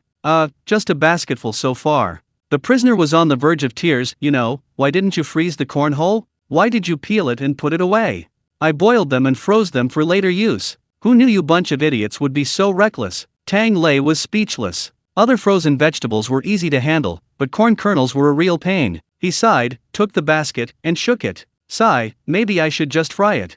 But I didn't bring any sand. Sand? Yelena looked up. I think I know where to get some. Tang Ge, wait a minute. With that, she quickly slipped out. A few minutes later, she came back carrying a large bag. Is this bag enough? More than enough. Tang Lei opened it and checked. It's pretty clean, just wash it and it's ready to cook. You want to fry sand to eat? Yelena grinned. I told you I could bring you mud and stones next time. Tang Lei chuckled. Those won't do, this is for frying corn. You've all had popcorn, right? Have you ever had mute popcorn? This stuff isn't common in the South, but used to be more common in the North. It's the stage where popcorn is cooked but hasn't popped open yet. At this point, the corn kernels are crispy inside and out, but not as soft as when they've popped open. They were truly crispy and fragrant, a handful to chew on, the aroma filling your mouth the whole way. The only downside was that the unpopped ones seemed less plentiful, making them quite heavy, and the marketing hype wasn't as strong as the popped ones. These silent popcorns could be made with old-fashioned popcorn machines. They were black round balls covered with a cloth tube, the kind that popped with a deafening bang. But once the temperature was right, you'd just slightly open a hole and slowly let the air out. Then the corn wouldn't pop. Now, you almost never see popcorn vendors on the streets anymore, only northerners still make them at home. They're for kids to eat on their way to school, or to chat about while the snow blocks the door, killing time. Tang Lei only remembered them when he found a lot of dried out corn cobs while rummaging through the vegetables delivered to the logistics department. He broke off the kernels, boiled them, and then froze them overnight. He washed the sand clean and poured it into a dry pan to stir-fry. Before it was time to eat, Tang Lei stir-fried a large pot of sand, then strolled outside to sift it out. A few seeds that had burst open were happily picked up by Yelena. The others gathered around with interest to watch. Hey, what's this? It smells delicious, like caramel. Yeah, I added some sugar too, it'll smell even better. Tang Lei gestured for them to pick them up themselves. If they wanted to grab any, they'd have to wait until he finished sifting. Nikita glanced at the sand Tang Lei was sifting and suddenly stopped. His adjutant was still grinning foolishly. Chef Tang is really something. He's only been gone a short while, and he's already made something delicious again. Crunch! He popped a few kernels into his mouth, chewing them heartily. Delicious! Tang Lei smiled. It's all thanks to Xiao Ye finding them for me so quickly. Before he could finish speaking, a hand flashed before his eyes. Nikita grabbed a handful, sand and corn mixed together, not caring about the mess, and said seriously, I have something to do, I'm leaving. He turned and walked away. Even his adjutant was stunned. Hey, sir. The adjutant wiped his mouth, grabbed a handful, and prepared to follow, asking casually, what did Xiao Ye look for? Tang Lei, sand. She found it as soon as I mentioned it. Yelena smiled and said, it's not hard, it's right over there. There are plenty behind that door over there. Chapter 488 What happened? Let me explain. There's so much sand behind that door. Upon hearing this, the entire cafeteria fell into a deathly silence. Tang Lei, ha! His hands suddenly trembled, a familiar, ominous premonition rising within him. Wait a minute? Sand over there? Xiao Ye, you're not talking about. Yelena, it's. What sand? Alexander suddenly chuckled. I didn't see it. Ha! Yelena tilted her head. I'll show you. Saying this, she pulled Tang Lei along. Tang Ji, look, it's right behind the door of the cafeteria we used before. Before she finished speaking, she ran to the entrance of the former number 5 cafeteria, the main branch, and slammed the door open with her fist, even though it was tightly closed. But it couldn't stop me. I found it through the crack. Impressive, right? The door opened completely, and Yelena froze. I remember, when Afo and I were talking in the kitchen, we only knocked over one stove, right? Someone tell her. Now the whole thing is completely different. They've even knocked down the other wall, and there's an extension of the canteen deeper inside. What's going on? The thing I feared most has happened. Tang Lei muttered. Damn it. He knew it. This little stove took a month to repair. Someone must have been up to no good. It looks like they're going to double the size of the entire 5th district's prison area. Tang Lei's vision went black, as if he could see a mountain of work and a platoon full of apprentice cooks. He took a deep breath, then suddenly turned around, gathering his strength. You guys. Whoosh. A cool breeze swept by. Where were Alexander, Anton, and Nikita's adjutant? Only 3 small black dots rapidly disappearing into the distance. Yelena craned her neck to get a better look. Wow, so Commander Alexander, who always says he's old, can still run this fast. Tang Lei, old people are shrewd. Don't believe a word they say. He angrily pulled out his phone. Hey, Nikita. Explain yourself? Nikita, to promote harmony in the prison. Tang Lei, bullshit. What happened to the promise of no expansion? Nikita coughed lightly. I just did some consolidation. For the harmonious development of the prison, I've decided, to consolidate the canteens together. Tang Lei, are you crazy? Sections 1 and 2 are so far apart. Nikita, not crazy, the original canteens are still there, but they're now called Canteen 5 branch. The chefs and kitchen helpers will go back once they've learned their skills there, haha. Are you opening a cooking school here? Nikita, more money, more money. With a click, Tang Lei hung up the phone. Yelena carefully poked his face. Brother Tang, your face looks like a frog. Puff. Tang Lei exhaled, speechless. These people are outrageous. They dared to pull this on me. At first, I didn't really think of it. Yelena tore a small note from behind the door. This seems to be a message left by Engineer Maxim, she read aloud. At first, I just wanted to make the stove a bulletproof alloy one, but then I got a burst of architectural inspiration, and since I'm already here, I might as well continue. I was afraid you wouldn't allow it, so I didn't dare mention it to you. Tang Lei rolled his eyes. Do you think I'd never know? Yelena thought for a moment and concluded. Maybe, until they elect one unlucky soul to tell you, running away is shameful, but it's useful. Tang Lei twirled the kitchen knife, annoyed. If the money's right, the shift is fine, but not discussing it with me is wrong. This is refusing to give him a chance to haggle over his salary. This time, I'm going to teach them a lesson. He turned and walked towards the cafeteria. I support you. Yelena followed him with a grin. So you didn't agree to a raise this time? I'll agree later. But right now, it'll take 2 days of haggling. Tang Lei snorted. I'll see if they dare come to eat here again. Someone come here. Lunch is cabbage and pork stew with vermicelli. That noon, Nikita and the others didn't dare come. The district chiefs of the 3rd and 4th districts did show up, and as soon as they entered the canteen, they saw Tang Lei sitting imposingly at the entrance. He was holding a cleaver. Tang, Chef Tang. The district chief smiled awkwardly. What are you doing? Sharpening my knife. Tang Lei grinned. I notice my canteen next door has suddenly changed. What happened? Do you have any clue, sir? No. The district chief was sweating profusely in the cold winter. I'm just here to eat. What are we eating today? Haha. Tang Lei smiled enigmatically. The extra cement and sand. Didn't you see the logistics staff moving things around in the 3rd district? He gestured with his chin towards a basket mixed with roasted corn. It's delicious, want a bite? 4th District Chief, I suddenly don't feel very hungry. I won't bother you, I'm leaving. 3rd District Chief, hey, wait for me. The two disappeared one after the other, at about the same speed as the three from earlier in the morning. Tang Lei snorted and leisurely popped 2 popcorn kernels. It smells pretty good. Crunch. This scene continued all day, and it seemed to be continuing. Tang Lei cooked a large pot of stew all day. Seeing that Nikita and the others still hadn't appeared, he silently took out his phone and made a call. Hello? Chef Boris? Remember when I ordered pork from you a while ago? The logistics department didn't order? I told them. Just tell them the names of the dishes too. If they have any complaints, tell them to come find me. Oh, right, could you please send me a whole flock tomorrow? Tomorrow we're slaughtering a big pig at the prison. We're having a pig killing feast. Chapter 489. Time to get up. Young master is slaughtering a pig. Early the next morning, Boris drove his large pig transporting truck to the prison gate. Upon entering, he first saw a pale-faced brother and sister, engrossed in gnawing on something. Something feels off, Boris thought. But soon, he smelled a sweet aroma filling the entire cafeteria. Forgetting everything else, he eagerly sniffed. Chef Tang? Are you there? Tang Lei poked his head out from the kitchen. You're here. Didn't you say slaughtering pigs takes a whole day, and you should come early? I came as soon as I opened my eyes, Boris laughed. Those pigs were all delivered alive. What do you mean? You slaughtered them yourself? Yes, I have people.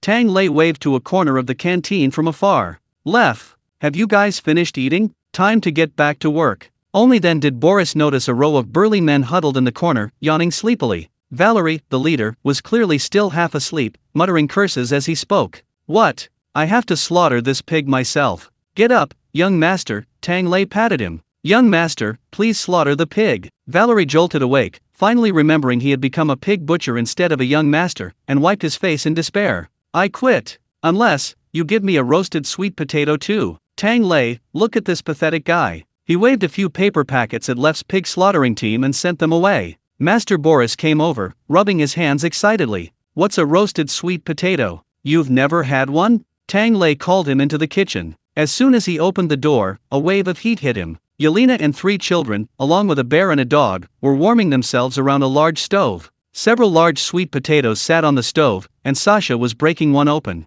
The skin was a dull gray, but underneath was a golden red flesh, roasted until soft and almost oozing with syrup. Just looking at it, you could tell it would be incredibly sweet. Wow, Boris exclaimed, his eyes wide. I usually boil them, I've never tried roasting them before. Tang Lei squeezed around on the stove, finding one that was soft and had several streaks of caramelized sugar on its skin. Here, this one's done. Don't be fooled by the slightly burnt outside, it's the sweetest when it's roasted like this. Boris quickly took it. Wow. It's still hot. He tossed it around in his hands for a moment, then quickly tore off the skin and took a big bite. In fact, you didn't even need to bite it. A lick of the tongue was like eating a mouthful of sweet syrup. Ouch. Hot. He jumped back, scalded. His first reaction wasn't to vomit, but to rush to the window. A bite of snow. Wow, where's the snow? I just swept it away, Tang Lei teased. I was going to put some glutinous rice balls on the windowsill. Here you go. He casually tossed him a glutinous rice ball. Boris caught it, taking a bite of roasted sweet potato and a bite of glutinous rice ball.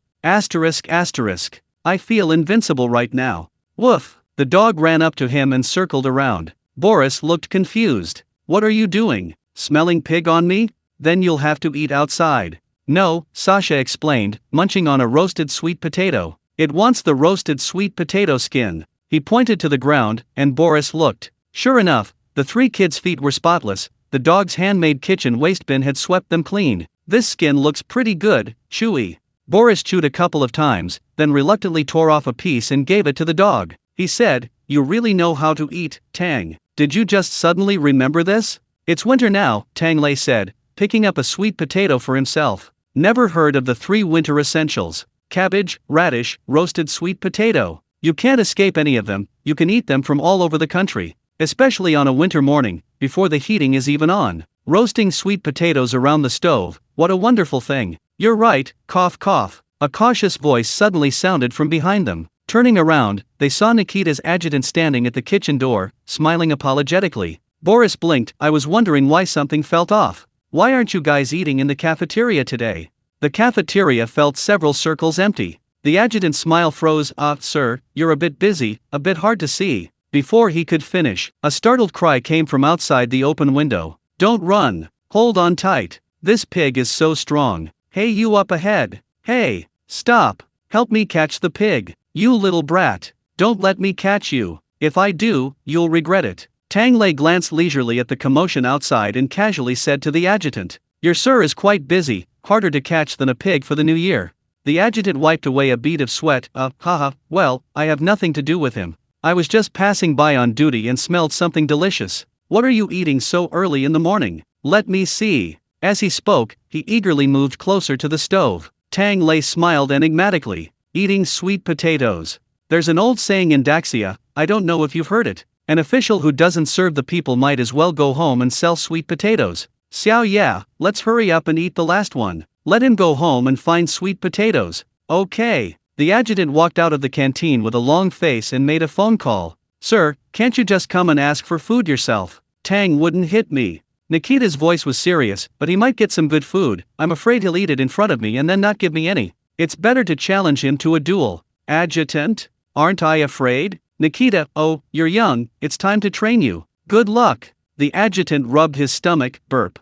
Although his body was still hungry, his mind had been stuffed with the promises his superior had made. He sighed helplessly, looking at the shouting prisoners and guards outside. Sir, please think of something quickly. Tang wants to eat pig-killing feast today, the same kind we had last time with blood sausage. He's brought in a lot of live pigs this time. I think he's going for a big one.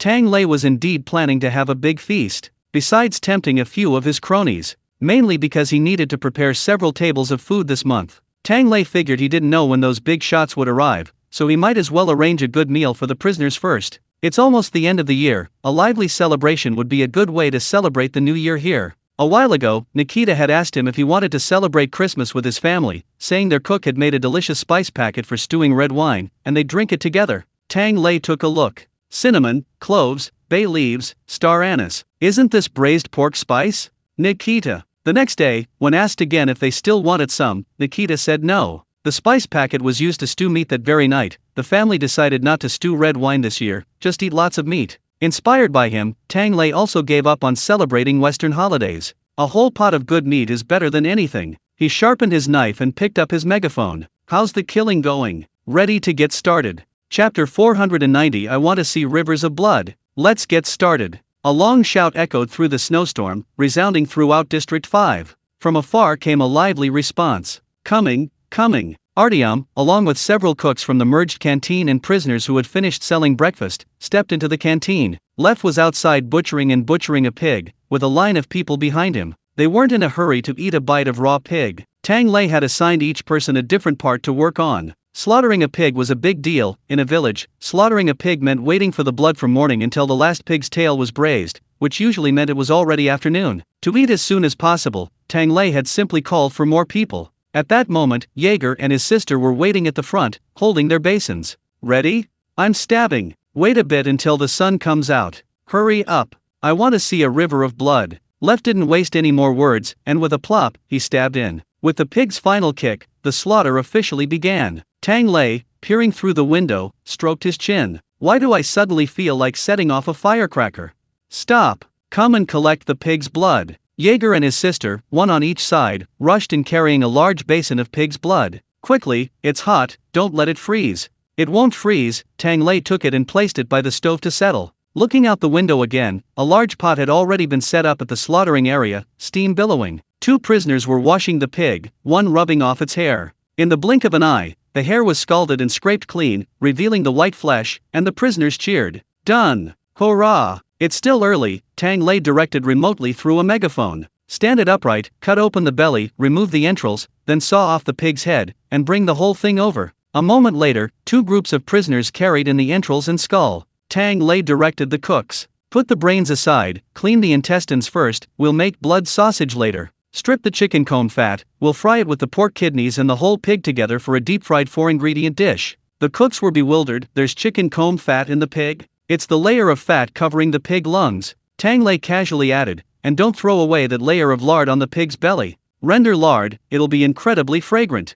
Okay, the prisoners insisted. Chef Tang, how are you going to cut the rest of the pork? Tang Lei waved his hand. If there are ribs, cut along the ribs. If not, cut it however you like. Pork is delicious no matter how you cook it. This was absolutely true. Unlike lamb or beef, which require various cooking methods, it's all good meat, every part is delicious. To make a simple pig killing feast, it's blood sausage, sauerkraut, and pork belly stew. For a truly refined meal, you'd have to go for the whole pig. First, take 2 large pork bones and make a bone broth. With this broth, whether you're making blood sausage or stewing sauerkraut and pork belly, it'll have an extra rich and flavorful taste. And a shredded pork belly, I'll have the foreleg, the part from the front leg. This cut of meat is perfectly marbled with fat and lean, and incredibly tender, second only to the finest cut of pork shoulder. Wash it, put it in a pot of cold water and boil it until thoroughly cooked. Then you can tear it apart and dip it in garlic sauce. The hind leg, compared to the foreleg, is a bit drier and can't be torn by hand, making it perfect for another wonderful use stewing with sauerkraut. After processing the leg, the pork belly was brought in. Tang Lei used a knife to scrape off the hair and added it to the pot with the boiled foreleg, to be set aside later. After finishing the pork belly, the pork fat was also removed. Tang Lei set up a large pot, turned on a low heat, and added the pork fat and chicken comb fat. Once the fat was completely melted and bubbling, he cut the pork kidneys and the attached liver, the part with the sand liver. He put them into the pot of fragrant pure pork fat. Sizzle. The entire kitchen filled with a rich, pure aroma of oil. For deep-fried items, all done. The chicken crest was fried until crispy, the kidneys and sausages were fried until golden brown. No seasoning needed, the pure, rich aroma of the fat alone was enough to trigger the primal DNA of these Russians. With the fried items set aside, the bone broth beside them began to steam. Tang Lei ladled out a bowl, adding salt, pepper, Sichuan peppercorn powder, and oil directly to the broth, then mixed in pig's blood. It was far more fragrant than diluting it with water. To prevent a strong fishy smell, he had someone bring a strainer to add minced scallions, ginger, and garlic. The broth was poured through the strainer, extracting the aroma without infusing the blood, so as not to affect the smooth and delicate texture of the pig's blood sausage.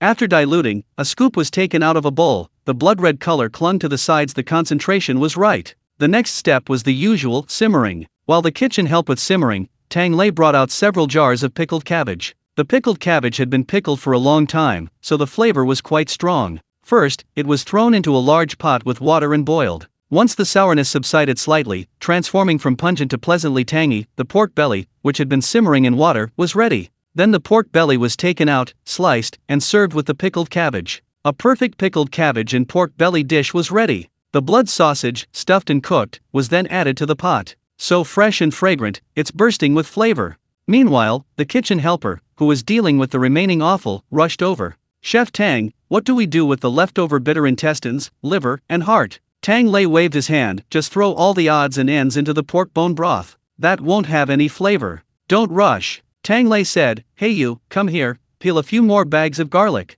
The Jaeger siblings, who had been loitering near the kitchen, suddenly became alert. "No, I didn't. I didn't put on any xiao ye, a type of garlic, today." "Tang Lei, you're not allowed to put on any xiao ye every day. Go to sleep. Come back to eat when you wake up, I'll save some for you." "Okay then, lots and lots of blood sausage." The Jaeger siblings hesitated for 3 seconds, but after seeing a helper bring out a huge pile of garlic, they finally took off running. Vampires can't live with garlic. Good things from blood don't count. Tang Lei shook his head with amusement and called to the helper, "Get me a bunch of chili peppers too." Speaking of this big table of hand-shredded meat, white meat, and boiled liver, how could we forget the classic pork stew, garlic sauce, and roasted chili peppers? Chapter 491. Cheer up, bro. Winter has its 3 essentials, and so too does a pig-killing feast, a traditional northeastern Chinese stew. First, of course, is the pickled cabbage. Without its tangy flavor, this dish loses its authentic northeastern soul and becomes nothing more than boiled pork. Second, it's the pork belly. Xiao Ya, circling the stove, was curious. "Brother Tang, this whole pig feast is different from when you eat a whole lamb, isn't it? Back then, we had stir-fries and roasts, a whole bunch of dishes. This seems to be mostly boiled?" "Yes," Tang Lei wiped his brow and explained. "Actually, the original pig-killing feast wasn't so lavish. After slaughtering a pig, every household would save the best meat to eat. So, the offal, scraps, and pickled cabbage were all stewed together in one pot, for a lively and festive touch. The main focus is on boiled pork belly, made with pork bones, skin, meat, and internal organs, resulting in a complex and rich flavor. But just eating white meat alone feels a bit bland. That's where the final, crucial touch comes in. Garlic sauce and roasted chili peppers. Crush the garlic cloves and mash them with salt into a paste. Drizzle with a spoonful of soy sauce, sesame oil, and chili oil, then add a handful of cilantro and scallions. A fragrant and spicy dish. Dip it into the shredded pork or white meat. The garlic flavor adds a touch of spiciness and aroma. Paired with the thoroughly stewed, tender, and smooth white meat, you won't feel greasy even after eating a whole bowl. If you like it sour, you can also make garlic vinegar. Just use minced garlic and balsamic vinegar. However, Tang Lei felt that since there was already sauerkraut, there was no need for extra sourness. So he only made a bowl of garlic sauce and brought out the chili peppers. The Northwest has its own chili oil, and the Northeast has its own roasted chili peppers. These chili peppers are thoroughly dried and then roasted in a dry pan. The charred, unassuming chili peppers were served. They weren't eaten plain, each person had to wait until they each had a bowl of pickled cabbage and pork soup. Then, a crunchy, dry chili pepper was crushed. Snap! The charred chili fragments, carrying a rich aroma, fell into the pickled cabbage soup. One bite sour and spicy. The aroma was irresistible. This chili pepper wasn't oily, it was purely fragrant and spicy. The aroma was more vibrant than that of chili oil, which you only discover after tasting it. If it had been roasted over a wood-fired stove in the countryside, it would be even more fragrant, a smoky spiciness with a hint of warmth. You don't even need to taste it, just a sniff, and the feeling is there. Sister Yelena, what does that smoky feeling feel like? In the kitchen, 3 little bears were tugging at Yelena. Yelena squatted in a row with them. Tang Lei was cooking. The group found a quiet spot and, instead of doing anything else, tilted their heads to watch the flickering flames under the stove. The aroma of cooking. Yelena wiped her mouth. It's like going home. Time to eat. Brother Tang, are you done yet? Almost. Tang Lei glanced outside. Many hands make light work. The lefts had already slaughtered and divided the pig, collapsing exhausted on the snow. The prison guards were busy cleaning up the chainsaws and other tools they'd used for slaughtering the pig. These are dangerous items. Take them back and put them away. The lefts rolled their eyes. We haven't even eaten yet, what's the rush? If they were going to cause trouble, they wouldn't do it on an empty stomach. Especially since this was a pig they'd worked so hard to slaughter all morning. Yeah, don't worry, guys, several prisoners helping to transport the meat chuckled. For these pigs. Even if someone came with a rocket to release us, we'd just beat them up. Leaving was out of the question. If they didn't get to eat this thick-skinned, fatty, and tender stewed pork, they wouldn't sleep well for a year. As they spoke, they leaned forward, still worried, and asked, Chef Tang, you said everyone would get to eat today, right? Yes. Tang Lei raised his voice. There are so many people helping out today, everyone should eat to their heart's content. Wait a minute, another pork skin jelly is coming up. Bring me the best piece of pork skin. Immediately, the kitchen helpers sprang into action. The pork skin was brought over, and they first used a razor to shave off the hair. After smoothing it out, they cut it into pieces and put it in the pot. Many people have eaten pork skin jelly, and even if you don't specifically make it, leftover meat and vegetables often solidify into jelly on their own. For example, when stewing soybeans and pig's trotters, after stewing, let it cool, and then you'll eat it as jelly. It tastes like jelly and melts in your mouth into a flavorful broth. It seems simple enough, stewing and boiling naturally produces it. However, if you want to make pure pork skin jelly, you need to be careful, as boiling it directly can easily make it fishy. First, you need to boil it in hot water for about 5 minutes. Once the skin changes color but hasn't released any gelatin, you should take it out immediately. Then, use a knife to scrape it inside and out, removing the last bit of fat from the skin. Don't let this clean pork skin become greasy. Tang Lei carefully scraped the pork skin clean, cut it into strips, then took a pinch of baking soda and started rubbing. The baking soda removes the fishy smell and dissolves the fat. After rubbing, the pork skin becomes very smooth and has a delicate texture. Some people prefer a crispier texture and will rub the food with vinegar. The effect of removing the fishy smell is similar, but the taste is completely different. Of course, this applies to places like cafeterias and restaurants. Unless the customers have specific requests, it all depends on the chef's habits. Regardless of the type of rinsing used, extra effort is needed to wash it thoroughly afterward. Because the appeal of pork skin jelly lies in its texture and the pure aroma of meat, a strong alkaline or vinegary taste is unacceptable. It needs to be rubbed and washed at least 3 or 4 times, and then soaked for another 10 minutes or so before the job is considered complete. Only then can the final step of adding water and stewing begin. 1 pound of pork skin to 3 pounds of water, the exact ratio, are added to the pressure cooker. After pressure cooking for 20 minutes, it's poured into a large basin. Tang Lei looked around and grabbed a cutting board. Hey, you're the one. He placed it on the basin, opened the window. Go freeze it in the natural freezer. The other kitchen helpers followed suit. In no time, a long row of large basins was placed under the cafeteria window. That should be enough to eat. The cooks wiped their sweat and checked the time. Wow, the whole morning's gone in a flash. Luckily there are so many people. Tang Lei wiped his hands and put away his knives. Get ready, let's eat. Dinner's ready. Ding! A shout rang out, coinciding with the prisoners' end-of-work bell. The prisoners from Zone 5 swarmed into the canteen. They expected another day of long queues. But upon entering the gate, several large buckets and pots, overflowing with food, were already being carried out of the kitchen. A dozen or so cooks, carrying large ladles, called out, "Today we're having a continuous flow of pork stew. 1 bowl per person. Everyone gets some. Line up. Take your bowl, first a big spoonful of sauerkraut and bone broth. 3 slices of pork belly.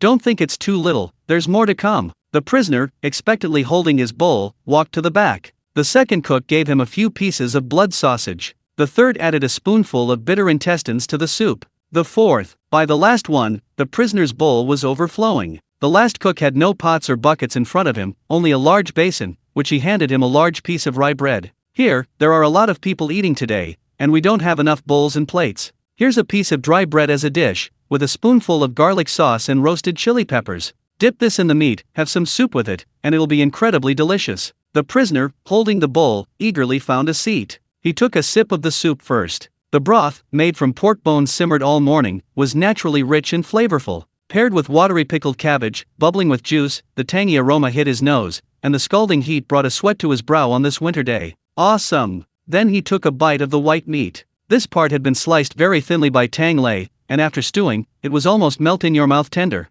The fat had also melted into a soft, fragrant flavor, tender and not greasy. The prisoner tentatively dipped it in the garlic sauce, put it in his mouth, chewed a couple of times, and immediately his eyes widened. The garlic he usually tasted always seemed a bit pungent. But today, mixed with soy sauce and scallions, it had a unique flavor, making the pungent spiciness almost unrecognizable. He savored each slice of meat with relish, then stuffed a blood sausage into his mouth. He grabbed a well-cooked, hand-shredded pork leg, added garlic sauce, and chewed heartily. In the blink of an eye, a large bowl of pickled cabbage and pork was devoured. Not a drop of broth was left, the bowl was licked clean. He patted his satisfied stomach, still wanting more, and turned around to see. Behind him, a long queue stretched out. Usually, the food at the 5th canteen was limited. Those who couldn't get a table would quickly go to other canteens for food. Today, not a single prisoner was willing to leave, each neatly holding their bowl. Their faces were full of anticipation and joy. The prisoner who finished eating first thought for a moment, washed his bowl and plate, and handed it to someone in line. "There are a lot of people today, and not enough utensils. I'm done eating, here you go, take this, it'll be your turn to get food later." The prisoner hesitated for a moment, then took the utensils, saying somewhat awkwardly, "Thank you? No, you're welcome." The two exchanged a few stiff polite words, looked at each other for a moment, and then suddenly laughed. Anyway, the food was delicious. The prisoner who handed the bowl patted the person in line. "You must be tired after working all morning, eat more later. Even in prison, you can make the most of every day. Cheer up, brother." Chapter 492, a tribute to an ever-improving prison. Hurrah! Cheer up, brother. The prisoner, having picked up his utensils, laughed heartily. "I'm happier than every day since I came in. I have things to do, I have enough to eat, I have heating, and so many people are here with me, making it lively." He looked around. The prisoners and guards were either queuing for their meals or already eating. Everyone had a smile on their face, chatting easily about something. Some were talking about how well the vegetables were growing in the greenhouse.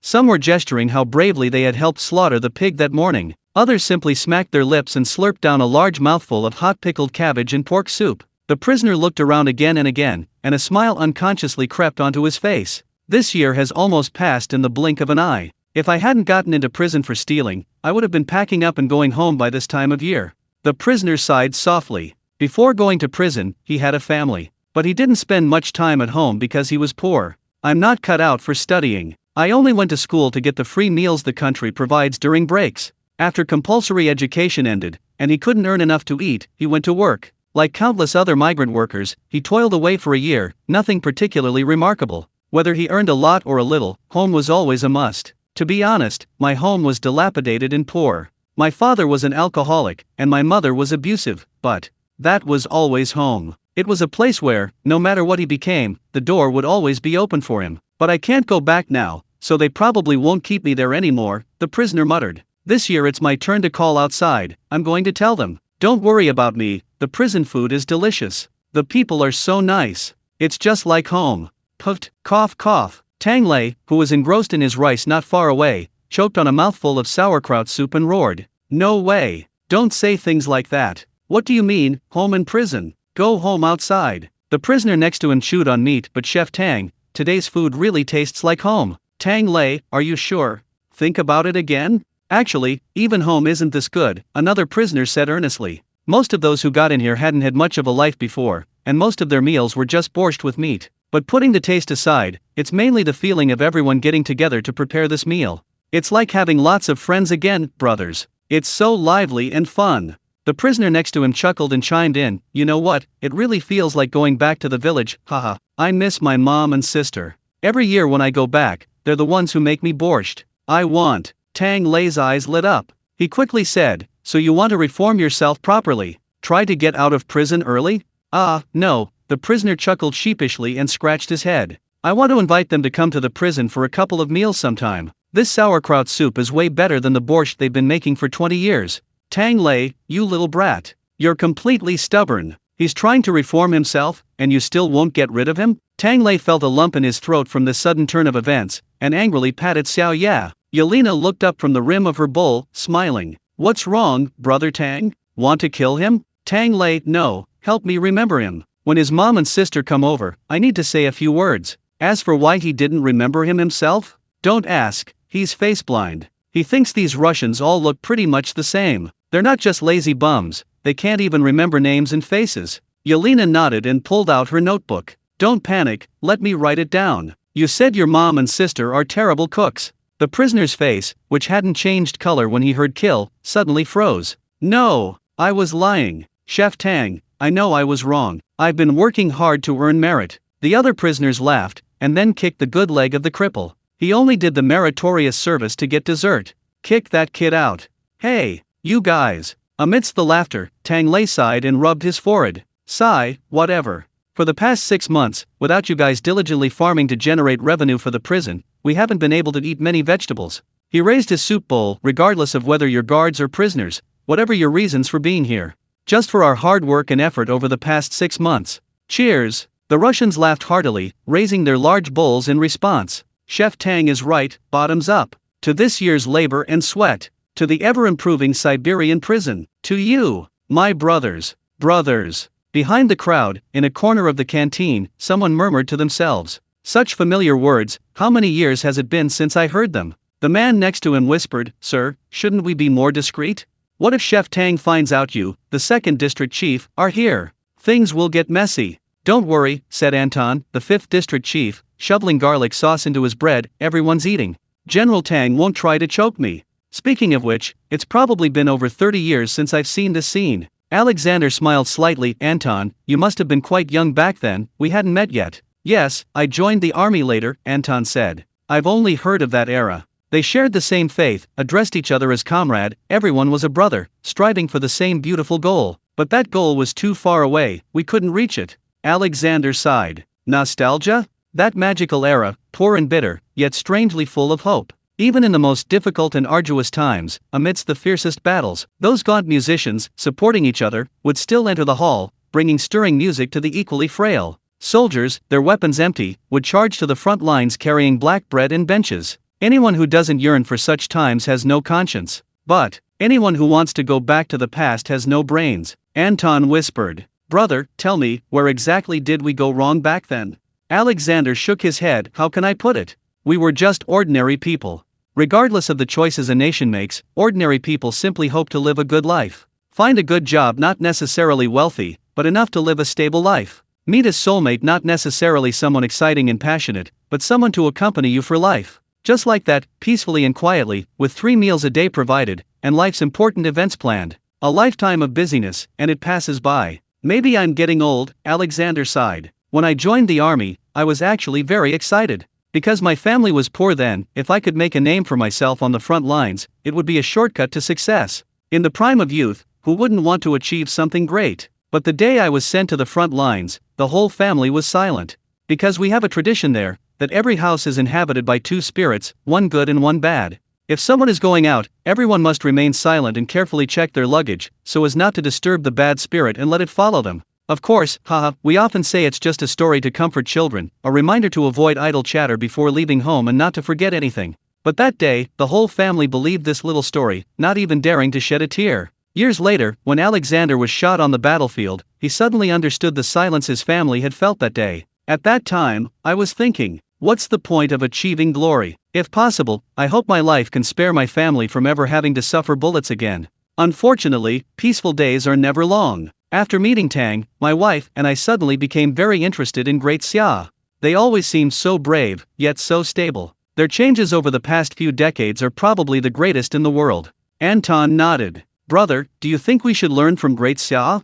Alexander smiled wryly. I told you, I'm just an ordinary person. What good is asking me this? He shook his head, sighing. You know what, Anton? My wife looked at the calendar the other day and suddenly told me.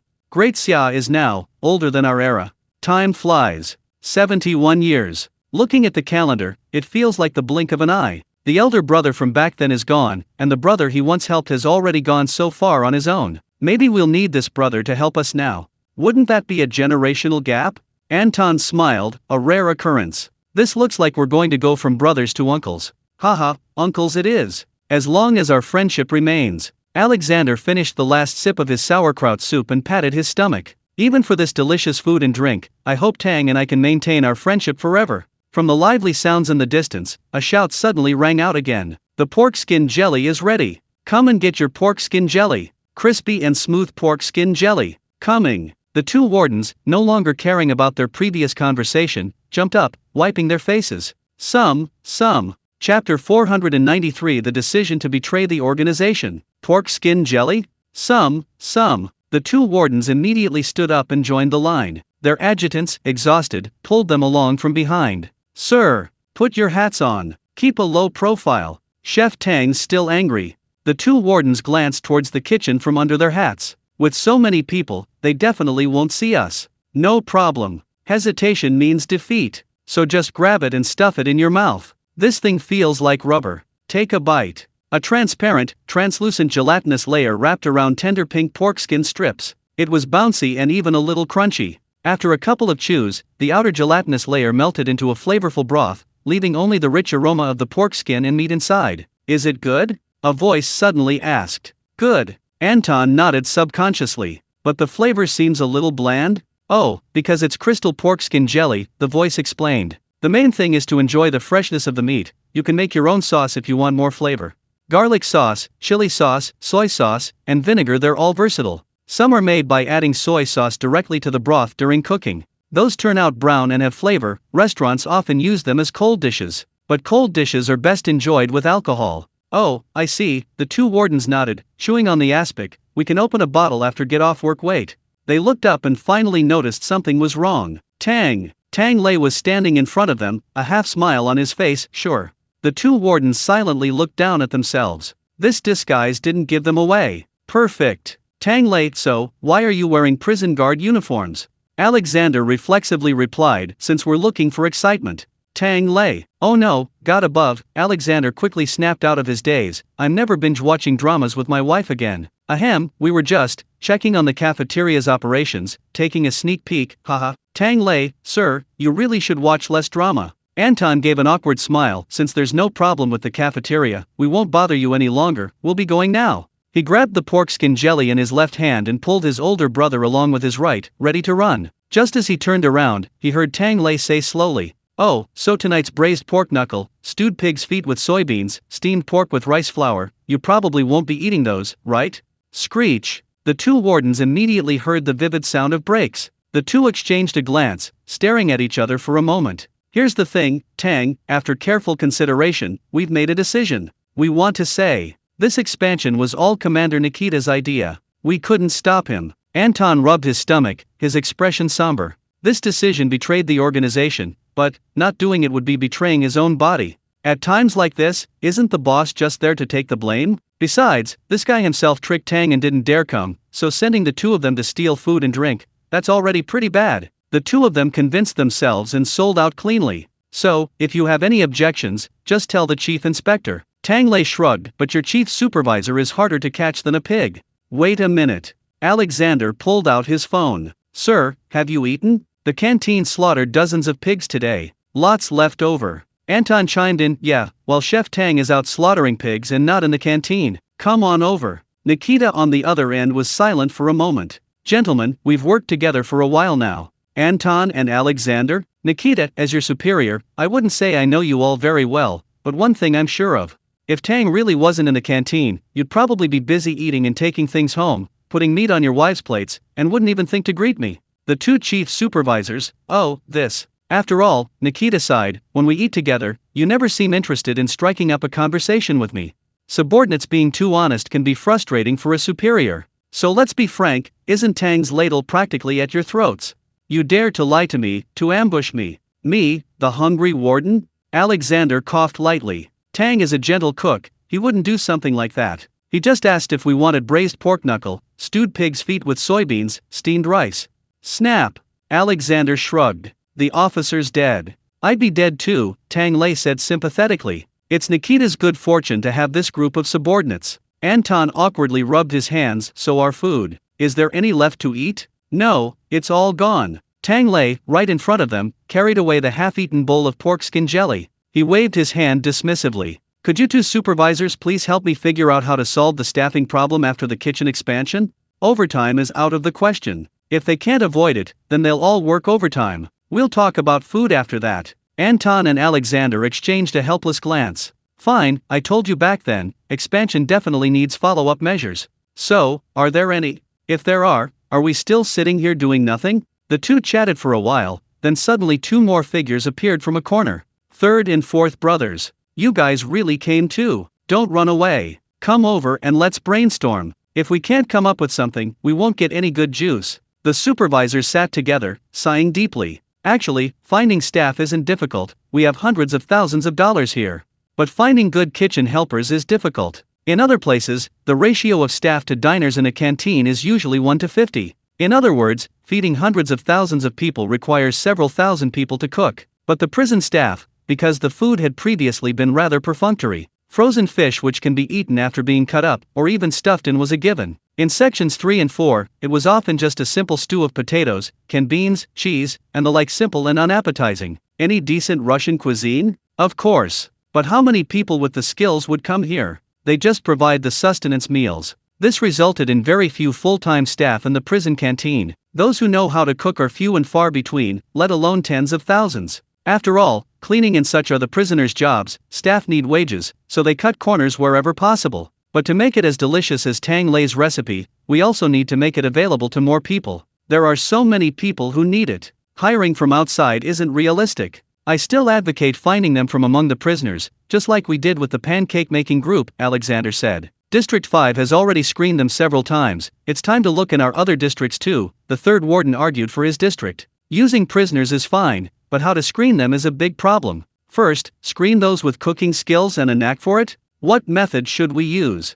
We also need to ensure their moral character is sound. Both character and skill are essential. You're saying this in prison? Then what do we do? Would you dare let someone with bad character perform magic? Tisk. How about we have Tang handle both moral education and culinary skills? We've told you, this isn't a culinary school. You'll get burned like firewood if you keep going like this. The supervisors started scratching their heads again, but Tang Lei, for the moment, hadn't heard their plans. He went back to the kitchen, peeled off a few pieces of aspic, and started eating to his heart's content. While he was eating, a kitchen helper came running in to report. Chef Tang, there's so much sauerkraut soup left over today. I just saw the prisoners' mealtime was almost over, and there's still some left. What should we do? This was the first time there had been leftovers in the 5th canteen since Tang Lei arrived, so the kitchen helper felt it necessary to ask how to handle it. Oh, I deliberately asked them to make extra, Tang Lei said. Just leave it there. The sauerkraut soaked in the bone broth overnight, until it changed color, that's when it tastes best. The sourness infused into the soup, and the cabbage leaves absorbed the savory broth. It tasted even better and more flavorful than when it was first made. Let's do some meat tomorrow, and keep eating. Just don't let it freeze. Okay, the kitchen helper replied, heading off to find the heater for the soup pot. Tang Lei clapped his hands and took out all the sauerkraut jars from the cupboard to check them. Speaking of which, that kid Ali mentioned wanting some sauerkraut last time, I should send him some. Thinking about how hard his apprentice had worked to build his career in the capital, and also about his 6th brother who had been exiled, Tang Lei also packed up the pork skin jelly. I'll send some of this too. Let him and his friends have a good meal. Eating and drinking well makes him forget home prison. After sorting through what to send, Tang Lei rummaged through the remaining pork. After half a day's work, there wasn't much left of the dozens of large pigs. The good leg meat, pork shoulder, ribs, etc., would be stewed or shredded as needed. The pig's head and trotters were specifically left out because these parts weren't included in the traditional pig killing feast. They were served on a separate menu. First up was the large pork knuckle. This part is the knee section of the pig's trotter. It's characterized by its thick skin and abundant meat, making it a true main dish. In the countryside, if a large feast didn't include a couple of bites of braised pork knuckle, the neighbors would laugh at it for half a year. But this dish is also very easy to cook, especially with a pressure cooker. Almost every family makes a couple during holidays. Tang Lei didn't intend to make it too complicated. He simply blanched it, put it in the pressure cooker, and braised the pork knuckle. Then he simply caramelized the sugar. The brown sugar syrup was poured into the pressure cooker and then over the pork knuckle. Add some oil and sauté some scallions, ginger, garlic, star anise, bay leaves, dried chili peppers, etc. If you're too lazy to prepare anything fancy, just use the all-purpose 13 spice powder. Finally, add a spoonful of savory bean paste and half a pot of water. Bring it to a boil, then toss it all into the pressure cooker and cook it. For faster flavor absorption, make a slit in the skin of the pork. For a reddish-brown, glossy finish, add some red yeast rice. Don't expect to cook restaurant-quality food with just soy sauce. Use some simple, high-tech methods, and you'll have a beautiful, fragrant bowl of meat. Yelena sniffed around the pressure cooker. She couldn't smell any meat, which disappointed her. Brother Tang, starting to cook dinner so early? The pork is easy to cook, it just needs a long cooking time to absorb the flavors, Tang Lei explained. The rest of these, especially the parts with skin, need to be stewed until tender and flavorful. It's not too early to start now. After stewing, let them soak in this pot for a bit, then we'll make some rice tonight. By then, the pork skin will be a glossy red, so tender it'll fall apart easily, soft and melt in your mouth delicious. The meat underneath will also be perfectly seasoned, oily but not greasy. You can just indulge your inner foodie, grab a piece of pork hock and devour it, then pour the glistening sauce over a bowl of rice. Just thinking about it makes my mouth water. Hey, since we're already making it, let's also cook the braised pork hock with soybeans. Once it's cooked and cooled, we can have some aspic. Soybean aspic is different from pork skin aspic. If pork skin aspic is crisp, soft, and smooth, like jelly, then the aspic with soybeans studded in it is crisp yet chewy, soft, and fragrant. A bite of meat jelly melted in his mouth, the soybeans inside surprisingly soft and sticky, turning into bean paste with a touch of his tongue. As long as he didn't eat too much and fart frequently, it was still quite pleasant. Brother Tang, have you ever farted too much? I haven't. Tang Lei said decisively, I saw my friend fart. Okay, I believe you, Yelena nodded seriously. The trotters are all gone. What about the pig brains? She squatted in front of a row of pig heads, poking each one. These pig brains are huge. Aren't they tastier than the ones before? There's definitely more meat, but the taste, well, it's all about personal preference. Tang Lei stroked his chin, thinking back, and realized he'd eaten quite a few pig brains recently. But speaking of pig heads, he suddenly remembered a dish. Let's start with some simple braised dishes, like chopped pig ears and pig tongue. Save me a whole pig's head. I have a troublesome thing to work on. I'll figure it out properly after everyone leaves tonight. And, maybe try catching a bear. Yelena tilted her head. Catch a bear? Mishha, you mean? No, Tang Lei said disdainfully, kneading Mish's hands. He's not as sensible as Mishha. You'll see tonight. But there's one more dish tonight, let me think. There's still so much pork belly left. How about steamed pork with rice flour? Chapter 494. You must be sweating buckets, bro. Steamed pork with rice flour is a traditional dish served to guests. It's eaten throughout China during festivals and is a common dish in various small groups. For example, in Sichuan, a traditional festive dish is called 3 steamed and 9 braised, which includes chicken, duck, and pork, allowing guests to sample different kinds of meat. In the Central Plains, it's called 8 braised bowls, which includes various types of meat such as white and red meat, mushrooms, and tofu. The bottom is made of rice flour sheets cooked in meat broth, topped with various steamed ingredients, and finally drizzled with sauce. Served lavishly, it's a very impressive presentation. In essence, the taste of steamed pork with rice flour in different regional small group meals is quite similar. The main difference lies in the various entertainers underneath. This is considered a unique feature of banquet dishes. Just like braised pork belly with preserved mustard greens, it doesn't look good if it's not served lavishly. A whole bowl of pork belly is too expensive and can easily become cloying. So, you always need a base, like a couple of tiger skin eggs or preserved mustard greens.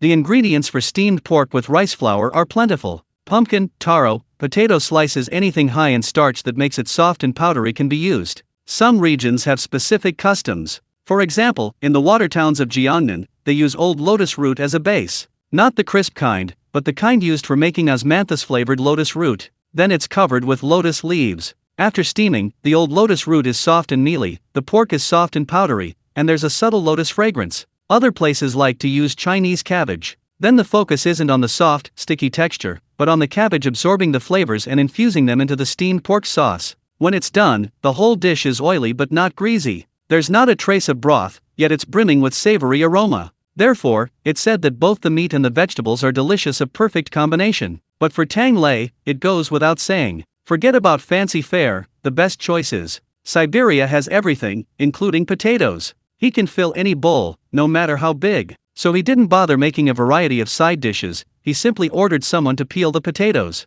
He grabbed the pork belly, sliced it thinly, and poured in cooking wine, soy sauce, and pepper. He quickly prepared it, waiting for it to marinate. While waiting, Tang Lei also brought out some rice. He had no choice, there was no rice flour for steaming meat here, so he had to fry the rice himself. It would also help pass the time while the meat marinated. When the rice was golden brown, Yelena peeked out, drawn by the aroma. Just as Tang Lei ruthlessly grabbed a handful for her, a row of wardens' heads popped up at the window. "Hey, what's that? It smells so good." Tang Lei, expressionless, asked, "Have you figured out the manpower? Is the plan ready? Give me a paper report?" 3 question marks appeared. The others silently withdrew their heads. The third warden wiped his forehead. "This is terrible. I haven't written a document in years." "Anton, don't we have to write performance reports every year?" The third warden, he almost forgot. When Luo Meng was around, the third and fourth wards were quite adept at being opportunists, quickly starting to slack off. On the contrary, the disobedient Anton was constantly being pressured, including writing reports. He choked for a moment, and Anton understood from their expressions. ***, you didn't mean I was the one writing your reports before, did you?" The fourth warden also touched his forehead. "Damn, he's sweating buckets, buddy. Stop yelling, can't we just write it this time?" You make it sound so easy. After working for several years, my education level is not as good as it was in college. Think positively. You said you weren't as good as you were in high school when you were in college. The group sighed and started discussing again. In the kitchen, Tang Lei had already fried the rice and put it into the blender. Now he was adding crushed rice flour. After a round of frying and crushing, the entire kitchen was filled with the aroma of rice. Tang Lei added a spoonful of salt and 5-spice powder to the rice flour, then turned and threw it into the marinated pork belly. The pork belly now had a slight brown color. After mixing it with the rice flour and adding a spoonful of oil, the pork slices were easily coated with the golden brown crushed rice. Once the potatoes were all peeled, a layer of pork belly slices was placed directly at the bottom of the bowl. Then, the potatoes were stuffed on top, and the bowl was placed in a steamer. Just wait until the appointed time, then bring it to the window and invert the bowl. From a distance, it looks like a small mountain of meat slices. This mountain of meat is golden red, coated in rice flour, and indeed, there's not a trace of greasiness. But after Tang Lei sneaked a bite, a trembling sheen of oil appeared beneath the flour-coated meat. That's what the pork belly looked like when it was thoroughly steamed. One bite, and the meat slices were tender and succulent, leaving a lingering fragrance in the mouth. Yet, it wasn't greasy at all. Because the oiliness had been neutralized by the rice flour coating. The stir-fried rice flour, originally crisp, became slightly firm and chewy after being coated with the meaty oil, creating a wonderfully unique texture. And because it was blended finely by the high-speed blender, it was firm but not gritty, only making you want to chew more and more. The more you chewed, the more fragrant and delicious it became. Tang Lei picked up a few bites and nodded. This cooking method means you don't have to worry about it being greasy. With this bite, high oil, high fat, and dieting are out of the question. Just one word: satisfying. This meat, even this whole pig, is incredibly satisfying. No wonder they always slaughter pigs for festivals. This oily, meaty flavor, how could it not be delicious? Is it because of the fat? Yelena asked softly, leaning against the stove. Really? Humans actually have more fat than pigs, Tang Lei decisively stuffed a piece of steamed pork into her mouth, speaking earnestly. Let's eat something law-abiding. Yelena smiled. I just suddenly remembered something I learned when I was working. I don't want to eat that. As for how Tang Lei always quickly feeds her when she mentions these things, that's the wisdom of an excellent hunter. Yelena contentedly ate the steamed pork with rice flour that Tang Lei fed her, and then picked out 2 potato slices from the bottom. The potatoes had been steamed for a long time, and were now soft as mush, infused with the aroma of the meat. Not only was it delicious, but it was also filling. Yelena and Tang Lei each served themselves a bowl of rice, along with the pork slices and potatoes, and also a bowl of braised pork knuckle and braised pork trotters with soybeans. After the meal, Yelena's lips were glistening with oil, and her eyes were sparkling. This was a fantastic meal. So satisfying. So much meat. It smells delicious. Tang Lei smiled slightly. I'm glad you like it. It's a holiday, of course you have to eat and drink your fill. After cleaning these pigs, I need to figure out how to prepare the banquet for those big shots. It'll be a good early treat for everyone. From now on, we'll have to rely more on the kitchen helpers. He thought of the empty kitchen next door, shook his head speechlessly, and carried a plate of braised pork knuckle out of the kitchen. In the canteen, without the boss's restraint, the warden's discussion had escalated into mutual bickering. If it weren't for the delicious smell of the meat in Tang Lei's hands, Anton would have already punched the third warden. Smelling the meat, the four of them immediately stopped what they were doing and looked over in unison. Chef Tang, hey, hee, we were still thinking. Tang Lei, 3 hours have passed, and Nikita still hasn't made a move. Alexander shook his head. No, she's probably already passed out from hunger. Tang Lei. He turned around with the plate. Hey, wait. Just kidding. Alexander quickly said, we went to see the boss, but he wasn't in his office. Don't know where he went, but he's definitely trying to find a way. So, since the boss is already working, let them eat first. Tang Lei was silent for a moment, then put down his plate, mentally crossing himself off for Nikita. Damn, being a boss is miserable. It made him think of the current emperor of the fighting nation. He wondered, when that emperor heard his minister of agriculture suggest exporting pork to Muslim countries at a meeting, would his mood be worse than Nikita's now? Is this some kind of uniquely Russian political style? Ding! A bell rang, signaling it was time for the prisoners to finish work. Tang Lei quickly returned to the kitchen, calling the helpers to distribute meat and serve rice. The quiet fifth canteen quickly became lively. But after the prisoners had crowded into the canteen, a group of prison guards, sweating profusely, pushed open the door. Excuse me, make way. With a loud bang, Tang Lei peeked out and saw several guards pulling a cart with a tree. It was a lush, green fir tree, covered in frost and snow, its trunk thick and gnarled, looking at least 10 meters tall. Standing upright, it reached directly to the canteen's ceiling. Tang Lei was taken aback. What, are we celebrating Christmas?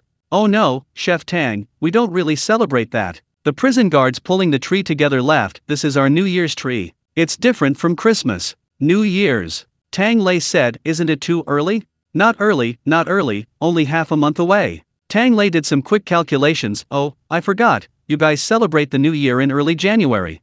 It used to be even earlier. Alexander also came over, admiring the big tree alongside him. Actually, this was originally a Christmas custom. But we Russians have our own ideas. The main thing is that this holiday is a bit infuriating. During World War I, the Russians were quite humane, capturing many German prisoners of war without killing them. But then, they discovered these bastards weren't behaving themselves. While the Russians were still engaged in fierce fighting, the prisoners of war were celebrating Christmas in a hospital. Can the Russians tolerate this? Of course not. But the prisoners of war couldn't just be killed off, so in the end, they killed the Christmas trees. No one was allowed to use them. Later, when the alliance was formed, there was anti-Westernization and anti-religion sentiment, so Christmas was no longer celebrated, and New Year's Day was moved to January, replacing Christmas. Later, the alliance was gone, and the trees and Christmas came back, but over the years, it feels like a bicycle and a fish. It's not a big deal if they're gone. In the end, they simply waved their hand and combined the two. So now we only have New Year's trees. Every year, they cut down the biggest one over at Red Square. As for whether cutting down trees would damage the environment, the Russians would just point to their vast forests, enough to fuel the entire European continent's firewood, and roll their eyes. Trees everywhere. No problem. Let environmentalists come to Siberia and see for themselves. They'd be frozen solid. The prison guards, having positioned the large fir tree, wiped their sweat and gathered around. In previous years, each section would just cut one down at their entrance. This year, we all discussed it and decided to put it in the canteen. Sure, Tang Lei agreed without much objection, just put it on the side, so it doesn't get in the way and trip anyone. Let me see. He had only taken 2 steps when a guard suddenly blocked his way. Chef Tang, no need for that. That's dangerous. Just point us to a spot, and we'll move it, haha. Tang Lei glanced at them, then at the trunk, which was as thick as an adult's waist, and nodded. Oh, okay, alright then. Just leave it there. Chapter 495 Straight Hook and Salty Bait, the bear fishing begins. Upon hearing Tang Lei's words, the prison guards secretly breathed a sigh of relief. They quickly put the tree back in place and rushed into the crowd to line up for their meals. Tang Lei raised an eyebrow, said nothing, and strolled back to the kitchen. He began to ponder over a pig's head. Until everyone had finished eating and left, Yelena wandered into the kitchen and found him still staring at the pig's head. "What's wrong, Brother Tang? Don't know what to cook? If you don't know, just put it in the pot. Pour in some shu soul seasoning. A quick roast and it's done." Tang Lei snapped out of his reverie. Shu soul seasoning? You know, the kind that tastes good even when roasted shu soles, Yelena said with a grin. "Oh, you mean braising seasoning?" Tang Lei smiled too. "That'll do too, braise a pig's head.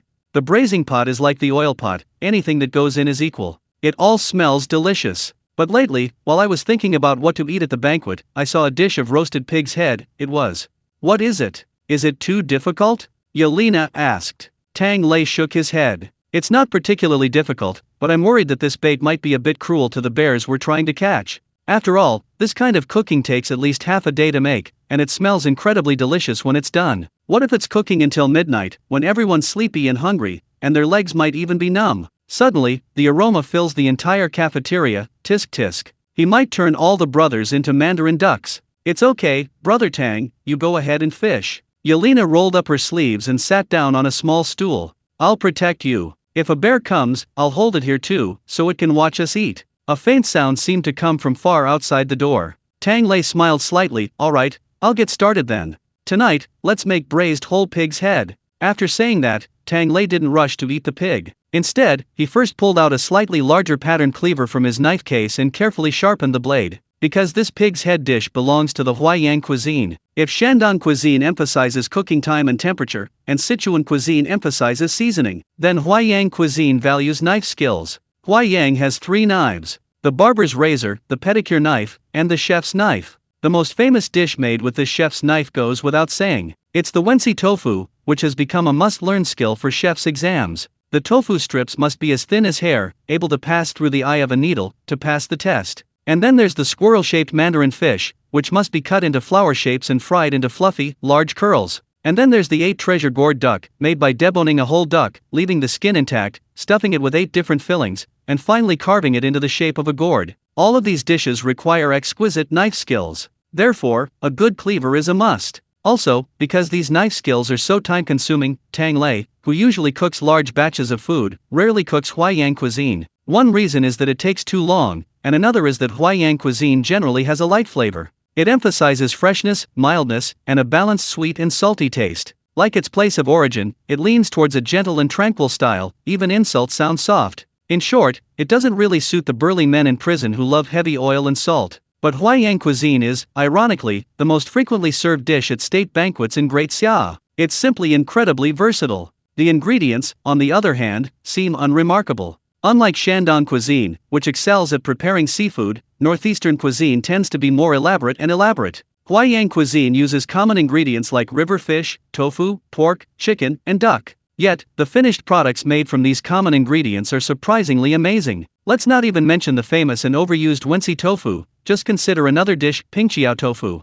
From afar, it just looks like a bowl of tofu soup. At most, there might be some diced meat and chopped cilantro on top. But only by tasting the authentic version can you know. This bowl of tofu is extraordinary. The soup is made with original chicken broth, crucian carp brains, crab roe, lard, and other ingredients, simmered to bring out its umami flavor. The tofu is made with the softest silken tofu, skillfully sliced into thin slices about the thickness of a melon seed. Once the soup boils, the tofu is added, and after boiling again, a cornstarch slurry is added, allowing the tofu slices to float evenly in the soup bowl. The soup is thick and uniform from start to finish. Just before serving, a drizzle of oil is poured over it to prevent the steam from dissipating. The heat of the broth at the bottom slowly simmers the tofu, removing any raw, bean-like odor. The resulting soup is tender and smooth, a perfect blend of river seafood and bean flavor. Once you've tasted this, you don't need to drink any other tofu soup. But what about the ingredients? Which market doesn't have them? This soup takes the ordinary and makes it extraordinary. When it's served, it's all technique, no emotion whatsoever. The reason for this approach is that Huaiyang cuisine was closely linked to salt merchants in its early days. Merchants, after all, were the lowest in social class, lacking the privilege of enjoying such luxuries. But merchants were often wealthy. So, if open methods didn't work, they resorted to covered ones. A bowl of tofu soup can't say much, right? As for what I used in the soup, that's another matter entirely. This is what they call understated flaunting of wealth. Driven by this desire to flaunt wealth, Yangzhou chef's knife skills have become increasingly refined. After all, while the clients are demanding, they also pay well. And since they're not powerful or wealthy, they don't have to worry about losing their heads. Why wouldn't they be reckless? They'd be incredibly skilled. Therefore, among the 8 major cuisines, although Shandong cuisine is the most refined and difficult to learn, when it comes to knife skills and ingenious ideas, Huaiyang cuisine is undoubtedly the best. And let's talk about the flavor of Huaiyang cuisine. It's hard to say whether it's particularly sweet, salty, bitter, or spicy. It's more like a harmonious balance of sweet and salty. Yet, when you taste it all together, the flavor is refreshing and pleasant. As for why it tastes this way, we have to mention Huaiyang cuisine's birthplace, a certain famously scattered prefecture. Just like Nanjing is often mistaken for the capital of Huizhou, Pengcheng is frequently mistaken for Luzhou. The character Su, broken into fragments, is rarely mentioned in the name of the prefecture when introducing oneself. There's no way around it. Each region has its own development path, and none are willing to concede to the others. The same applies to food. Jinling says, Jinling cuisine can't be represented by Huaiyang cuisine. Su cuisine says, we also have a 1,000-year history. Huaiyang, stop trying to piggyback on our reputation, okay. Finally, Huayan says, I also think my cuisine is good. Now it's being used to promote you guys? Who will speak up for me? So, in the end, Huaiyang cuisine became a broad definition of Su cuisine. Good food from all over the country is brought in, blend and integrate, and the flavors are all there. Isn't that enough? In the end, regardless of whether people from the east, west, south, or north come to eat Huaiyang cuisine, they can't help but eat it, even if they don't like it. It's been smoothed out by its original, less refined style, becoming versatile. This is also true when it's served at state banquets. No one can find fault with it, so it's highly favored at various banquets. Actually, in the early days when diplomatic banquets were first organized, some people made suggestions. They said, dog meat is so delicious. Why don't we eat dog meat? The premier was quite helpless at the time. In China, some places love dog meat, while others love donkey meat and rabbit meat. But while other countries' cuisines may have their own shortcomings, humanitarianism has always been a guiding principle. At that time, the Clockwork Kingdom even refused to sell their specialty Bernese mountain dog breed to Great Xia, citing the Great Xia's practice of eating dog meat. They said these were their relatives, and sending them to Great Xia would be sending them to hell. Tang Lei's family didn't react much to this. Some people raise dogs but don't eat them, while others raise pigs and eat them with relish. It's all normal. As long as you don't steal, rob, or eat other people's food, there's no need to delve too deeply into what others put in their pots. Unless you're just looking to freeload. But attending a state banquet still requires showing respect to outsiders, hence the inclusion of meats like dog meat, donkey meat, and rabbit meat. Everything that might be controversial was deleted. Finally, the premier took a look. Okay, let's go with Huaiyang cuisine. Fine bran is available, wild boar is available, and there are no dietary restrictions. How wonderful. As for the ever-present Peking duck at state banquets? That's only for those with connections in Beijing. It's incomparable. Tang Lei even planned to try roasting a few ducks using his large oven for making flatbreads. But right now, he needs to deal with this huge pig's head. Tang Lei took a deep breath, picked up the pig's head, washed it, turned it over, and made a cut along the chin. Then, through the incision, a cleaver deftly scraped along the bone, bit by bit. This is the first difficult part of roasting a whole pig's head, and one of the 3 major techniques of Huaiyang cuisine, deboning. The knife enters the skin without damaging the exterior, removing the outer skin. Ideally, the bone should only have traces of blood and mincemeat, without any remaining bits of meat. This not only requires the chef to have a skilled knife work, but also a thorough understanding of the ingredients. Just peeling off the entire pig's face skin, like peeling off a mask, around the bone, and then removing the inedible lymph nodes, was enough to take Tang Lei half a day. He was drenched in sweat after peeling it off, and finally let out a long sigh of relief. That was really hard work, but finally done. Yelena suddenly woke up. Brother Tang, it's done? Can we eat it? Oh, not yet. Tang Lei waved his hand. Let me see, it'll probably be 4 hours before we can eat it. Chapter 496. Tang Lei, never give up. 4 hours. Xiao Ye stumbled, almost falling off the stool. That long? It'll be past midnight by the time it's done. Yeah, Tang Lei shrugged, vaguely hearing a noise outside. That's why they only make these for big banquets. A single dish takes at least half a day to prepare. After all, this pig's head weighs at least 10 pounds. Even a regular cook, let alone cooking it, would be exhausted just peeling the skin off the pig's head. And there's a technique to peeling off the entire pig's face. The snout, ears, tongue, and everything else must be preserved intact. When the dish is served, from a distance it looks like a grinning pigsy, Zhu Beiji. That's what makes it festive and appealing. Yelena poked the pig's snout. Does it really want to laugh, Brother Tang? Tang Lei, yes, it does. If the cook says it wants to laugh, then it does. If you have any complaints, just get up and voice them. Clearly, the pig had no objections. Tang Lei confidently placed the entire pig's face into cold water to soak it. The pig's head has a strong odor, it needs to soak for at least an hour or two to draw out the blood before it's usable. Yelena stared at the intact pig's face, speechless. This is really troublesome. Of course, Tang Lei smiled. There are 3 heads in Huaiyang cuisine: stewed lion's head meatballs, braised silver carp head, and braised whole pig's head. This pig's head, judging solely by the raw material, is arguably the cheapest offal. But once cooked, it's the king of the 3. Oh. Lilia obligingly pulled out her notebook to write down the dish names, and casually asked, "Are the other 2 not as delicious as this one?" "You can't say that," Tang Lei said. "Everyone has different tastes. Take this clear broth lion's head meatball, for example. It's made with minced pork, seasoned with scallions, garlic, ginger juice, crab roe, and other carefully selected ingredients. After being shaped into meatballs, they roll around cutely in the broth, their texture naturally resembling a lion's mane. The taste is a perfect blend of lean and fatty pork, incredibly soft, rich but not greasy, especially when paired with bok choy and broth. A bowl is served, 1 for each person. It's auspicious and delicious, loved by both the elderly and children. Miniature versions are called 4 happiness meatballs, now available in restaurants all over the country. But if we're talking about braised silver carp head, that's a completely different flavor.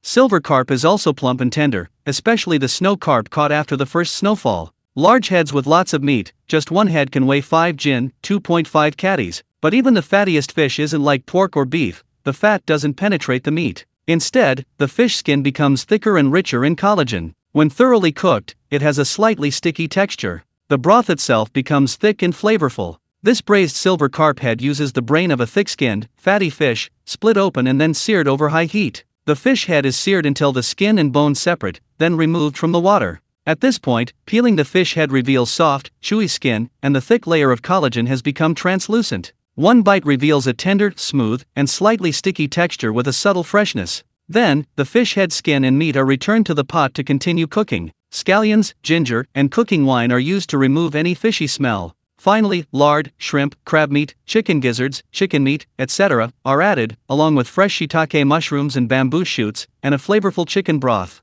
Put them all in the pot together, along with the fresh river carp, and stew them together. Once cooked, the fish skin was soft and chewy, the flesh plump and tender, a perfect blend of freshness and deliciousness. No need for soy sauce, peppercorns, bay leaves, or other seasonings. Just a touch of salt and pepper is enough to make your mouth water. Speaking of which, Tang Lei suddenly remembered something. "I don't think I often cook fish heads. There's never any leftover," Yelena said. "We always eat the whole thing. The bones are buried in the ground to nourish the soil." Oh, Tang Lei scratched his head. "That's true, I'll cook some fish heads again sometime." "You guys actually thought of burying kitchen waste directly?" "Well, maybe, we have experience." Yelena scratched her chin. "I remember there's a road to Siberia called the Road of Bones." Tang Lei, huh? "No? You really use bones to build a road? That's a bit inappropriate. Even using bare bones, the cost would be quite high, and they're not exactly high-quality building materials, are they?" Yelena blinked innocently. "They're human, you know. It wasn't intentional to be buried at the bottom. Mainly, there were sakuras back then.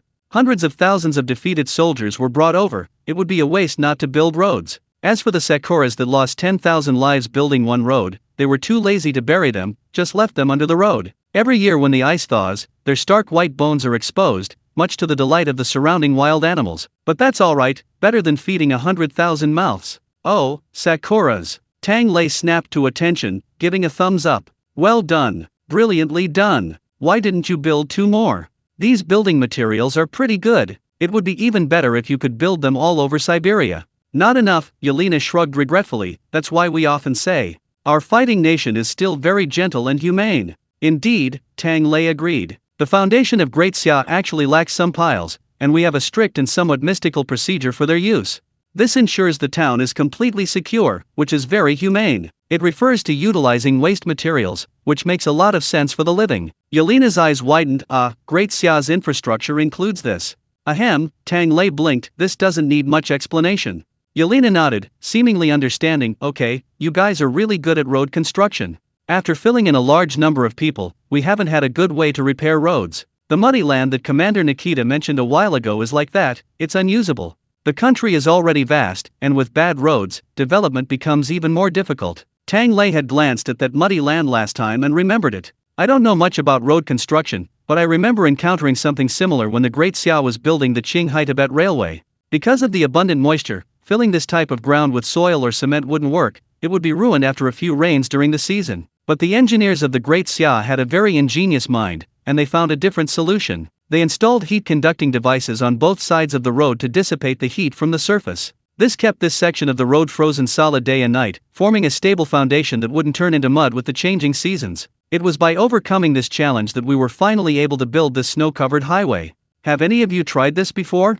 Xiao, yeah, I don't know. Sai, I'll write it down first. I'll ask the captain or Commander Nikita next time. Thud. A very faint sound seemed to come from afar. Yelena frowned. Is there something? A big rat? I'll go catch it. No need, no need. Tang Lei quickly stopped her, calmly saying, probably a bear. He glanced outside the kitchen and shrugged. Although the hook is straight and the bait is salty. But Tang Lei never goes home empty-handed. Leave it alone. Come on, my pig's head is almost ready, let's get started. Okay, Yelena sat back down on the small stool, started swinging her legs, and cracked some sunflower seeds. By the way, Brother Tang, you only mentioned the other two of the 3 Huaiyang dishes, but you haven't said why pig's head is number 1. I think the other 2 are delicious too. Tang Lei scooped out the peeled pig's face skin and laughed. It's delicious, but Huaiyang cuisine has a standard. Without skill, there is no art. This means that a truly good dish must possess advanced techniques. Braised lion's head meatballs and braised silver carp head are both examples of dishes that reveal their true flavor and their simplicity, showcasing superb skill in their unpretentious style. But there's another line after that. Skill alone isn't art. Skillful knife work and deliciousness alone aren't the pinnacle. The best dishes should be universally loved, finding elegance in the mundane. This whole pig's head is just that. Everyone thinks pig's head and offal are unfit for formal occasions, but by using ingredients from humble vendors and the poor, a dish that appeals to everyone, regardless of status, is created. That's what makes it unexpected, finding elegance in the unusual. As he spoke, Tang Lei placed the pig's head in a large pot and blanched it in boiling water. After blanching away the last of the blood foam, he removed it and placed it in cold water. He then used a small knife, like shaving or trimming eyebrows. He scraped and cleaned the pig's nose and ears, removing the white membrane from the tongue. This was because the head and face were peeled off whole, leaving small gaps that required extra care. So why not just cut it open and cook it? It's all meat then, Yelena said. That's different, Tang Lei waved his hand. The nerves and muscle fibers in the head and face are incredibly rich and intricate. The cheeks, ears, mouth, and tongue, their fiber orientations are all different, each with its own texture and aroma. Cooking them all together creates a unique, complex aroma. If you break down the muscle fibers, the taste suffers. Yelena, can you really taste the difference? Suddenly, she felt so guilty about her usual guzzling and consuming large amounts of meat. No, Tang Lei laughed. How you cook is the chef's job. As long as the person eating enjoys it.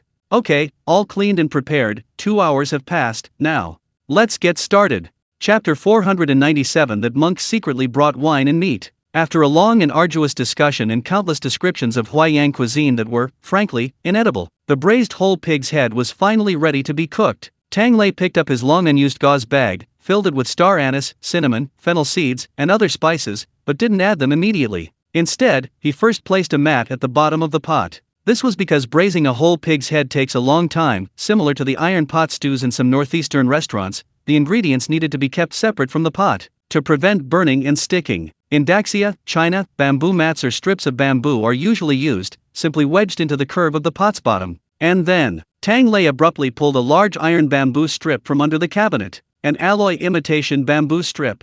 Russian heavy industries, kid. Sturdy, durable, and heavy. If dropped, it could randomly produce the scream of a lucky kitchen helper breaking a toe. Aside from wrapping it in 2 more layers of gauze to avoid a metallic taste, everything was perfect. After placing it in the pot, Tang Lei layered a generous amount of spice packets, ginger slices, and scallion knots. Finally, he grabbed a large handful of rock sugar and sprinkled it in. So much? Yelena watched, chin in hand, eyes wide with amazement at the sugar. Lots of meat, strong flavor, so naturally lots of seasonings. This little bit of sugar is nothing. Next, we'll pour in a whole bottle of Shaoxing wine, and half a bottle of balsamic vinegar, and a bottle of soy sauce? Yelena nudged the bottle. Tang Lei chuckled and pressed it down. The soy sauce has to be added in batches. If you add it all at once, the pig's head won't color evenly, some parts will be dark, some light. He brought the whole pig's head over, laid it flat on top of the spices, filled it with water, weighed it down with a plate, and then covered the pot with the lid. He then explained. After bringing it to a boil over high heat, turn to a simmer and cook slowly for 2 hours. Add soy sauce occasionally, and finally, continuously scoop up the dark red braising liquid and pour it over the pig's head. That's how you keep the whole pig's head glossy and oily. Alright, let's wait. Yelena's mouth dropped open. Huh? It really is a full 4 hours. If you include gutting the pig's head, it's more than that. Tang Lei pulled up a stool and sat down, eating sunflower seeds with Yelena. Many Huayang dishes have fascinating origins, and this pig's head is no exception. Its fascinating aspect is, as a meat dish, the best and most famous chefs were a group of monks. So many Huayang tofu dishes are inextricably linked to monks. But monks, having eaten vegetarian food for so long, inevitably produced a few extraordinary individuals who could enjoy meat and wine while harboring a deep respect for Buddha. There was a children's rhyme at the time, Slender Westlake, Monk Fahey, roasting pig's head, a specialty, the secret recipe never passed down. Because this unique pig's head was so delicious, even the smell of the fire it was used to roast it was different. Rumor had it that the monks even used the incense and candles from the temple to smell it. Although later some monks said this was pure nonsense, at most it was meat roasting next to the temple that left the monks smelling, but it absolutely couldn't have been the monks who roasted it. But I heard, Tang Lei said, spitting out sunflower seed shells. Back in the Huayang era, there were indeed monks who secretly drank and ate meat, like the saddle bridge invented by the monk Xiaoshan. It sounds like a simple bridge name, right? But it was actually a large yellow eel and pork belly platter. When plating, the pork belly was piled up in a thick layer on the ground. A plate of plump, tender eel segments, scored with decorative cuts and seared until the skin split open and the pieces arched, was served in a rich, dark sauce. You'd never guess this was made by a monk. Maybe monks had a lot of free time back then, Tang Lei said. This kind of dish is almost extinct now. It doesn't sell well. If it's expensive, the ingredients are cheap. If it's cheap, no chef will do it. Isn't that a shame? Aren't there any restaurants that specialize in making this? Yelena persisted. There are some, but whether they're good or not is another story. Tang Lei thought for a moment. But I know one place that definitely exists, Kyoto, the capital of Great Xia, at Yuetai. That sounds familiar. Yelena scratched her head. I think a colleague mentioned it before. If your colleague has ever been to Great Xia on business, then it's very possible. Tang Lei smiled. The first state banquet after the founding of Great Xia was prepared by the chefs at Yuetai. They even used a makeshift venue and disassembled chefs. Back then, Great Xia was in dire need of reconstruction, and conditions were poor. Even inspecting aircraft required 2 laps. This first state banquet was naturally no easy feat. They didn't invite foreign dignitaries, only representatives from various ethnic groups and factions within the country, totaling about 600 people. But at that time, finding a place in Kyoto to feed 600 people was difficult. After much searching, they finally found the Kyoto Grand Hotel. For this purpose, the Kyoto Grand Hotel even temporarily built a Great Xia kitchen for 200 people. As for why it had to be temporary, because this was the best restaurant in Kyoto at the time, specializing in French cuisine. When the premier decided on Huayang cuisine, the restaurant was stunned. They could set up the venue, but they didn't have any chefs. That's when someone remembered a Huayang restaurant in a hutong alleyway, Yuetai.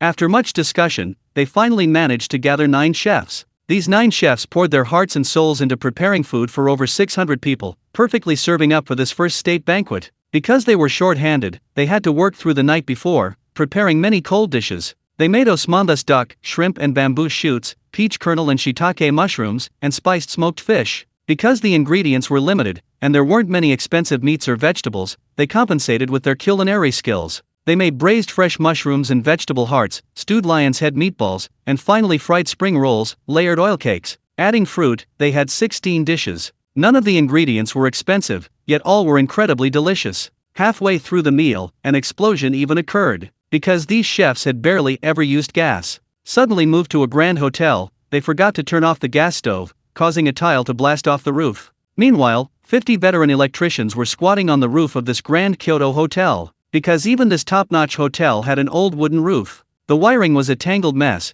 posing a constant risk of short circuits and power outages. Was there a solution to all these problems and hazards? Yes. Replacing the wiring, replacing the building, 2 simple words. But for the Great Xia dynasty at that time, it was an insurmountable challenge. High technology, money, a stable environment, none of it was available. What Great Xia possessed was simply the burning passion and ingenuity of its people. They exhausted all their resources to support this nation in its rebuilding, navigating the challenges of a mere 600-person state banquet and ushering in a new era. Later, the state banquets were no longer just for domestic representatives. Foreign prime ministers began to attend. The food got better and better. Besides chicken, duck, and pork, beef was served too. 10 years after that founding banquet, another October 1st arrived, and Great Xia's state banquet welcomed over 5,000 guests. Abalone, sea cucumber, shark fin, they were served too. Yelena blinked, raising her hand eagerly, but the captain had some before, and it didn't seem like there were many dishes. Oh, that happened later, Tang Lei smiled slightly. The mindset is different in different times.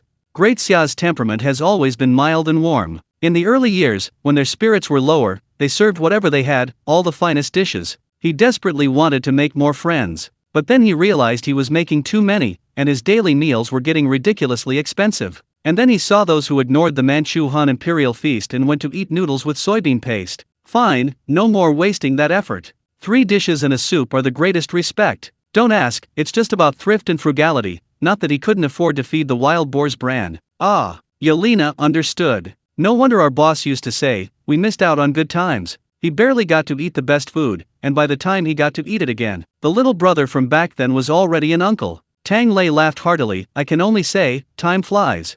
He opened his phone and glanced at the calendar. Back when 600 people sat together for a meal, they probably never imagined this.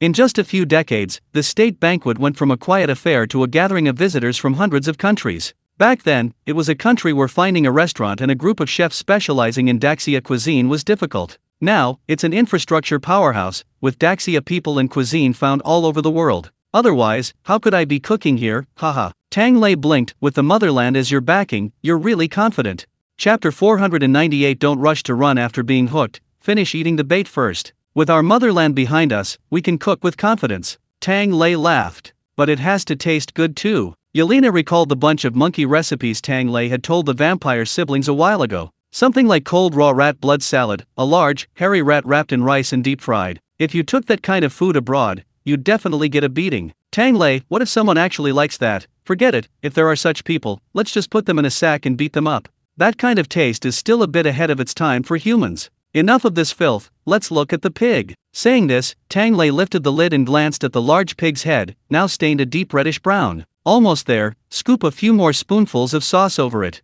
Until the rich aroma of braised meat filled the entire kitchen, and the whole pig's head in the pot was thoroughly stewed. Tang Lei quickly started cooking, scorching a bunch of bok choy over a high flame and arranging them around the plate to cleanse the rich meat dish. He then turned around, first picking out the tender pork tongue and slicing it thinly. Next, he placed the pig's head on top. Yelena circled around, saying, that grinning face really looks like it's laughing, doesn't it? But something seems to be missing. Missing this.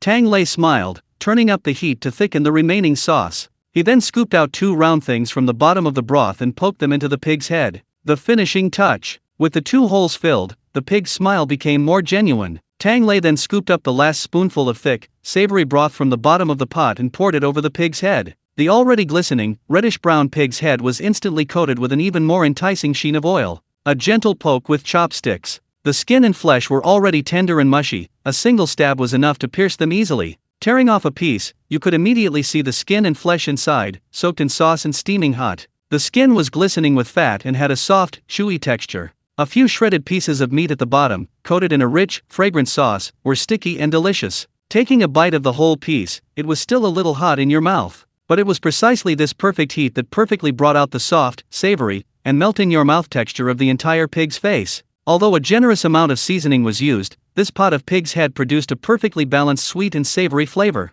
After a few more chews, the pig's face had more muscle fibers, the skin and meat were fatty but not greasy, and had a mellow aroma. Long after swallowing, the aftertaste seemed to linger in the mouth. It has to be this big piece of meat. It truly is simple yet delicious. It lives up to its reputation of being elegant in its humble form. Tang Lei tried it once and didn't dislike it, then quickly called to Xiao Ye, exclaiming loudly, "Come on! This dish has to be eaten while it's hot. This pig's head, with its skin and meat, is best enjoyed by chewing and savoring it. Try it, isn't it so tender it melts in your mouth?" Xiao Ye didn't care about the rich flavor anymore. She had practically buried her head in the plate. She nodded while stuffing her mouth with meat. Delicious. Super delicious. This skin and meat are even more tender and fragrant than pig's trotters. Tang Lei nodded with a smile. So, how about we call Uncle Ba1 over to eat? Ha! Xiao Ye, with a piece of meat in her mouth, froze. Now? Tang Lei winked at her. Anyway, it's not far, and it's only once in a while. Yelena blinked back, receiving the signal, and was a little touched. It's you again, Brother Tang. I didn't even think of you. It seems Brother Tang really considers her father family too. Let's go, let's go. Tang Lei, did he receive the signal? Yes. Fortunately, the result was the same. The two put down the pig's head, grabbed a lid, and quickly went out the door. But before Yelena could go find her father, Tang Lei pulled her around in a circle, back to the cafeteria window. He squatted down. A question mark appeared on Yelena's forehead. Tang Lei smiled slightly. Give Xiong some face. Almost the instant he finished speaking, a sound came from inside the window. Hiss, that's ruthless. Tang Lei stood up with a grin, opened the window, and stared wide-eyed at the person inside. A moment later, Nikita, one hand trapped under the pot lid, gave an awkward yet polite smile. I knew it, so much good meat left must be a trap. You didn't have to reach in, Tang Lei shrugged. It's just a simple bird trap, I saw it in my Chinese textbook back in school. Nikita lifted the pot lid with his other hand and shrugged. Hungry bears in winter even venture into busy cities. It's perfectly reasonable for Nikita to go hungry and steal food. Good brother, let's be honest, Tang, did you set any other traps? Tang Lei shook his head. No, but if you run now, Xiao Ye should be able to climb through the window and pin you to the floor in 5 seconds. Yelena estimated the window's height and corrected him. 3 seconds. He can't get out of this room. Nikita. He hesitated for a second, then yanked off the pot lid, forked a piece of meat, and shoved it into his mouth. Since things have come to this, let's eat the meat first. Don't rush to run after being hooked, finish the bait first. That way, no matter what happens later, a full stomach is always a good deal. Tang Lei silently facepalmed. Suddenly, I think waiting 2 more days and leaving meat outside your office would have the same effect. Let's go back, Xiao Ye, it's cold outside. Ah, aren't you going to call my dad? It's too late, don't disturb the old man's sleep. I'll cook it another day if he wants it. The two strolled back to the cafeteria. As soon as he entered, Nikita was already sitting at the table with a plate, eating with great relish, displaying an air of nonchalance. Yelena asked, Sir, why did you suddenly come? Nikita gave an awkward smile. Tang Lei glanced at the large New Year tree next to him, with a hole cut in its back, and found it amusing. Won't you kill this tree by doing this? Nikita grinned, it's already dead. It'll be fine as long as it survives the new year. Anyway, he'd just chop it up for firewood after the new year. Tang Lei nodded. So, brother, explain? What are you secretly doing with this expansion? Are you really just trying to trick me? Cough. Nikita choked on a mouthful of meat, managing to force tears to well up in his eyes. Tang, my heart for you. Tang Lei moved back slightly. Stop pretending, wipe it with your own sleeve.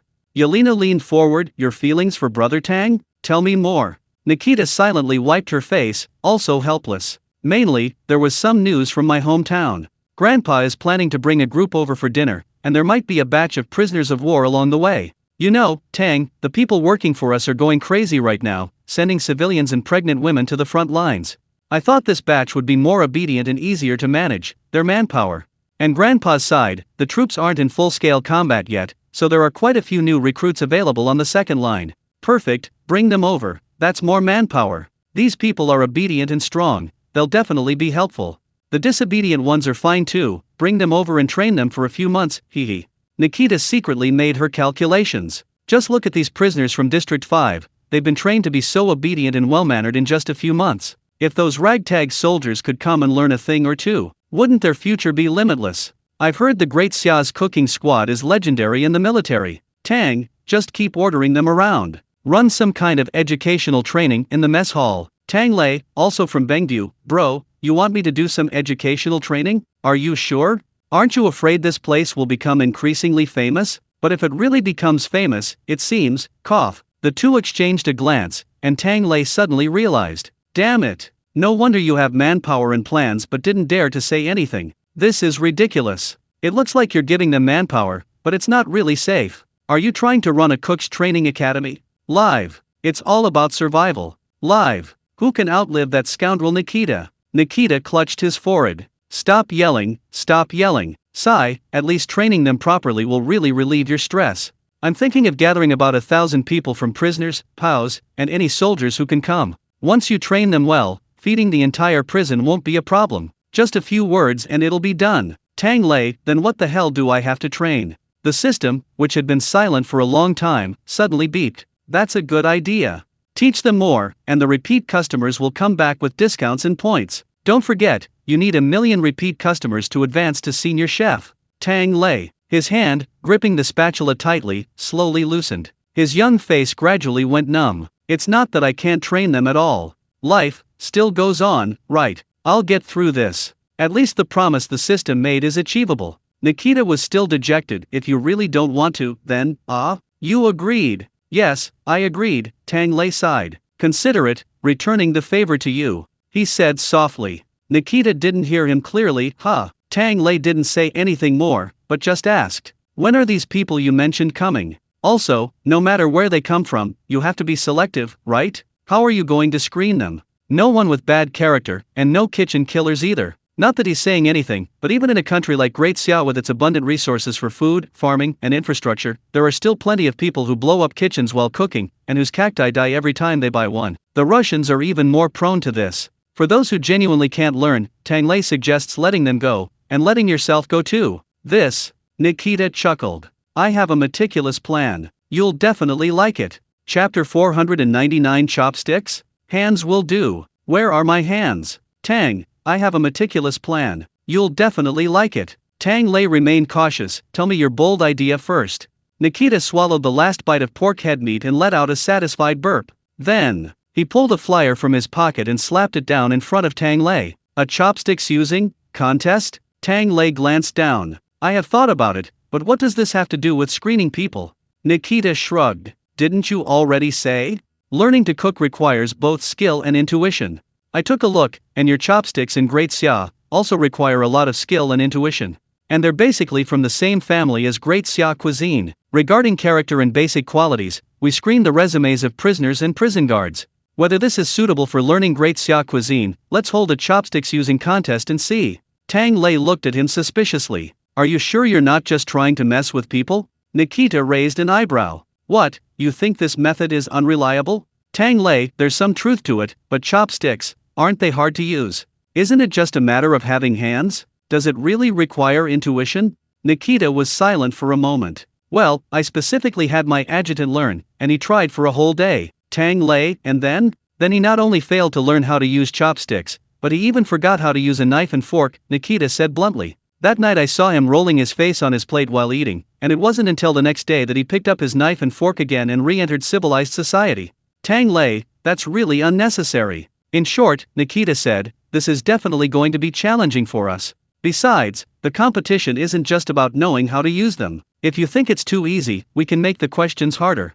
Tang Lei stroked his chin. That's a good idea. So, I'm going to be in charge of setting the questions for the competition? Nikita grinned. Setting questions isn't hard work. You can just be a judge and watch the fun. Consider it a relaxing break. A good balance between work and rest.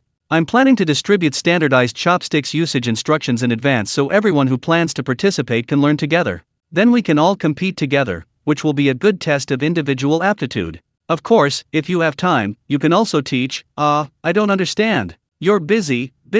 Nikita quickly shut up, saving his face. What do you think? Tang Lei naturally had no objections. He'd long disliked knives and forks. Getting the Russians to play with chopsticks was exactly what he wanted. Before even starting, Tang Lei remained skeptical about just how difficult it was to learn to use chopsticks. Nikita, have you found a tutorial on using chopsticks? Let me see it. Nikita made a phone call, and shortly after, his dutiful adjutant poked his head out from outside. Sir, has Chef Tang forgiven you? Nikita was furious. What? If he hasn't forgiven you, why aren't you coming in? The adjutant frantically winked. You can say whatever you want outside, but in the cafeteria, let's maintain a proper distance for now. Discretion is the better part of valor. He was doing this for his superior's own good. What if he got blacklisted too? Who would sneak food and drinks for his superior then? How touching, Tang Lei teased. Did you cry, Nikita? Nikita's forehead creased with a tic-tac-toe expression. You didn't even steal a roasted sweet potato today. What are you talking about? Come in here. Show Chef Tang your video of learning to use chopsticks. The adjutant immediately understood. A deal had been struck. He cheerfully rushed in. All right. I specifically went to YouTube to find the one with the highest views. Tang Lei took the phone and, together with Yelena, opened it. The interface even had a Japanese explanation. A Chinese person watching a Japanese explanation of how to use chopsticks. This feeling was somewhat strange. He shook his head and looked more closely. The animation in the video was incredibly detailed. Don't cross your chopsticks. Press your ring finger against the inside chopstick, securing it at the base of your thumb and forefinger. Pinch the outside chopstick about a third of the way down, and use the knuckles of your first 3 fingers to gently wiggle it. The inside chopstick shouldn't move. Watching this, Tang Lei became a little confused. Is that how it's done? The inside chopstick didn't move. He hadn't noticed that before. He picked up a pair of chopsticks and tried it out, still confused. Yelena compared the chopsticks on her phone. Brother Tang, he used 3 fingers to press down on the chopsticks. Why did you only use the first 2? Tang Lei switched fingers. Brother Tang, the chopsticks are crossed. That's not right. Tang Lei, wait a minute, isn't this how he usually eats? He vaguely remembered that he wasn't slow at picking up meat at home. But this video says that this is the most correct and fastest standard posture. The adjutant emphasized. Tang Lei hesitated and moved the chopsticks again. That chopstick inside you moved too. The one that shouldn't move. The adjutant pointed excitedly. Tang Lei silently watched the video again, trying to perfectly mimic the standard posture. A moment later, he stared into thought at the 2 sticks in his hands. He used these things to eat before, right? How come suddenly, it seems like he doesn't know how to use them anymore? Wait, Tang Lei couldn't believe it. Let me think carefully. How did my mom teach me back then? And how do people eat during holidays? I've used chopsticks for decades. It doesn't make sense. Do you guys even remember how I first held them? If he had known the lesson of trying to walk like someone from Handan still held true 2,000 years ago, why was he so foolishly trying to learn to use chopsticks? The other 3 Russians sat together, exchanging bewildered glances. If Tang Lei can't even do it, how can they be expected to? They were all dumbfounded, stunned for a full minute. Finally, Xiao Ye slapped her forehead, dashed to the kitchen, and pulled out a jar. Brother Tang, the fermented bean curd you made a while ago. I want some. Oh, Tang Lei, scrolling through his phone, wondered if he should ask his mother. Meanwhile, he casually picked up a piece from the jar of fermented bean curd. Hey, got it. The adjutant clapped his hands. Tang Lei finally snapped out of his daze, glanced at his hand holding the chopsticks, and fell silent. Indeed, some things are better left to muscle memory. With food right in front of him, he immediately knew how to do it. Good, that's how I teach you, Nikita nodded. Put a plate of meat in front of you, and you can only eat with chopsticks. You'll definitely learn. Tang Lei silently placed a piece of fermented bean curd on Xiao Ye's plate and put down his chopsticks. I get it. I've also thought of the competition's challenges. Level 1, pick up edamame.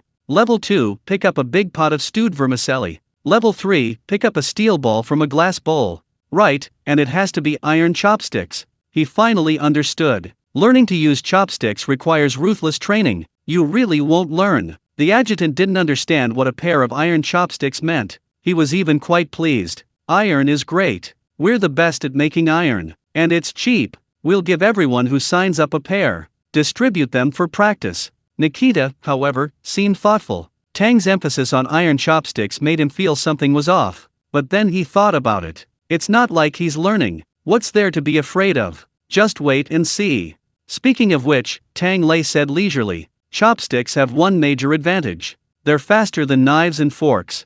Those who learn to use chopsticks will probably finish eating faster than those using knives and forks, making it easier to grab food, especially for big pot stews and hot pot. Except for those who use a large ladle to carry the whole pot. Even those using knives and forks can't compete with those using chopsticks. As for why? Don't ask, it's because of the unique, high-quality tableware of the world's only culinary superpower. Eating with them for a long time, the technique is indeed extraordinary. Nikita's smile faltered. Although he wasn't facing a food-grabbing crisis for the time being, he was eating even faster. This seems like an essential life hack. Should he learn it too? Improve eating efficiency and save time at work. Tang Lei had no idea what terrifying thoughts were swirling in this guy's mind. He was still instructing his adjutant. If you're going to make a special batch for the prison, make sure you don't make the wrong type of chopsticks. Type? The adjutant scratched his head. Aren't they just 2 sticks?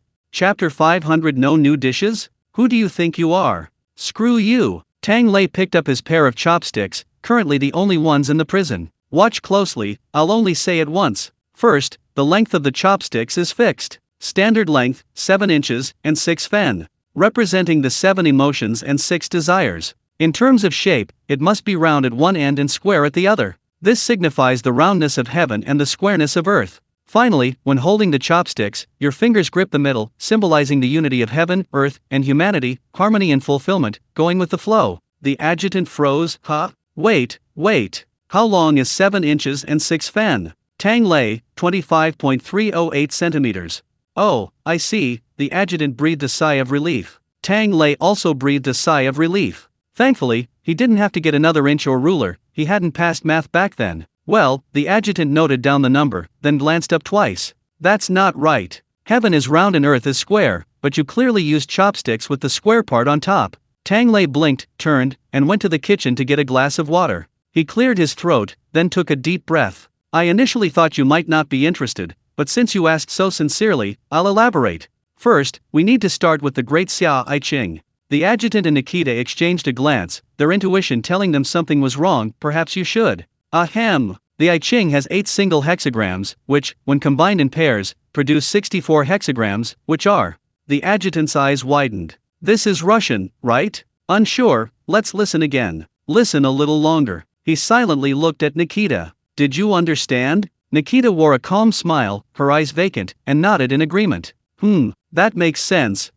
Snoring. The adjutant, wake up, sir. A loud bang finally interrupted Tang Lei's speech. All three were startled and looked towards the source of the sound. Yelena was already slumped on the table, fast asleep. The three fell silent. Nikita silently gave a thumbs up. It has to be you, Tang. Even the energetic Yelena has collapsed, she'll definitely be a master at hypnosis in the future. Tang Lei sighed and rubbed his forehead. Sigh, never mind. To put it simply, Qian represents heaven, Kun represents earth, Kun above Qian below, the Tai hexagram. Obtaining this hexagram brings good fortune and freedom from all taboos. Therefore, chopsticks must be square at the top and round at the bottom, equivalent to an auspicious hexagram. It's not about being superstitious, but chopsticks are so commonly used, seen every day. To bring good fortune, who wouldn't be happy if they thought they were holding a lucky charm while eating? And when people are happy, things tend to go more smoothly. In a sense, it's a kind of ancestral psychology. However, this is something that can't be explained in a short time, so Tang Lei just waved his hand. If you really don't understand, just think of it as Eastern mysticism. Oh, I understand that. The adjutant clapped his hands. It's like a magic wand in the West, isn't it? Tang Lei paused, then couldn't help but laugh.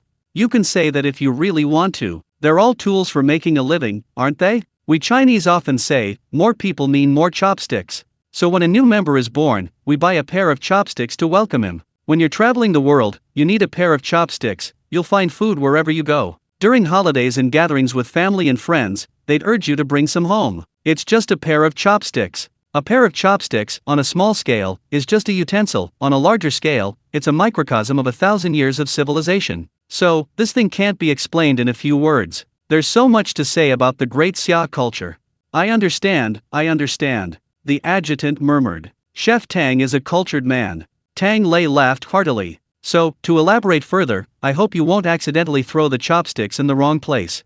As for the idea that 2 chopsticks represent yin and yang, subtly corresponding to the Tai Chi symbol, the design is simple, the materials are readily available, yet the form itself is not easily altered, and it aligns with the 3 changes of the I Ching. Looking at Yelena's drooling face, Tang Lei shook his head. Alright, let's just let these Russians go. Upon hearing the last sentence, the adjutant stood up as if granted a pardon. No, I'll remember.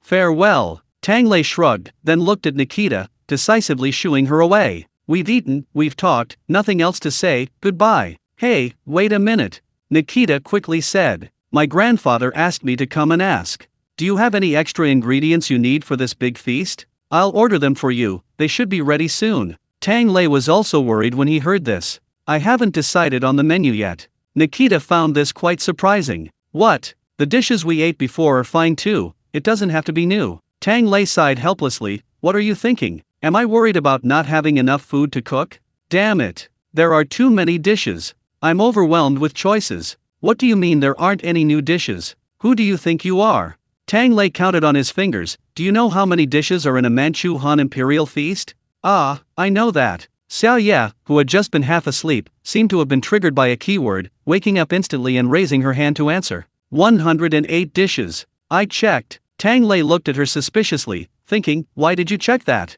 Were you still hungry? But aloud, he answered first. 108 are all a shortened and improved version from later generations.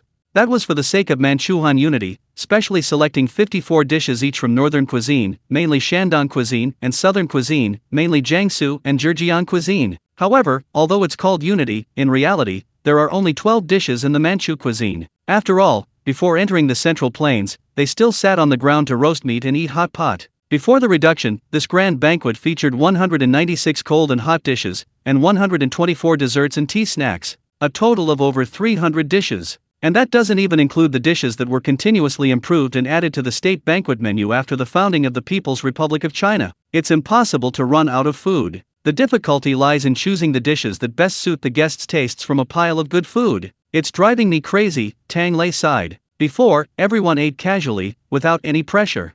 Recently, there are more people, and they're not simple people, and they're all not young. We need to think carefully about what to eat. Nikita felt something was off, but he couldn't quite put his finger on it. He simply said, "Actually, it's all right. The old man has eaten so many good things, he still prefers yours, doesn't he? If all else fails, just order some of the good dishes from your old state banquets." They're still lamenting missing out on the good times. What are they eating on their diplomatic visits these days?